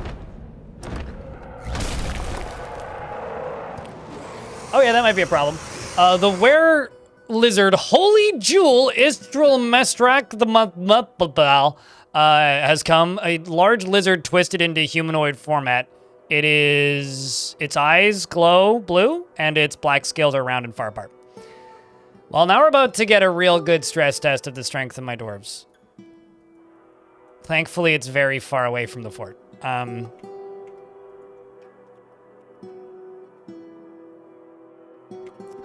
Shit. Okay, so every single melee dwarf squad, you go stand there. And to the ranged dwarves,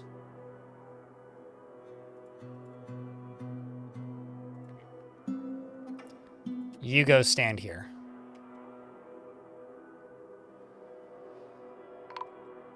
And a caravan has arrived. That's terrible timing. Okay, currently it's killing Atir. Please kill Atir. Thank you. And now it's killing Kogan. Thank you. Has it fought with anybody else? Nope.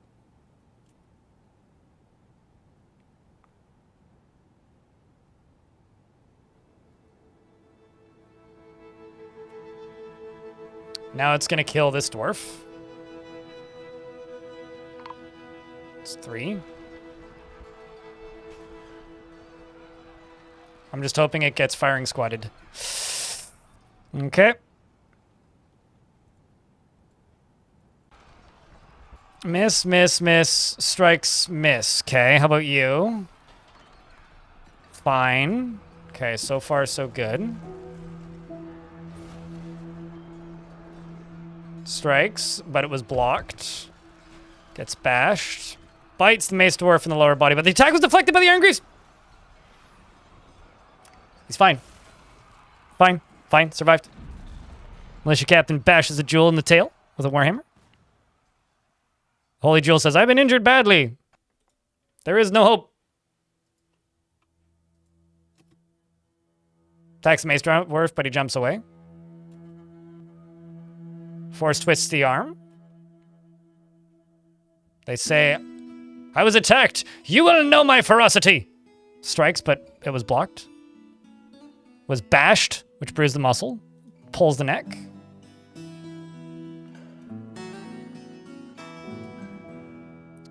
The militia captain decides to give it a piece of its own medicine and bites it in the finger and actually tears apart the finger. But then the Holy Jewel bites the mace dwarf in the upper body, tearing the fat and bruising the muscle and bruising the liver through the pigtail robe. So now you have been bit, a sob. What a sob story. Oh, shit. Bites the mace dwarf again. Love it when it does that. Bites the mace dwarf again. Mace dwarf bashes it. The Holy Jewel shakes him around and strikes him. Mace dwarf bashes it. Holy Jewel attacks. Misses. Have you been bit? No. You're good too? Sweet.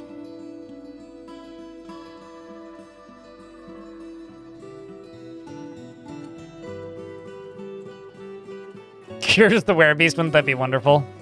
I can tell you for a fact that's not a thing, but attacks somebody, jumps away. He's dodging quite consistently. The Holy Jewel bites the recruit in the upper leg, bruising. Didn't call muscle. So it's just the mace dwarf. I'm just gonna put bit mace dwarf. It only counts if it causes blood to spill. Attacks, but she jumps away. Holy Jewel dodges. Sword dwarf stabs the Holy Jewel in the right upper leg with a steel short sword, tearing the fat. The recruit bashes the Holy Jewel. The mace dwarf bashes the Holy Jewel in the upper leg with a steel mace, bruising the bone. Force bends the hip. Captain stabs mace dwarf with a short sword. We've fallen down, and it appears that they've turned back into the human that it once was.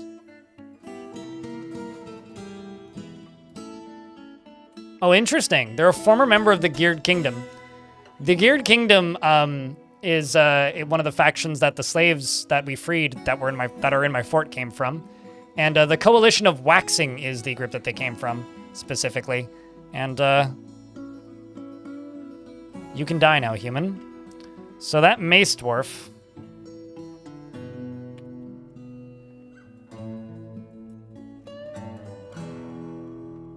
You live here now.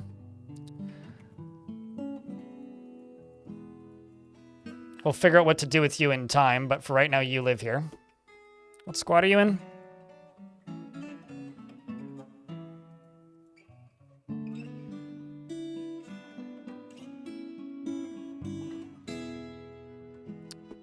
Celebration of life. That's oddly fitting.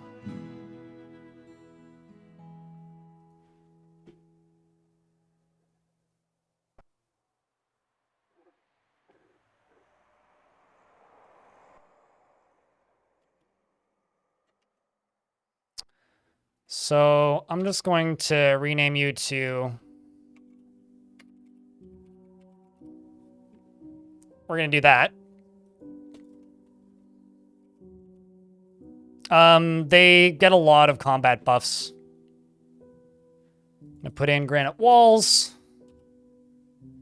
And this is no longer a hospital. But it does now become a bedroom, and you can have it, Dwarf. Like, it can be your bedroom. You can live here. What's your name? Your name's Asab, right? Oh, it says it's a dormitory. This can be your bedroom. Oh. Too many beds. Okay, fine. Individual bed. And these. And, bit. Where lizard? There you go. It's now your bedroom. You live here. Basker bit. Can you have the were lizard? Sure.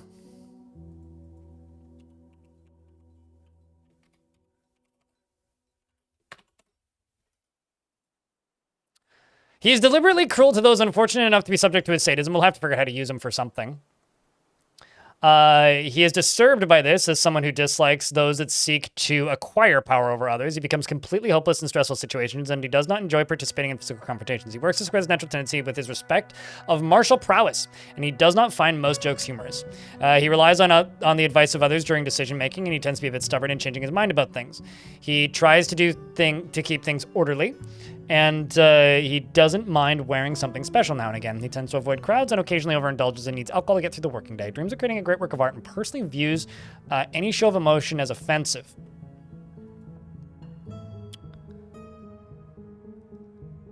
He thinks that the entire concept of sacrifice for others is truly disgusting, respects those that observe decorum and maintain their dignity, and is put off by family and has a negative view of those who exercise power over others.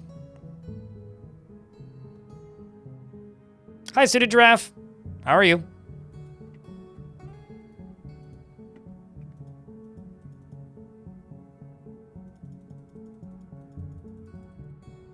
So yeah, I don't know what I'm going to do with you, but we'll figure that out when we get there. I also need to go here and make some beds. Now, these beds only go to people with full titles, so I'm going to have to be choosy about who I give them to.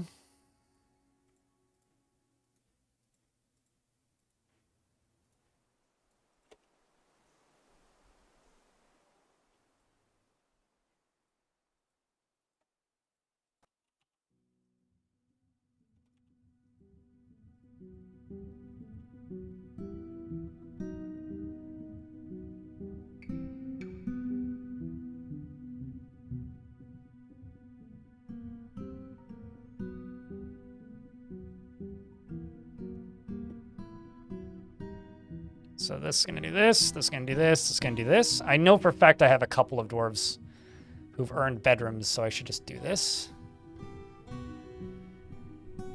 I'm going to scroll down through here.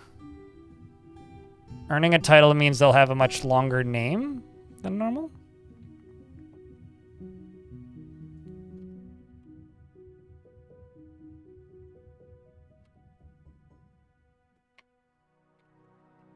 Doesn't Attis have one? There you go.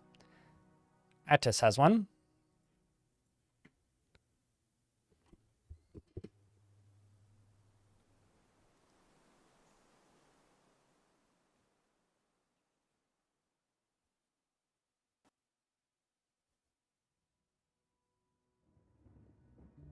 Like this dwarf has one. So does Eustace.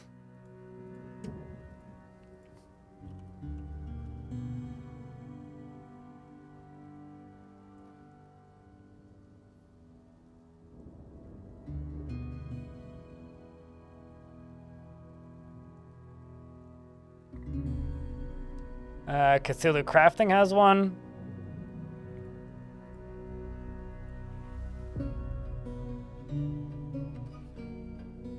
Kodor has one. Basically, it's when they've got 5 notable kills, they get given an additional title. Can also happen if they're a religious figure.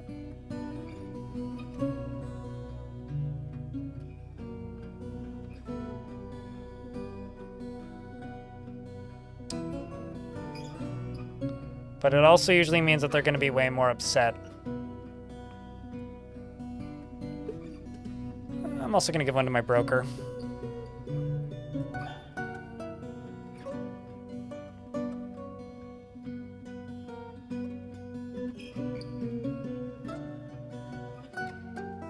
Well, then there would be a lot more dwarves in the world. Sword Death. Now we just have to hope that I didn't misread that, because if I did, then we're about to have a were-lizard in the fort. Every time I drive, there's always some dumbass who almost hits you, and you're back. Well, welcome back. I'm glad you didn't get hit.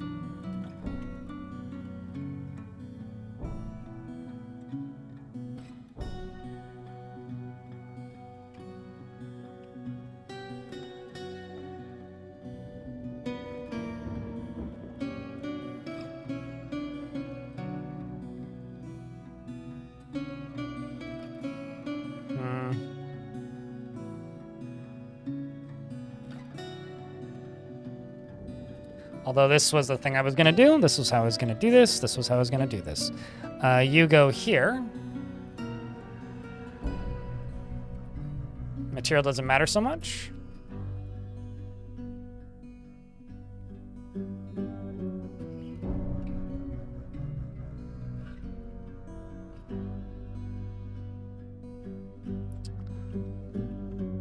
Where is the lizard? Hopefully while in the hospital, yeah. I mean, I was planning on doing this for a while anyway. So I've got this food stockpile here, but I've also just got a bigger one up here. I'm just double checking.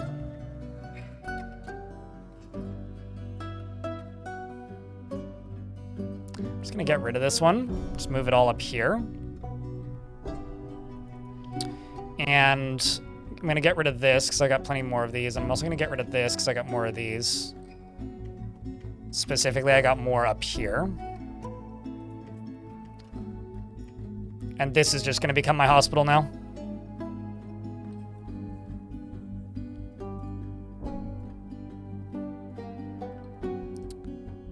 My mayor Troll meets with the outpost liaison Doran. Oh. Oh. Do I make a necromancer experiment? Actually, who's the one with kids? And are you still alive?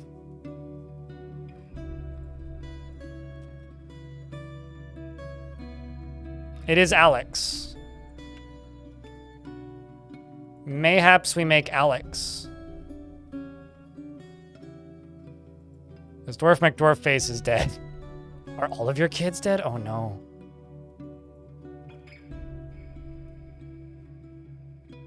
Lanix is still alive.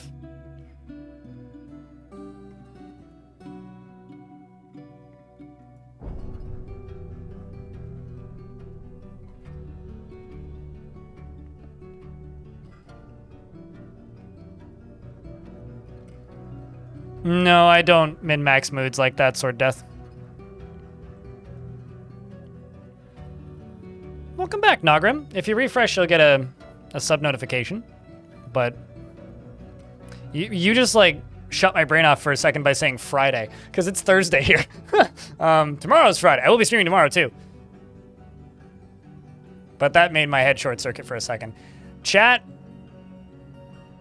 my surgeon is becoming a baron.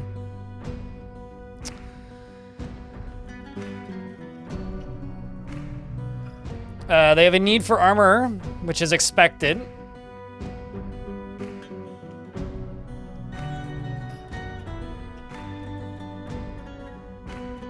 The next time around. And this time around, I will just do all this.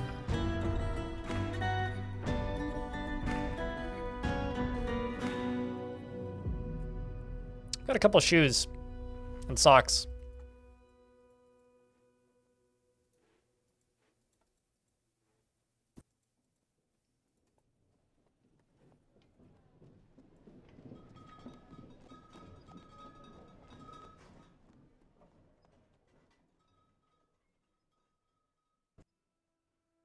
Wait, pair? Oh, pairs. Okay, I read that as shoes. I was like, what? Pairs of shoes?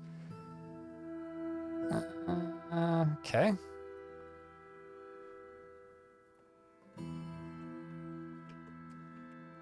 $871 items. Couple items. Just a few.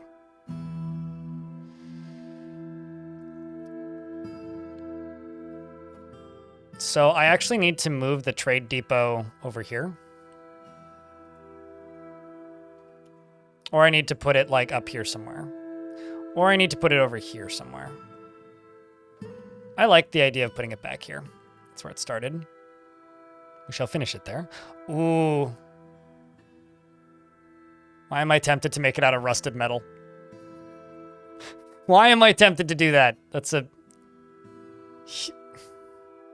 Fuck it, I'm gonna flex. I'm just gonna flex way too hard. Flexing way too hard. I don't need you anymore because I've got others. Definitely don't need you. Josh, thanks very much for gifting a sub to Nutty.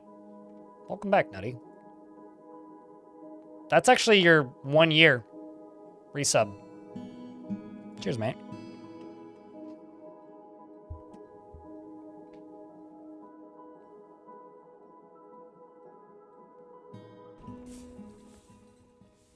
Troll has become re-elected. And we have now been made into a barony. Which is great news for this once dying civilization, because that means I can now acquire higher value local groups, basically. And I think the color changes to pink. I still can't get over they named this the Comedic Tomb Fortress. Like, the game just did that on its own. I didn't do that. The game named it that. So one of my dwarves is actually imprisoned there. I'm gonna send you guys to raid him and try and free him. Hi-ho, it's off to Dwarf they go. Is now called Bear in Mind. Bear in mind that a mistake may be about to happen.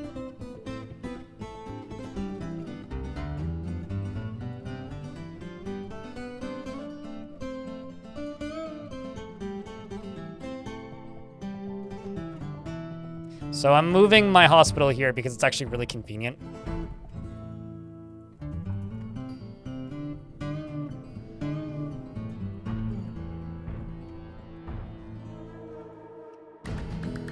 I'm also gonna jump back down to here. Not even started yet, of course.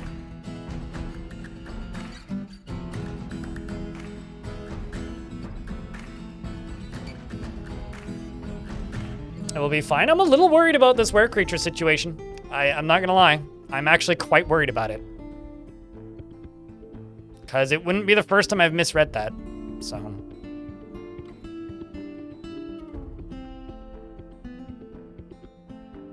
Anytime he has like an asshole comment, I think it's a she, actually.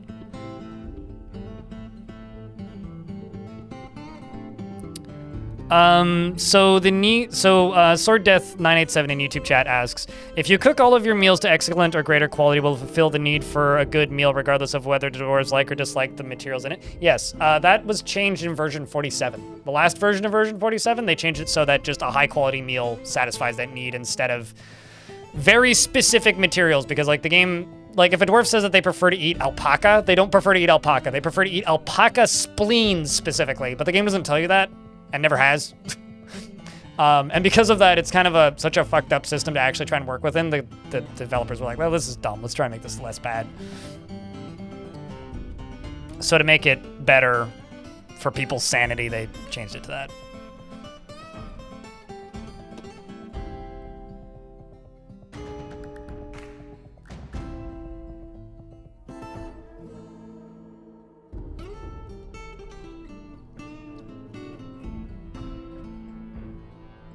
It's a positive change. It was a positive change back when it happened and still is, yep. To imprison werelizards if the fort gets retired. The game doesn't know where something is located. They just know that it's in that location, if that makes sense. It's a weird way to word it, but hopefully I worded it in a way that made sense. If you retire the fortress. So simply put, the game doesn't know where they are. So because the game doesn't know where they are, they're released back into the wilds.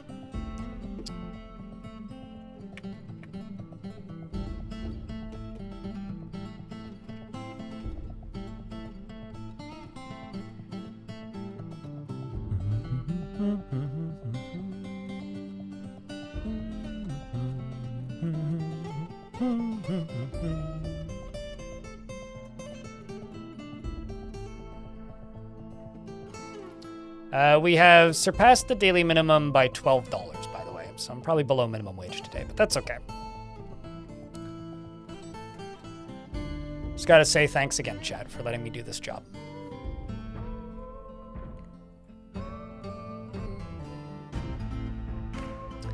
This is gonna probably become one of those summers where I can't wait for summer to be over.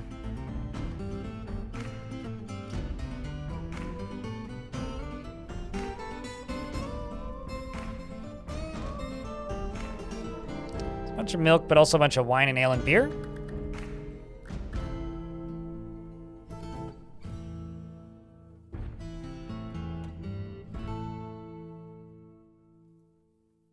Kinda looks like they're leaving. My squad hath returneth.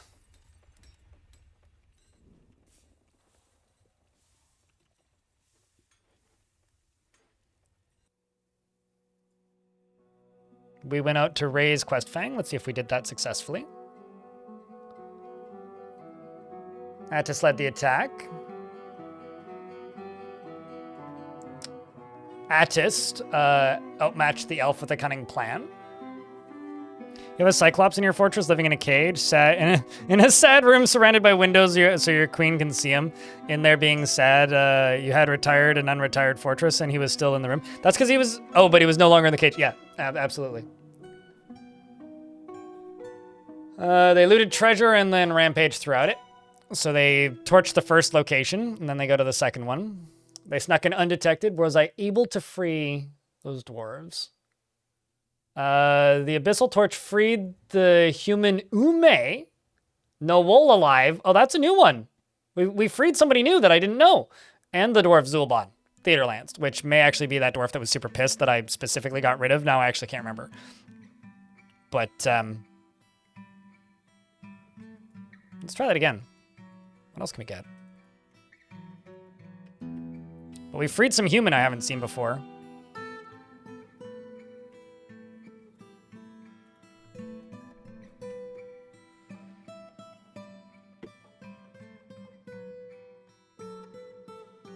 Will a hammerer punish a child convict? No. No, they will not. Children are immune to crimes until they become adults for some reason.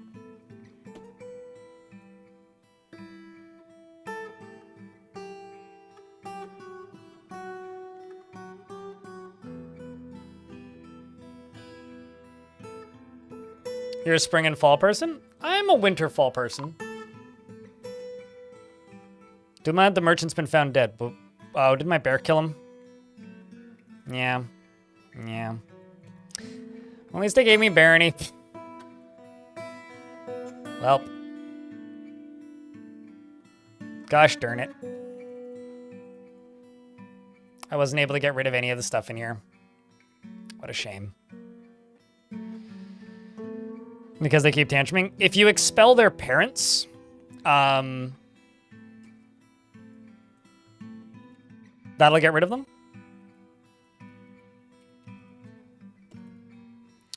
So you have a vampire in your fort, and you were letting it do its murder thing because it was also overpowered in combat. You appointed your militia commander at some point, but until now, you haven't accused it of anything. It's getting slapped around the hospital bed every day for all the murders it was convicted of. Will he die? I don't know, possibly. Uh-oh, shit. Okay, so I was correct.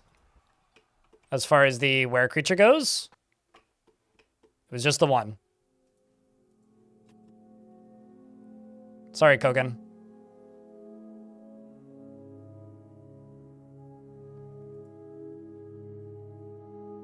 Well, at least you're satisfied after improving wrestling.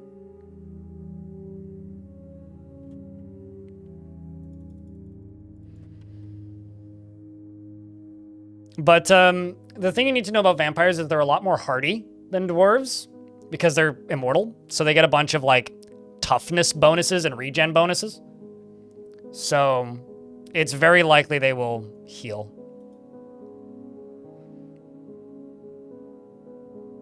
No, they won't fight back if they're getting punished for a crime. They'll just get beaten. He's satisfied at work. He's putting all this stuff away and cleaning up the mess he made. Just let me put a little, you know, stockpile in here for corpses. I'm gonna put those away. Maybe I should give him a pickaxe. I could do that. Oh.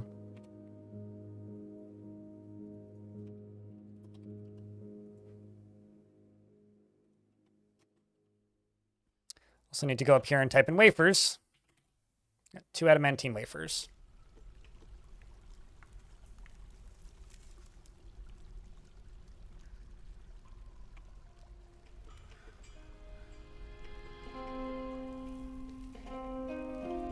Oh, come on. I haven't made this yet, really?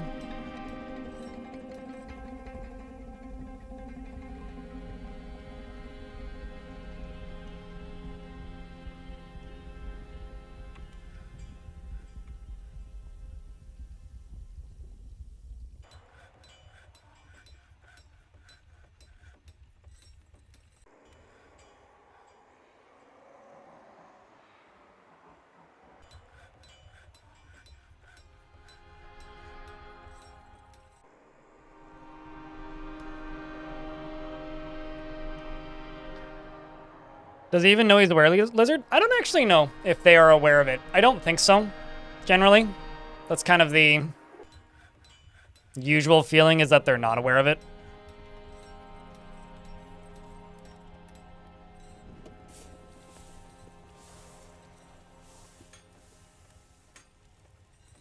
But yeah, that's the general wisdom, is that they are not aware of it. Got a lot of random construction going on.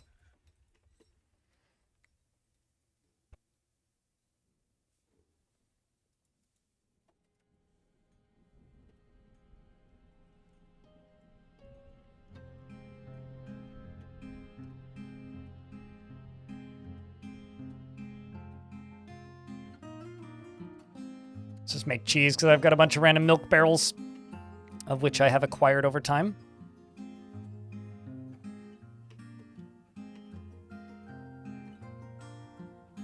Oh no, the well's dry. That's not good. Hold up.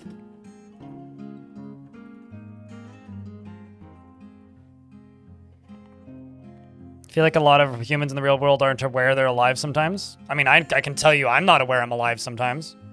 Maybe most of the time. Depends on the week, really.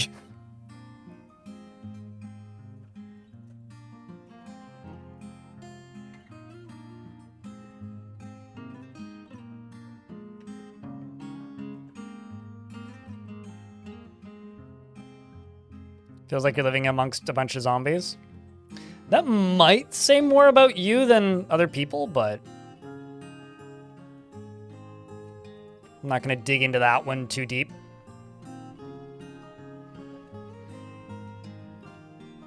Although Shaun of the Dead is a pretty good movie. I wouldn't mind living in Shaun of the Dead for a bit.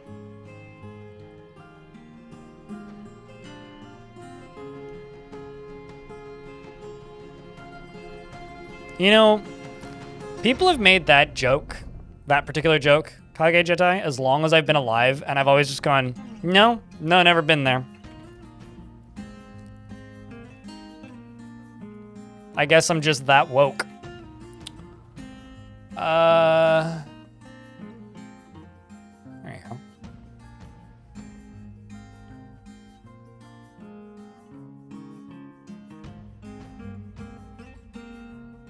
But yeah, if you expel the tantruming child's parents, YouTube chat, that'll make the child leave if you need to get rid of the child.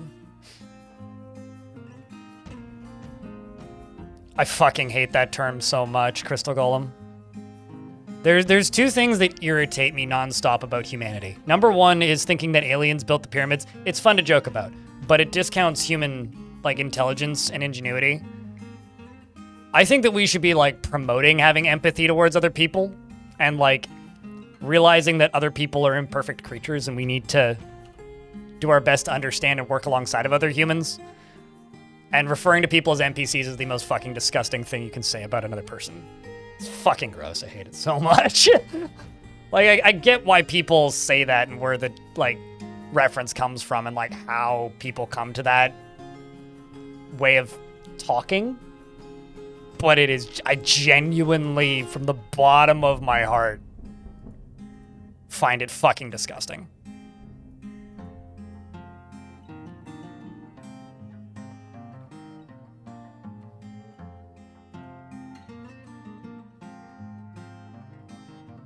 It's just not something I could ever, like, feel or say.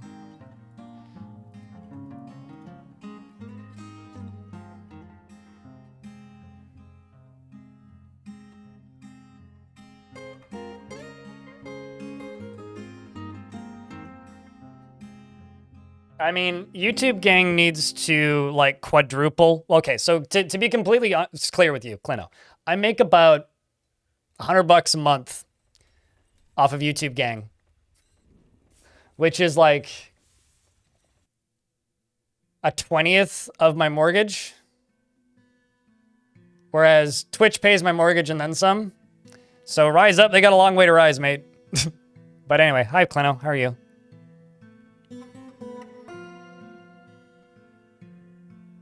Missed on the block on the corner of the passage. Yeah, I know. I didn't miss it.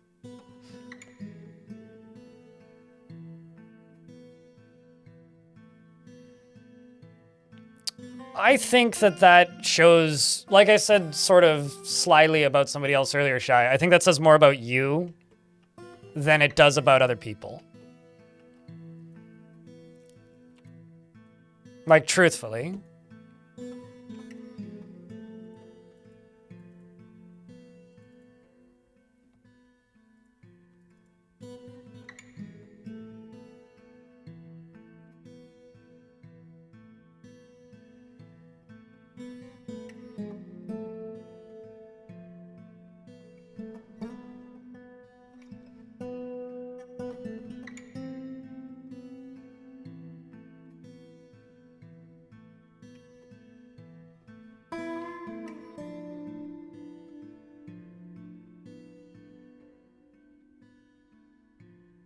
I mean, there's also that, fam. Yeah, you could totally do that too. Just not worry about what other people are doing. Ooh. Forgotten Beast no has come. A huge theropod with lidless eyes. It has 3 stubby tails and a bloated body. Its accrue feathers are long and sparse. Beware, it's fire. Elfie Bean, thanks for checking out a gift. Also, Shiznid, I totally missed that. Was actually a resub. I don't know why I didn't say thank you, but thank you.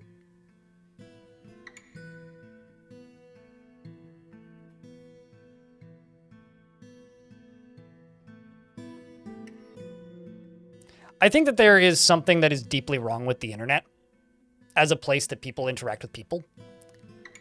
And that is the beauty of the internet when the internet was new, was it was anonymity. It allowed you to be whatever you felt inside without showing who you are in the real world. That was the positive thing about the internet at the beginning. The longer that I'm on the internet, the more that I feel like that's not necessarily a positive thing all the time. There's absolutely situations where it can be a positive thing. But I think if all of your interactions with other people are anonymous, and you forget that there are people behind the nonsense that you see. Of course, like, the dead internet theory is a fun thing to talk about, and there's certain platforms where that's probably the case. I'm looking at you, Facebook. But when that breaches and moves into the real world, it is the most dystopian, disturbing thing that you could fucking say around another person. It's like, I had somebody say to me the other day, like, you're the main character and I'm just an NPC living in your world. It's like, no, I'm not even remotely, like, what's the word to use? Neurotic isn't the word. Self-centered, sociopathic enough to think that way. It's like it's this. We live in an era where, like, I largely believe that our only real chance as a species survival is fucking working together and humanizing each other, building community and working as a unit. That is the antithesis to everything that will keep us around as a species. Is just everybody else is an NPC. And it makes me feel gross. So I've said my statement. That being said, I will absolutely go sit on, the outside subreddit and chuckle at the memes, because, like, that's what it is. It's memes, right? But when you're having a serious discussion and being frustrated about people and referring to them as NPCs, like, that's just disgusting.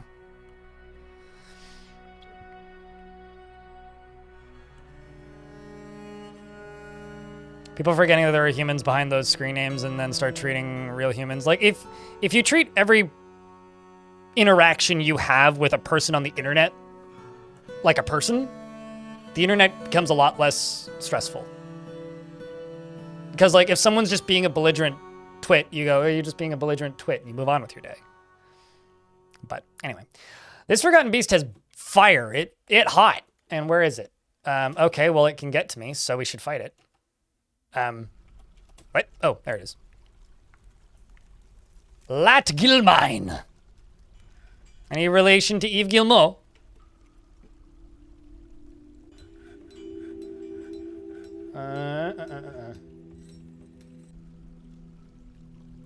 You.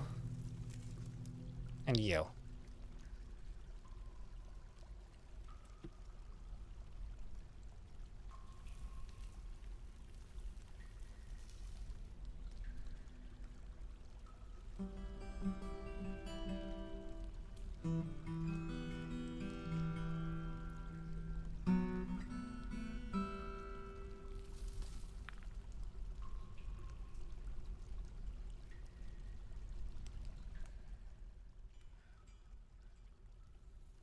Oops, where'd that beastie go?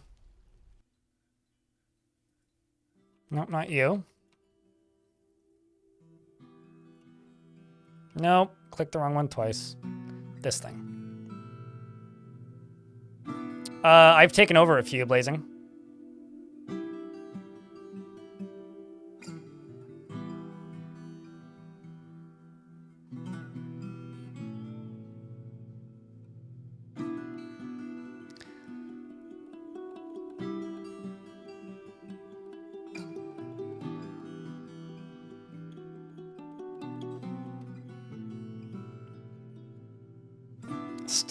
Squad's stuck trying to conquer some recently. I have a question. Did they have any livestock assigned to the squad, like war dogs or war bears or anything else of the sort?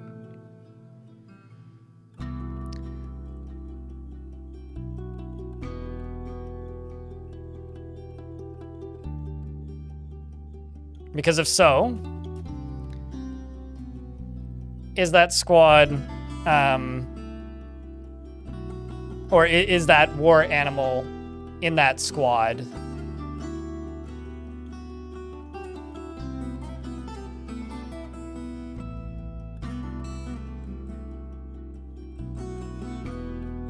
assigned to a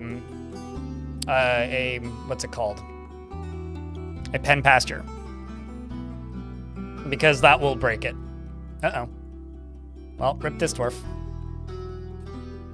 And potentially Cthulhu Dancing, although they're doing a pretty good job fighting it. Blocking all of the fire. Holy death, Cthulhu Dancing.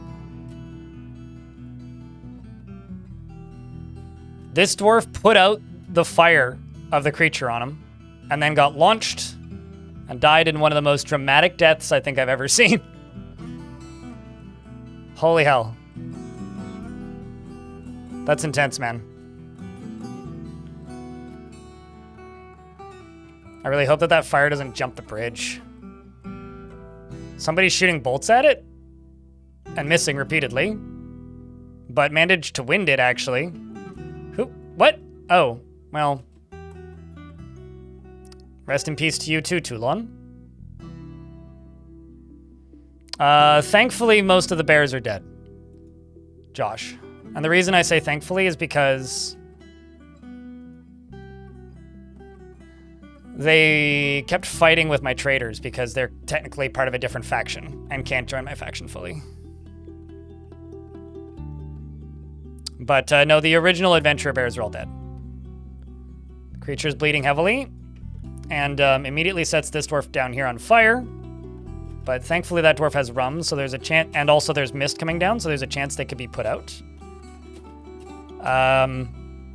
The water here is also very, very useful.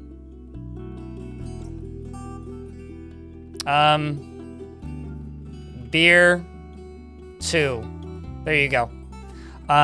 We've got lots and lots of bolts flying, blood going everywhere, and it's dead. And Moral, go south. Go south. We just need you to... You put the fire out! You did it! Whew! What a fucking hero, man. I also would name my steel spear Tomas. Koneb. Kogeb. Aluth has a special name now. Do you have a bed? You do not. You've earned one for killing that creature.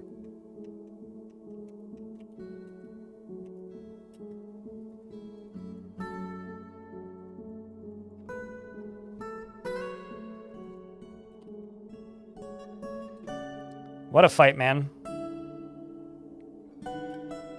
What a goddamn fight. That was pretty badass, actually. This, on the other hand, is kind of a problem, actually, because it could collapse this. Okay, game, you rain pretty frequently here. You want to rain? That'd be nice. Rain some sludge, please, and put this stuff out. You know, just rain.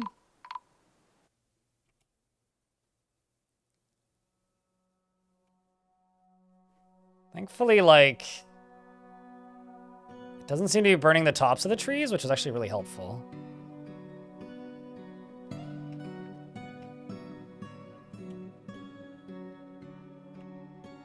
Dwarf has claimed a crafts dwarf shop.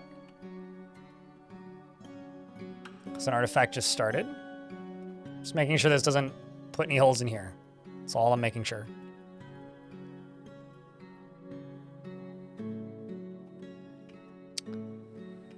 Kleno, thanks for the 53rd month. Best I can do is high winds and fire tornadoes. I mean, hell, I'll take it, mate. I'll take it. Maybe an earthquake, even?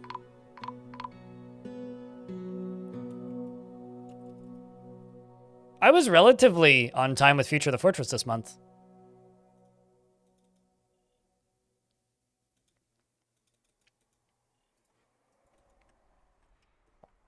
You're drawing pictures of a forest. Okay, fine.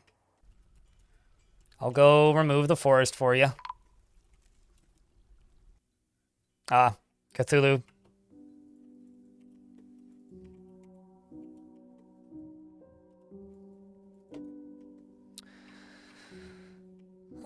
Let's jump up to the surface. Go down.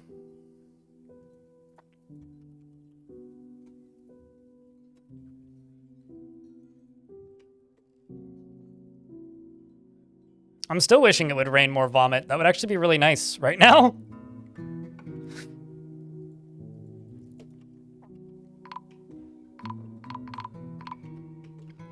Well, I guess I'm just gonna have to get used to that clicking sound, hey?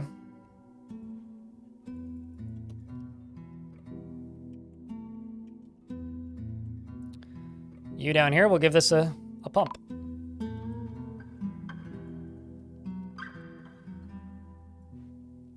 Oh, wrong pump.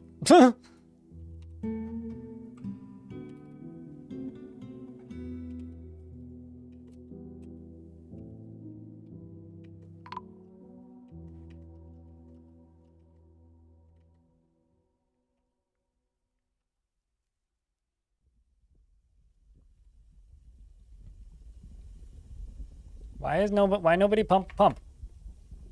Dwarfs, please. Oh, actually, I know why. That's why. Perfect.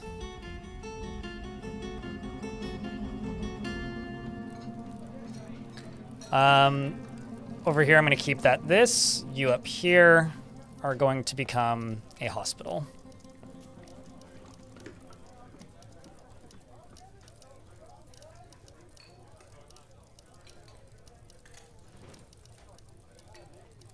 The healing spears, specifically.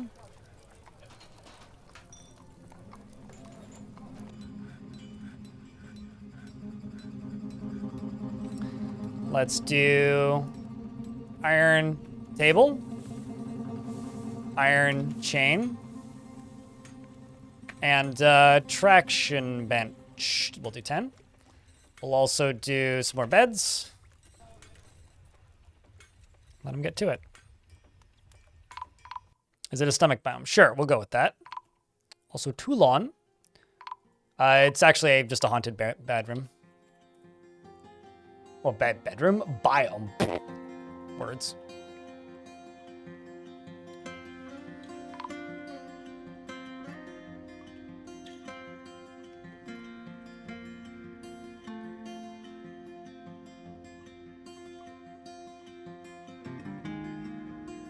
Let's see who's pumping. Just follow you.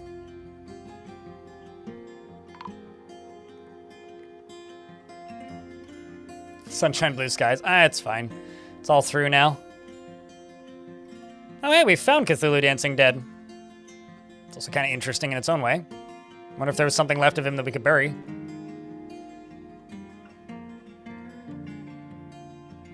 It's great. The moods have improved so much from earlier. They used to be so much worse.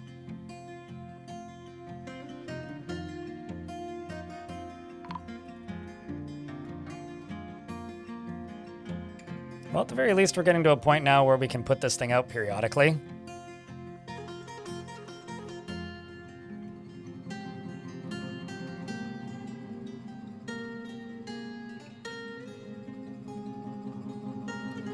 Just gonna get rid of this.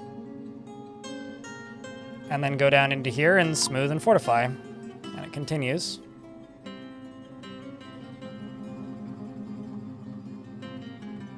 Kiddo's off to go grab more items. And I'm off to go dig more adamantine.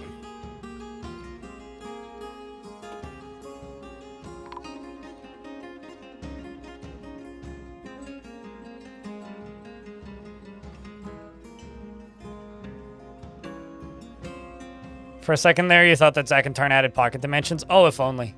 We'll get there one day, don't worry. Hopefully one day soon.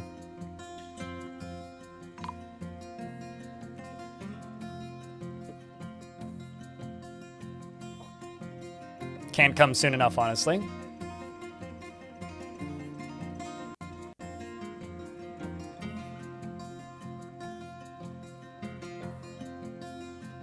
I'll admit, it's always kind of a funny mental image when you just see a child doing work on their own and it's like, oh, wait, what?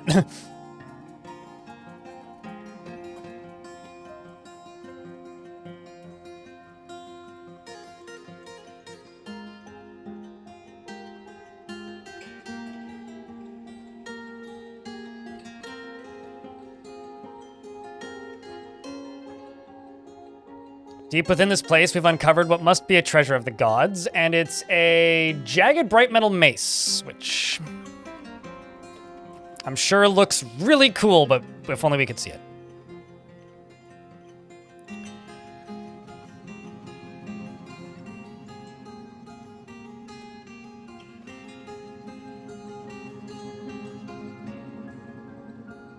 You know, Phineas and Ferb is one of those things where I know what they look like. I've definitely seen pictures of it before. No idea what it actually is, or anything about it beyond the I know what it looks like visually. I have like almost no concept of Phineas and Ferb outside of a vague aesthetic of what their faces look like. Because I never watched a single second of that show. Sometimes you guys make me feel weirdly old, even though I know I'm not. It's just like there's parts of like culture's maybe the wrong word. Entertainment media, I guess, that is just complete blind spots for me. Complete blind spots.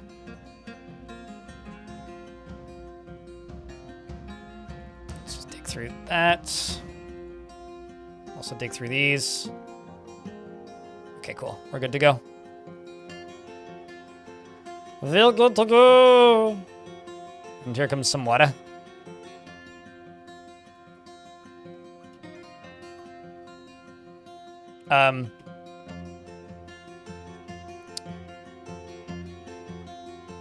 So I have a rule, which is if this dwarf dies, the fort's over. You are a novice swimmer, but you're drowning. Oh, you're able to climb out. That was stressful. Or at least that was an early rule for this fort. I don't know if that's still... Is it gay? It's a ghost.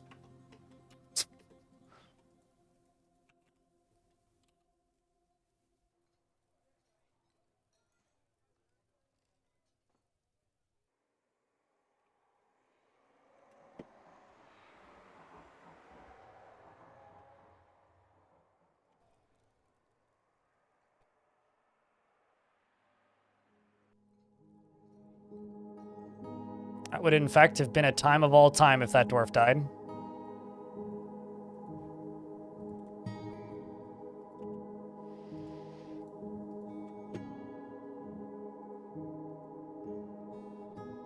All right, let's get those placed. Man, we up to 10 hours, chat.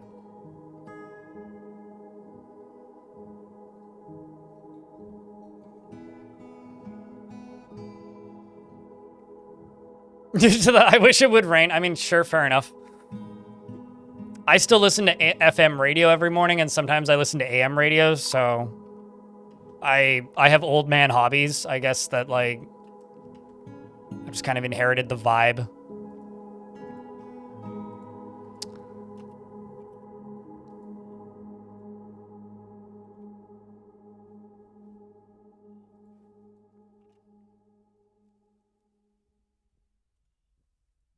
Also just going to go up to here real quick and just channel down into this, and also channel down into this.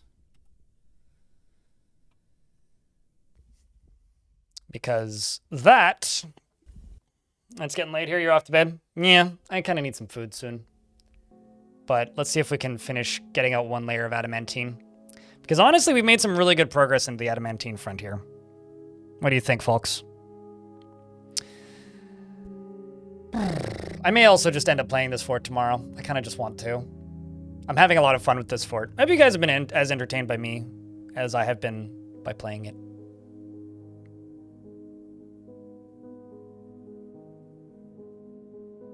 Typical AB plot, children's show, had a lot of love put into it by its creators. The one real memory I have of Phineas and Ferb is I went to Disneyland a year where Phineas and Ferb was like kind of a big thing at the time. Because I think it's on Disney XD. Anyway, I just vaguely remember there being Phineas and Ferb shit everywhere.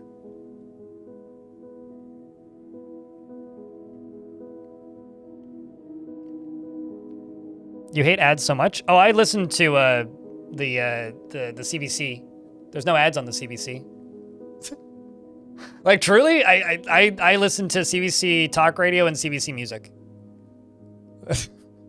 And sometimes I listen to the AM one. I also sometimes listen to KEXP because my antenna's finally big enough again that I can listen to it. I had to spend like, I spent a solid 4 hours on one of my editing days during my editing week just rebuilding my old antenna so I can get KEXP in Seattle again. Oh, hey, look, Wada. Run away. Okay, well, that's a self-fixing problem. I have no idea what that even is. Cadence versus the universe. I'm familiar with Cadence of Hyrule, but I don't think that's what you're talking about.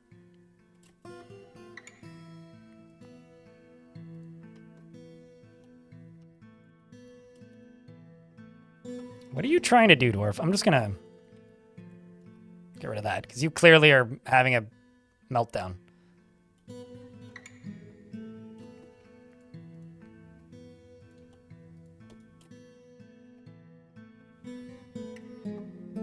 Ah. Okay. Thank you very much for that base level piece of knowledge that it's the Phineas and Ferb movie. How are we doing on wafers? I got 9 adamantine wafers. What are you dwarves using?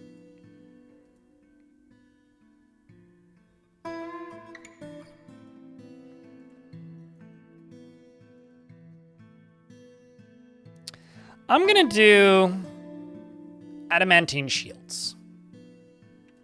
Nah, let's do adamantine short swords.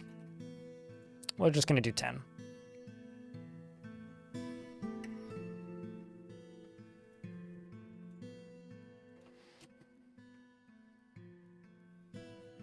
I'm in an ad break. I will pause.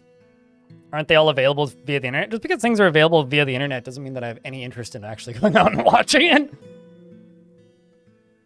Also, there's only so many free hours of time in the year.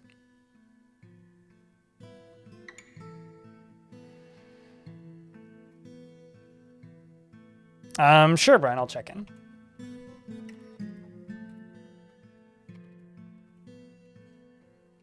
Uh-oh. Nope. I also just realized that I typoed your name. B-R-I-A-N. There you go. You're still alive. You're still a herald. Still in the starting 7. Kindred spirits with many dwarves. My God. You have a lot of friends. You're a high master organizer. And you're a professional speaker. And you've got a pretty good beard. Specific subfield. Thanks to Prime. Appreciate you.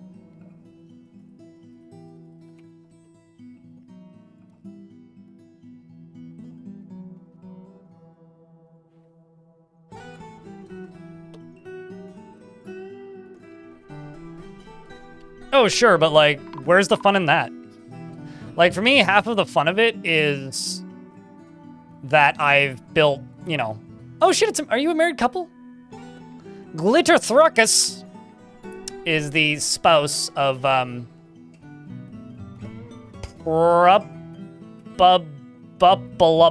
We'll just go with Lupagus, because I don't know how to say that. Jack, can I get a round of beers? It's for a specific subfield. Becoming a specific prime subfield. I appreciate that.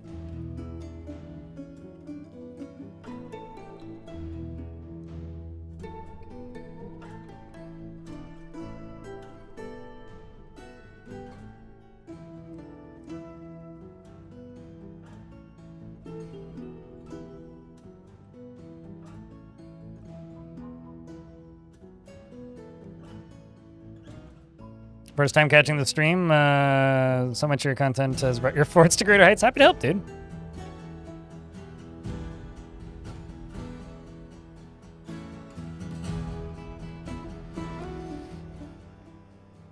A vile parlay force of darkness is here to seek a parlay. Please tell me there's more than 10 of them. There has to be more than 10 of them.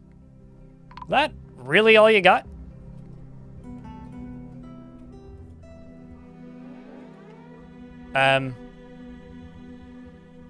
What? What killed you? Did you catch fire? Oh, you must have caught fire. Yep. You most definitely caught fire. Is that really all they got? Though?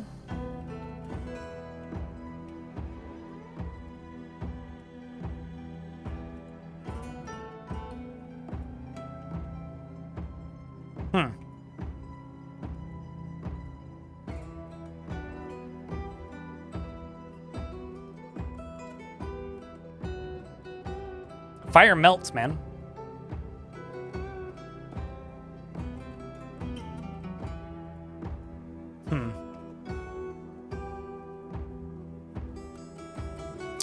Well, I'll just let them come at me then. If it's literally just like, you know, a dozen or so Gerbins.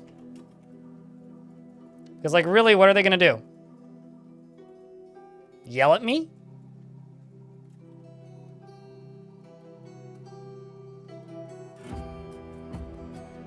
I mean, like, come on. There's no way this ends well for them. They're gonna die is what they're gonna do. Exactly. Exactly. That doesn't make sense as a sentence, but I'll say it. Exactly. I do still think it's funny that, like, one of my most requested things is, like, Blind, build a battle arena. Or can you build a battle arena? This entire fortress is a battle arena. The whole front door is a goddamn battle arena. Well, this is definitely the guy in charge. The one with the only decent helmet. Well, actually, there's several decent helmets, but it's kind of the guy with the best gear.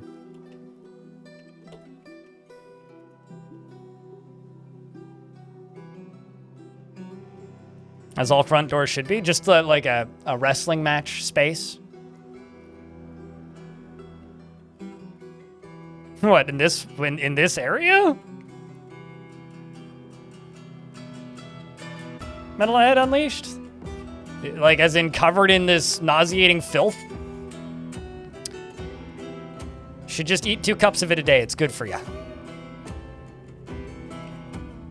That's how all these dwarves have lived for so long.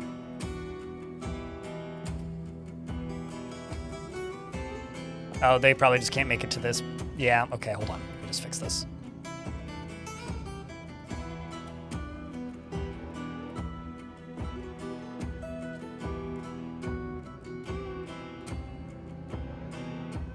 Snorted than eaten personally. I mean, hey, whatever works for you.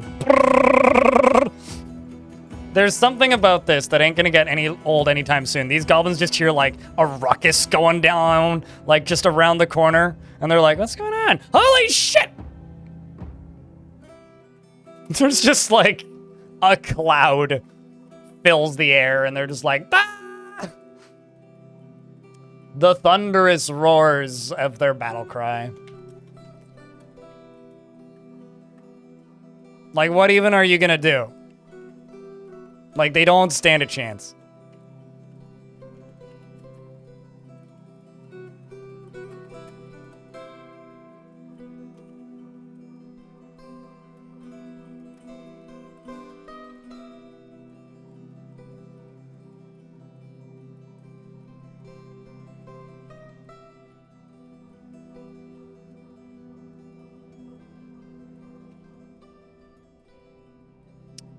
Thankfully, we've got, you know, nice wells and a decent enough hospital. We even have some soap. Pretty much bio-wolf gear, yeah. Soylent, it's basically Soylent, yeah. I wouldn't surprise me too much, honestly. My Baroness Alex is getting, tended to. Dwarven child has created Lemlorutud of Fungiwood Bagud and offers it to the Abyssal Torch. And please tell me that's like your parent or something. No, it's not. That's literally just a ghost who just happens to be there. It is a buildable instrument, and this is awesome. This is all craftsmanship is of the highest quality. It is encircled with bands of fungi wood, tower cap, and cushion chert cabochons, and menaces with spikes of adamantine. Menaces with spikes of fungi wood. And sorry, it's got cabochons and adamantine. Is what it's encrusted with. Bands of. On the item is an image of a many-pointed star and pigtail. On the item is an image of a cubic cubes in grizzly bear leather. On the item is an image of dwarves in adamantine. The dwarves are laboring. The artwork relates to the foundation of Trotted Pages by the mysterious vessel of the Hammers of Dance in the year 28. On the item is an image of Aztec Live Voice the Goblin and Mob Plates the Giant Cougar in Forgotten Beast Bone. Mob Plates is striking down the goblin. The artwork relates to the killing of a goblin by a giant cougar in 537. That's the way I want to go. A bagut is a large stationary percussion instrument. It consists of an hourglass, a stone drum, and a leather head. The hourglass and the musician strikes the head. The instrument produces a complex sound that cannot be said to be of a single pitch. The instrument has a clear, broad, quivering timbre. Fanciest instrument, at least of the last several generations, that's for sure. Well, that's going to get a place of honor in the tavern. And that ghost needs to be memorialized.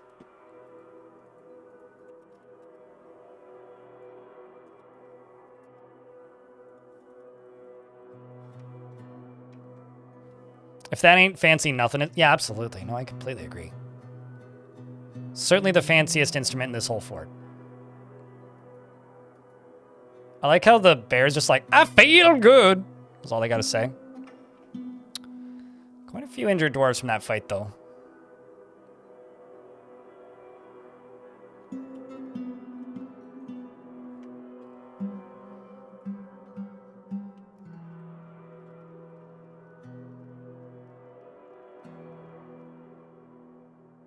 Here comes Rakust,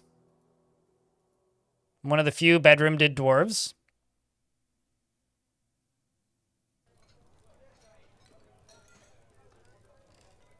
Who's got 26 other kills and 8 notable kills.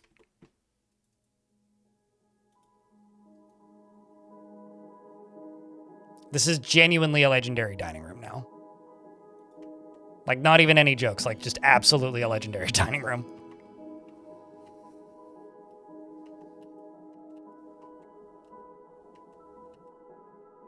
Great. Stuff's on fire again. Well.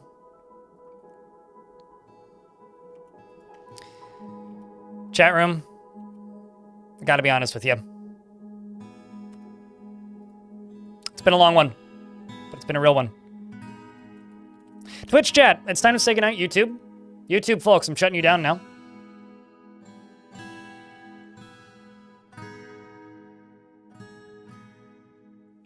There we go. Shutting you down now, folks. So I just want to say to the people watching on YouTube, thanks for hanging out today. The crowd's gotten a lot bigger over on the YouTube side of things. I know I give you guys a hard time sometimes, but like, seriously. You just got here. I'm so sorry, Renee. The VOD's still there. I've been live for 10.5 hours. Like, jeez. What more do you want from me? Aside from another 30 minutes, I guess. Please remind me that tomorrow, Ilmirin, can you do that?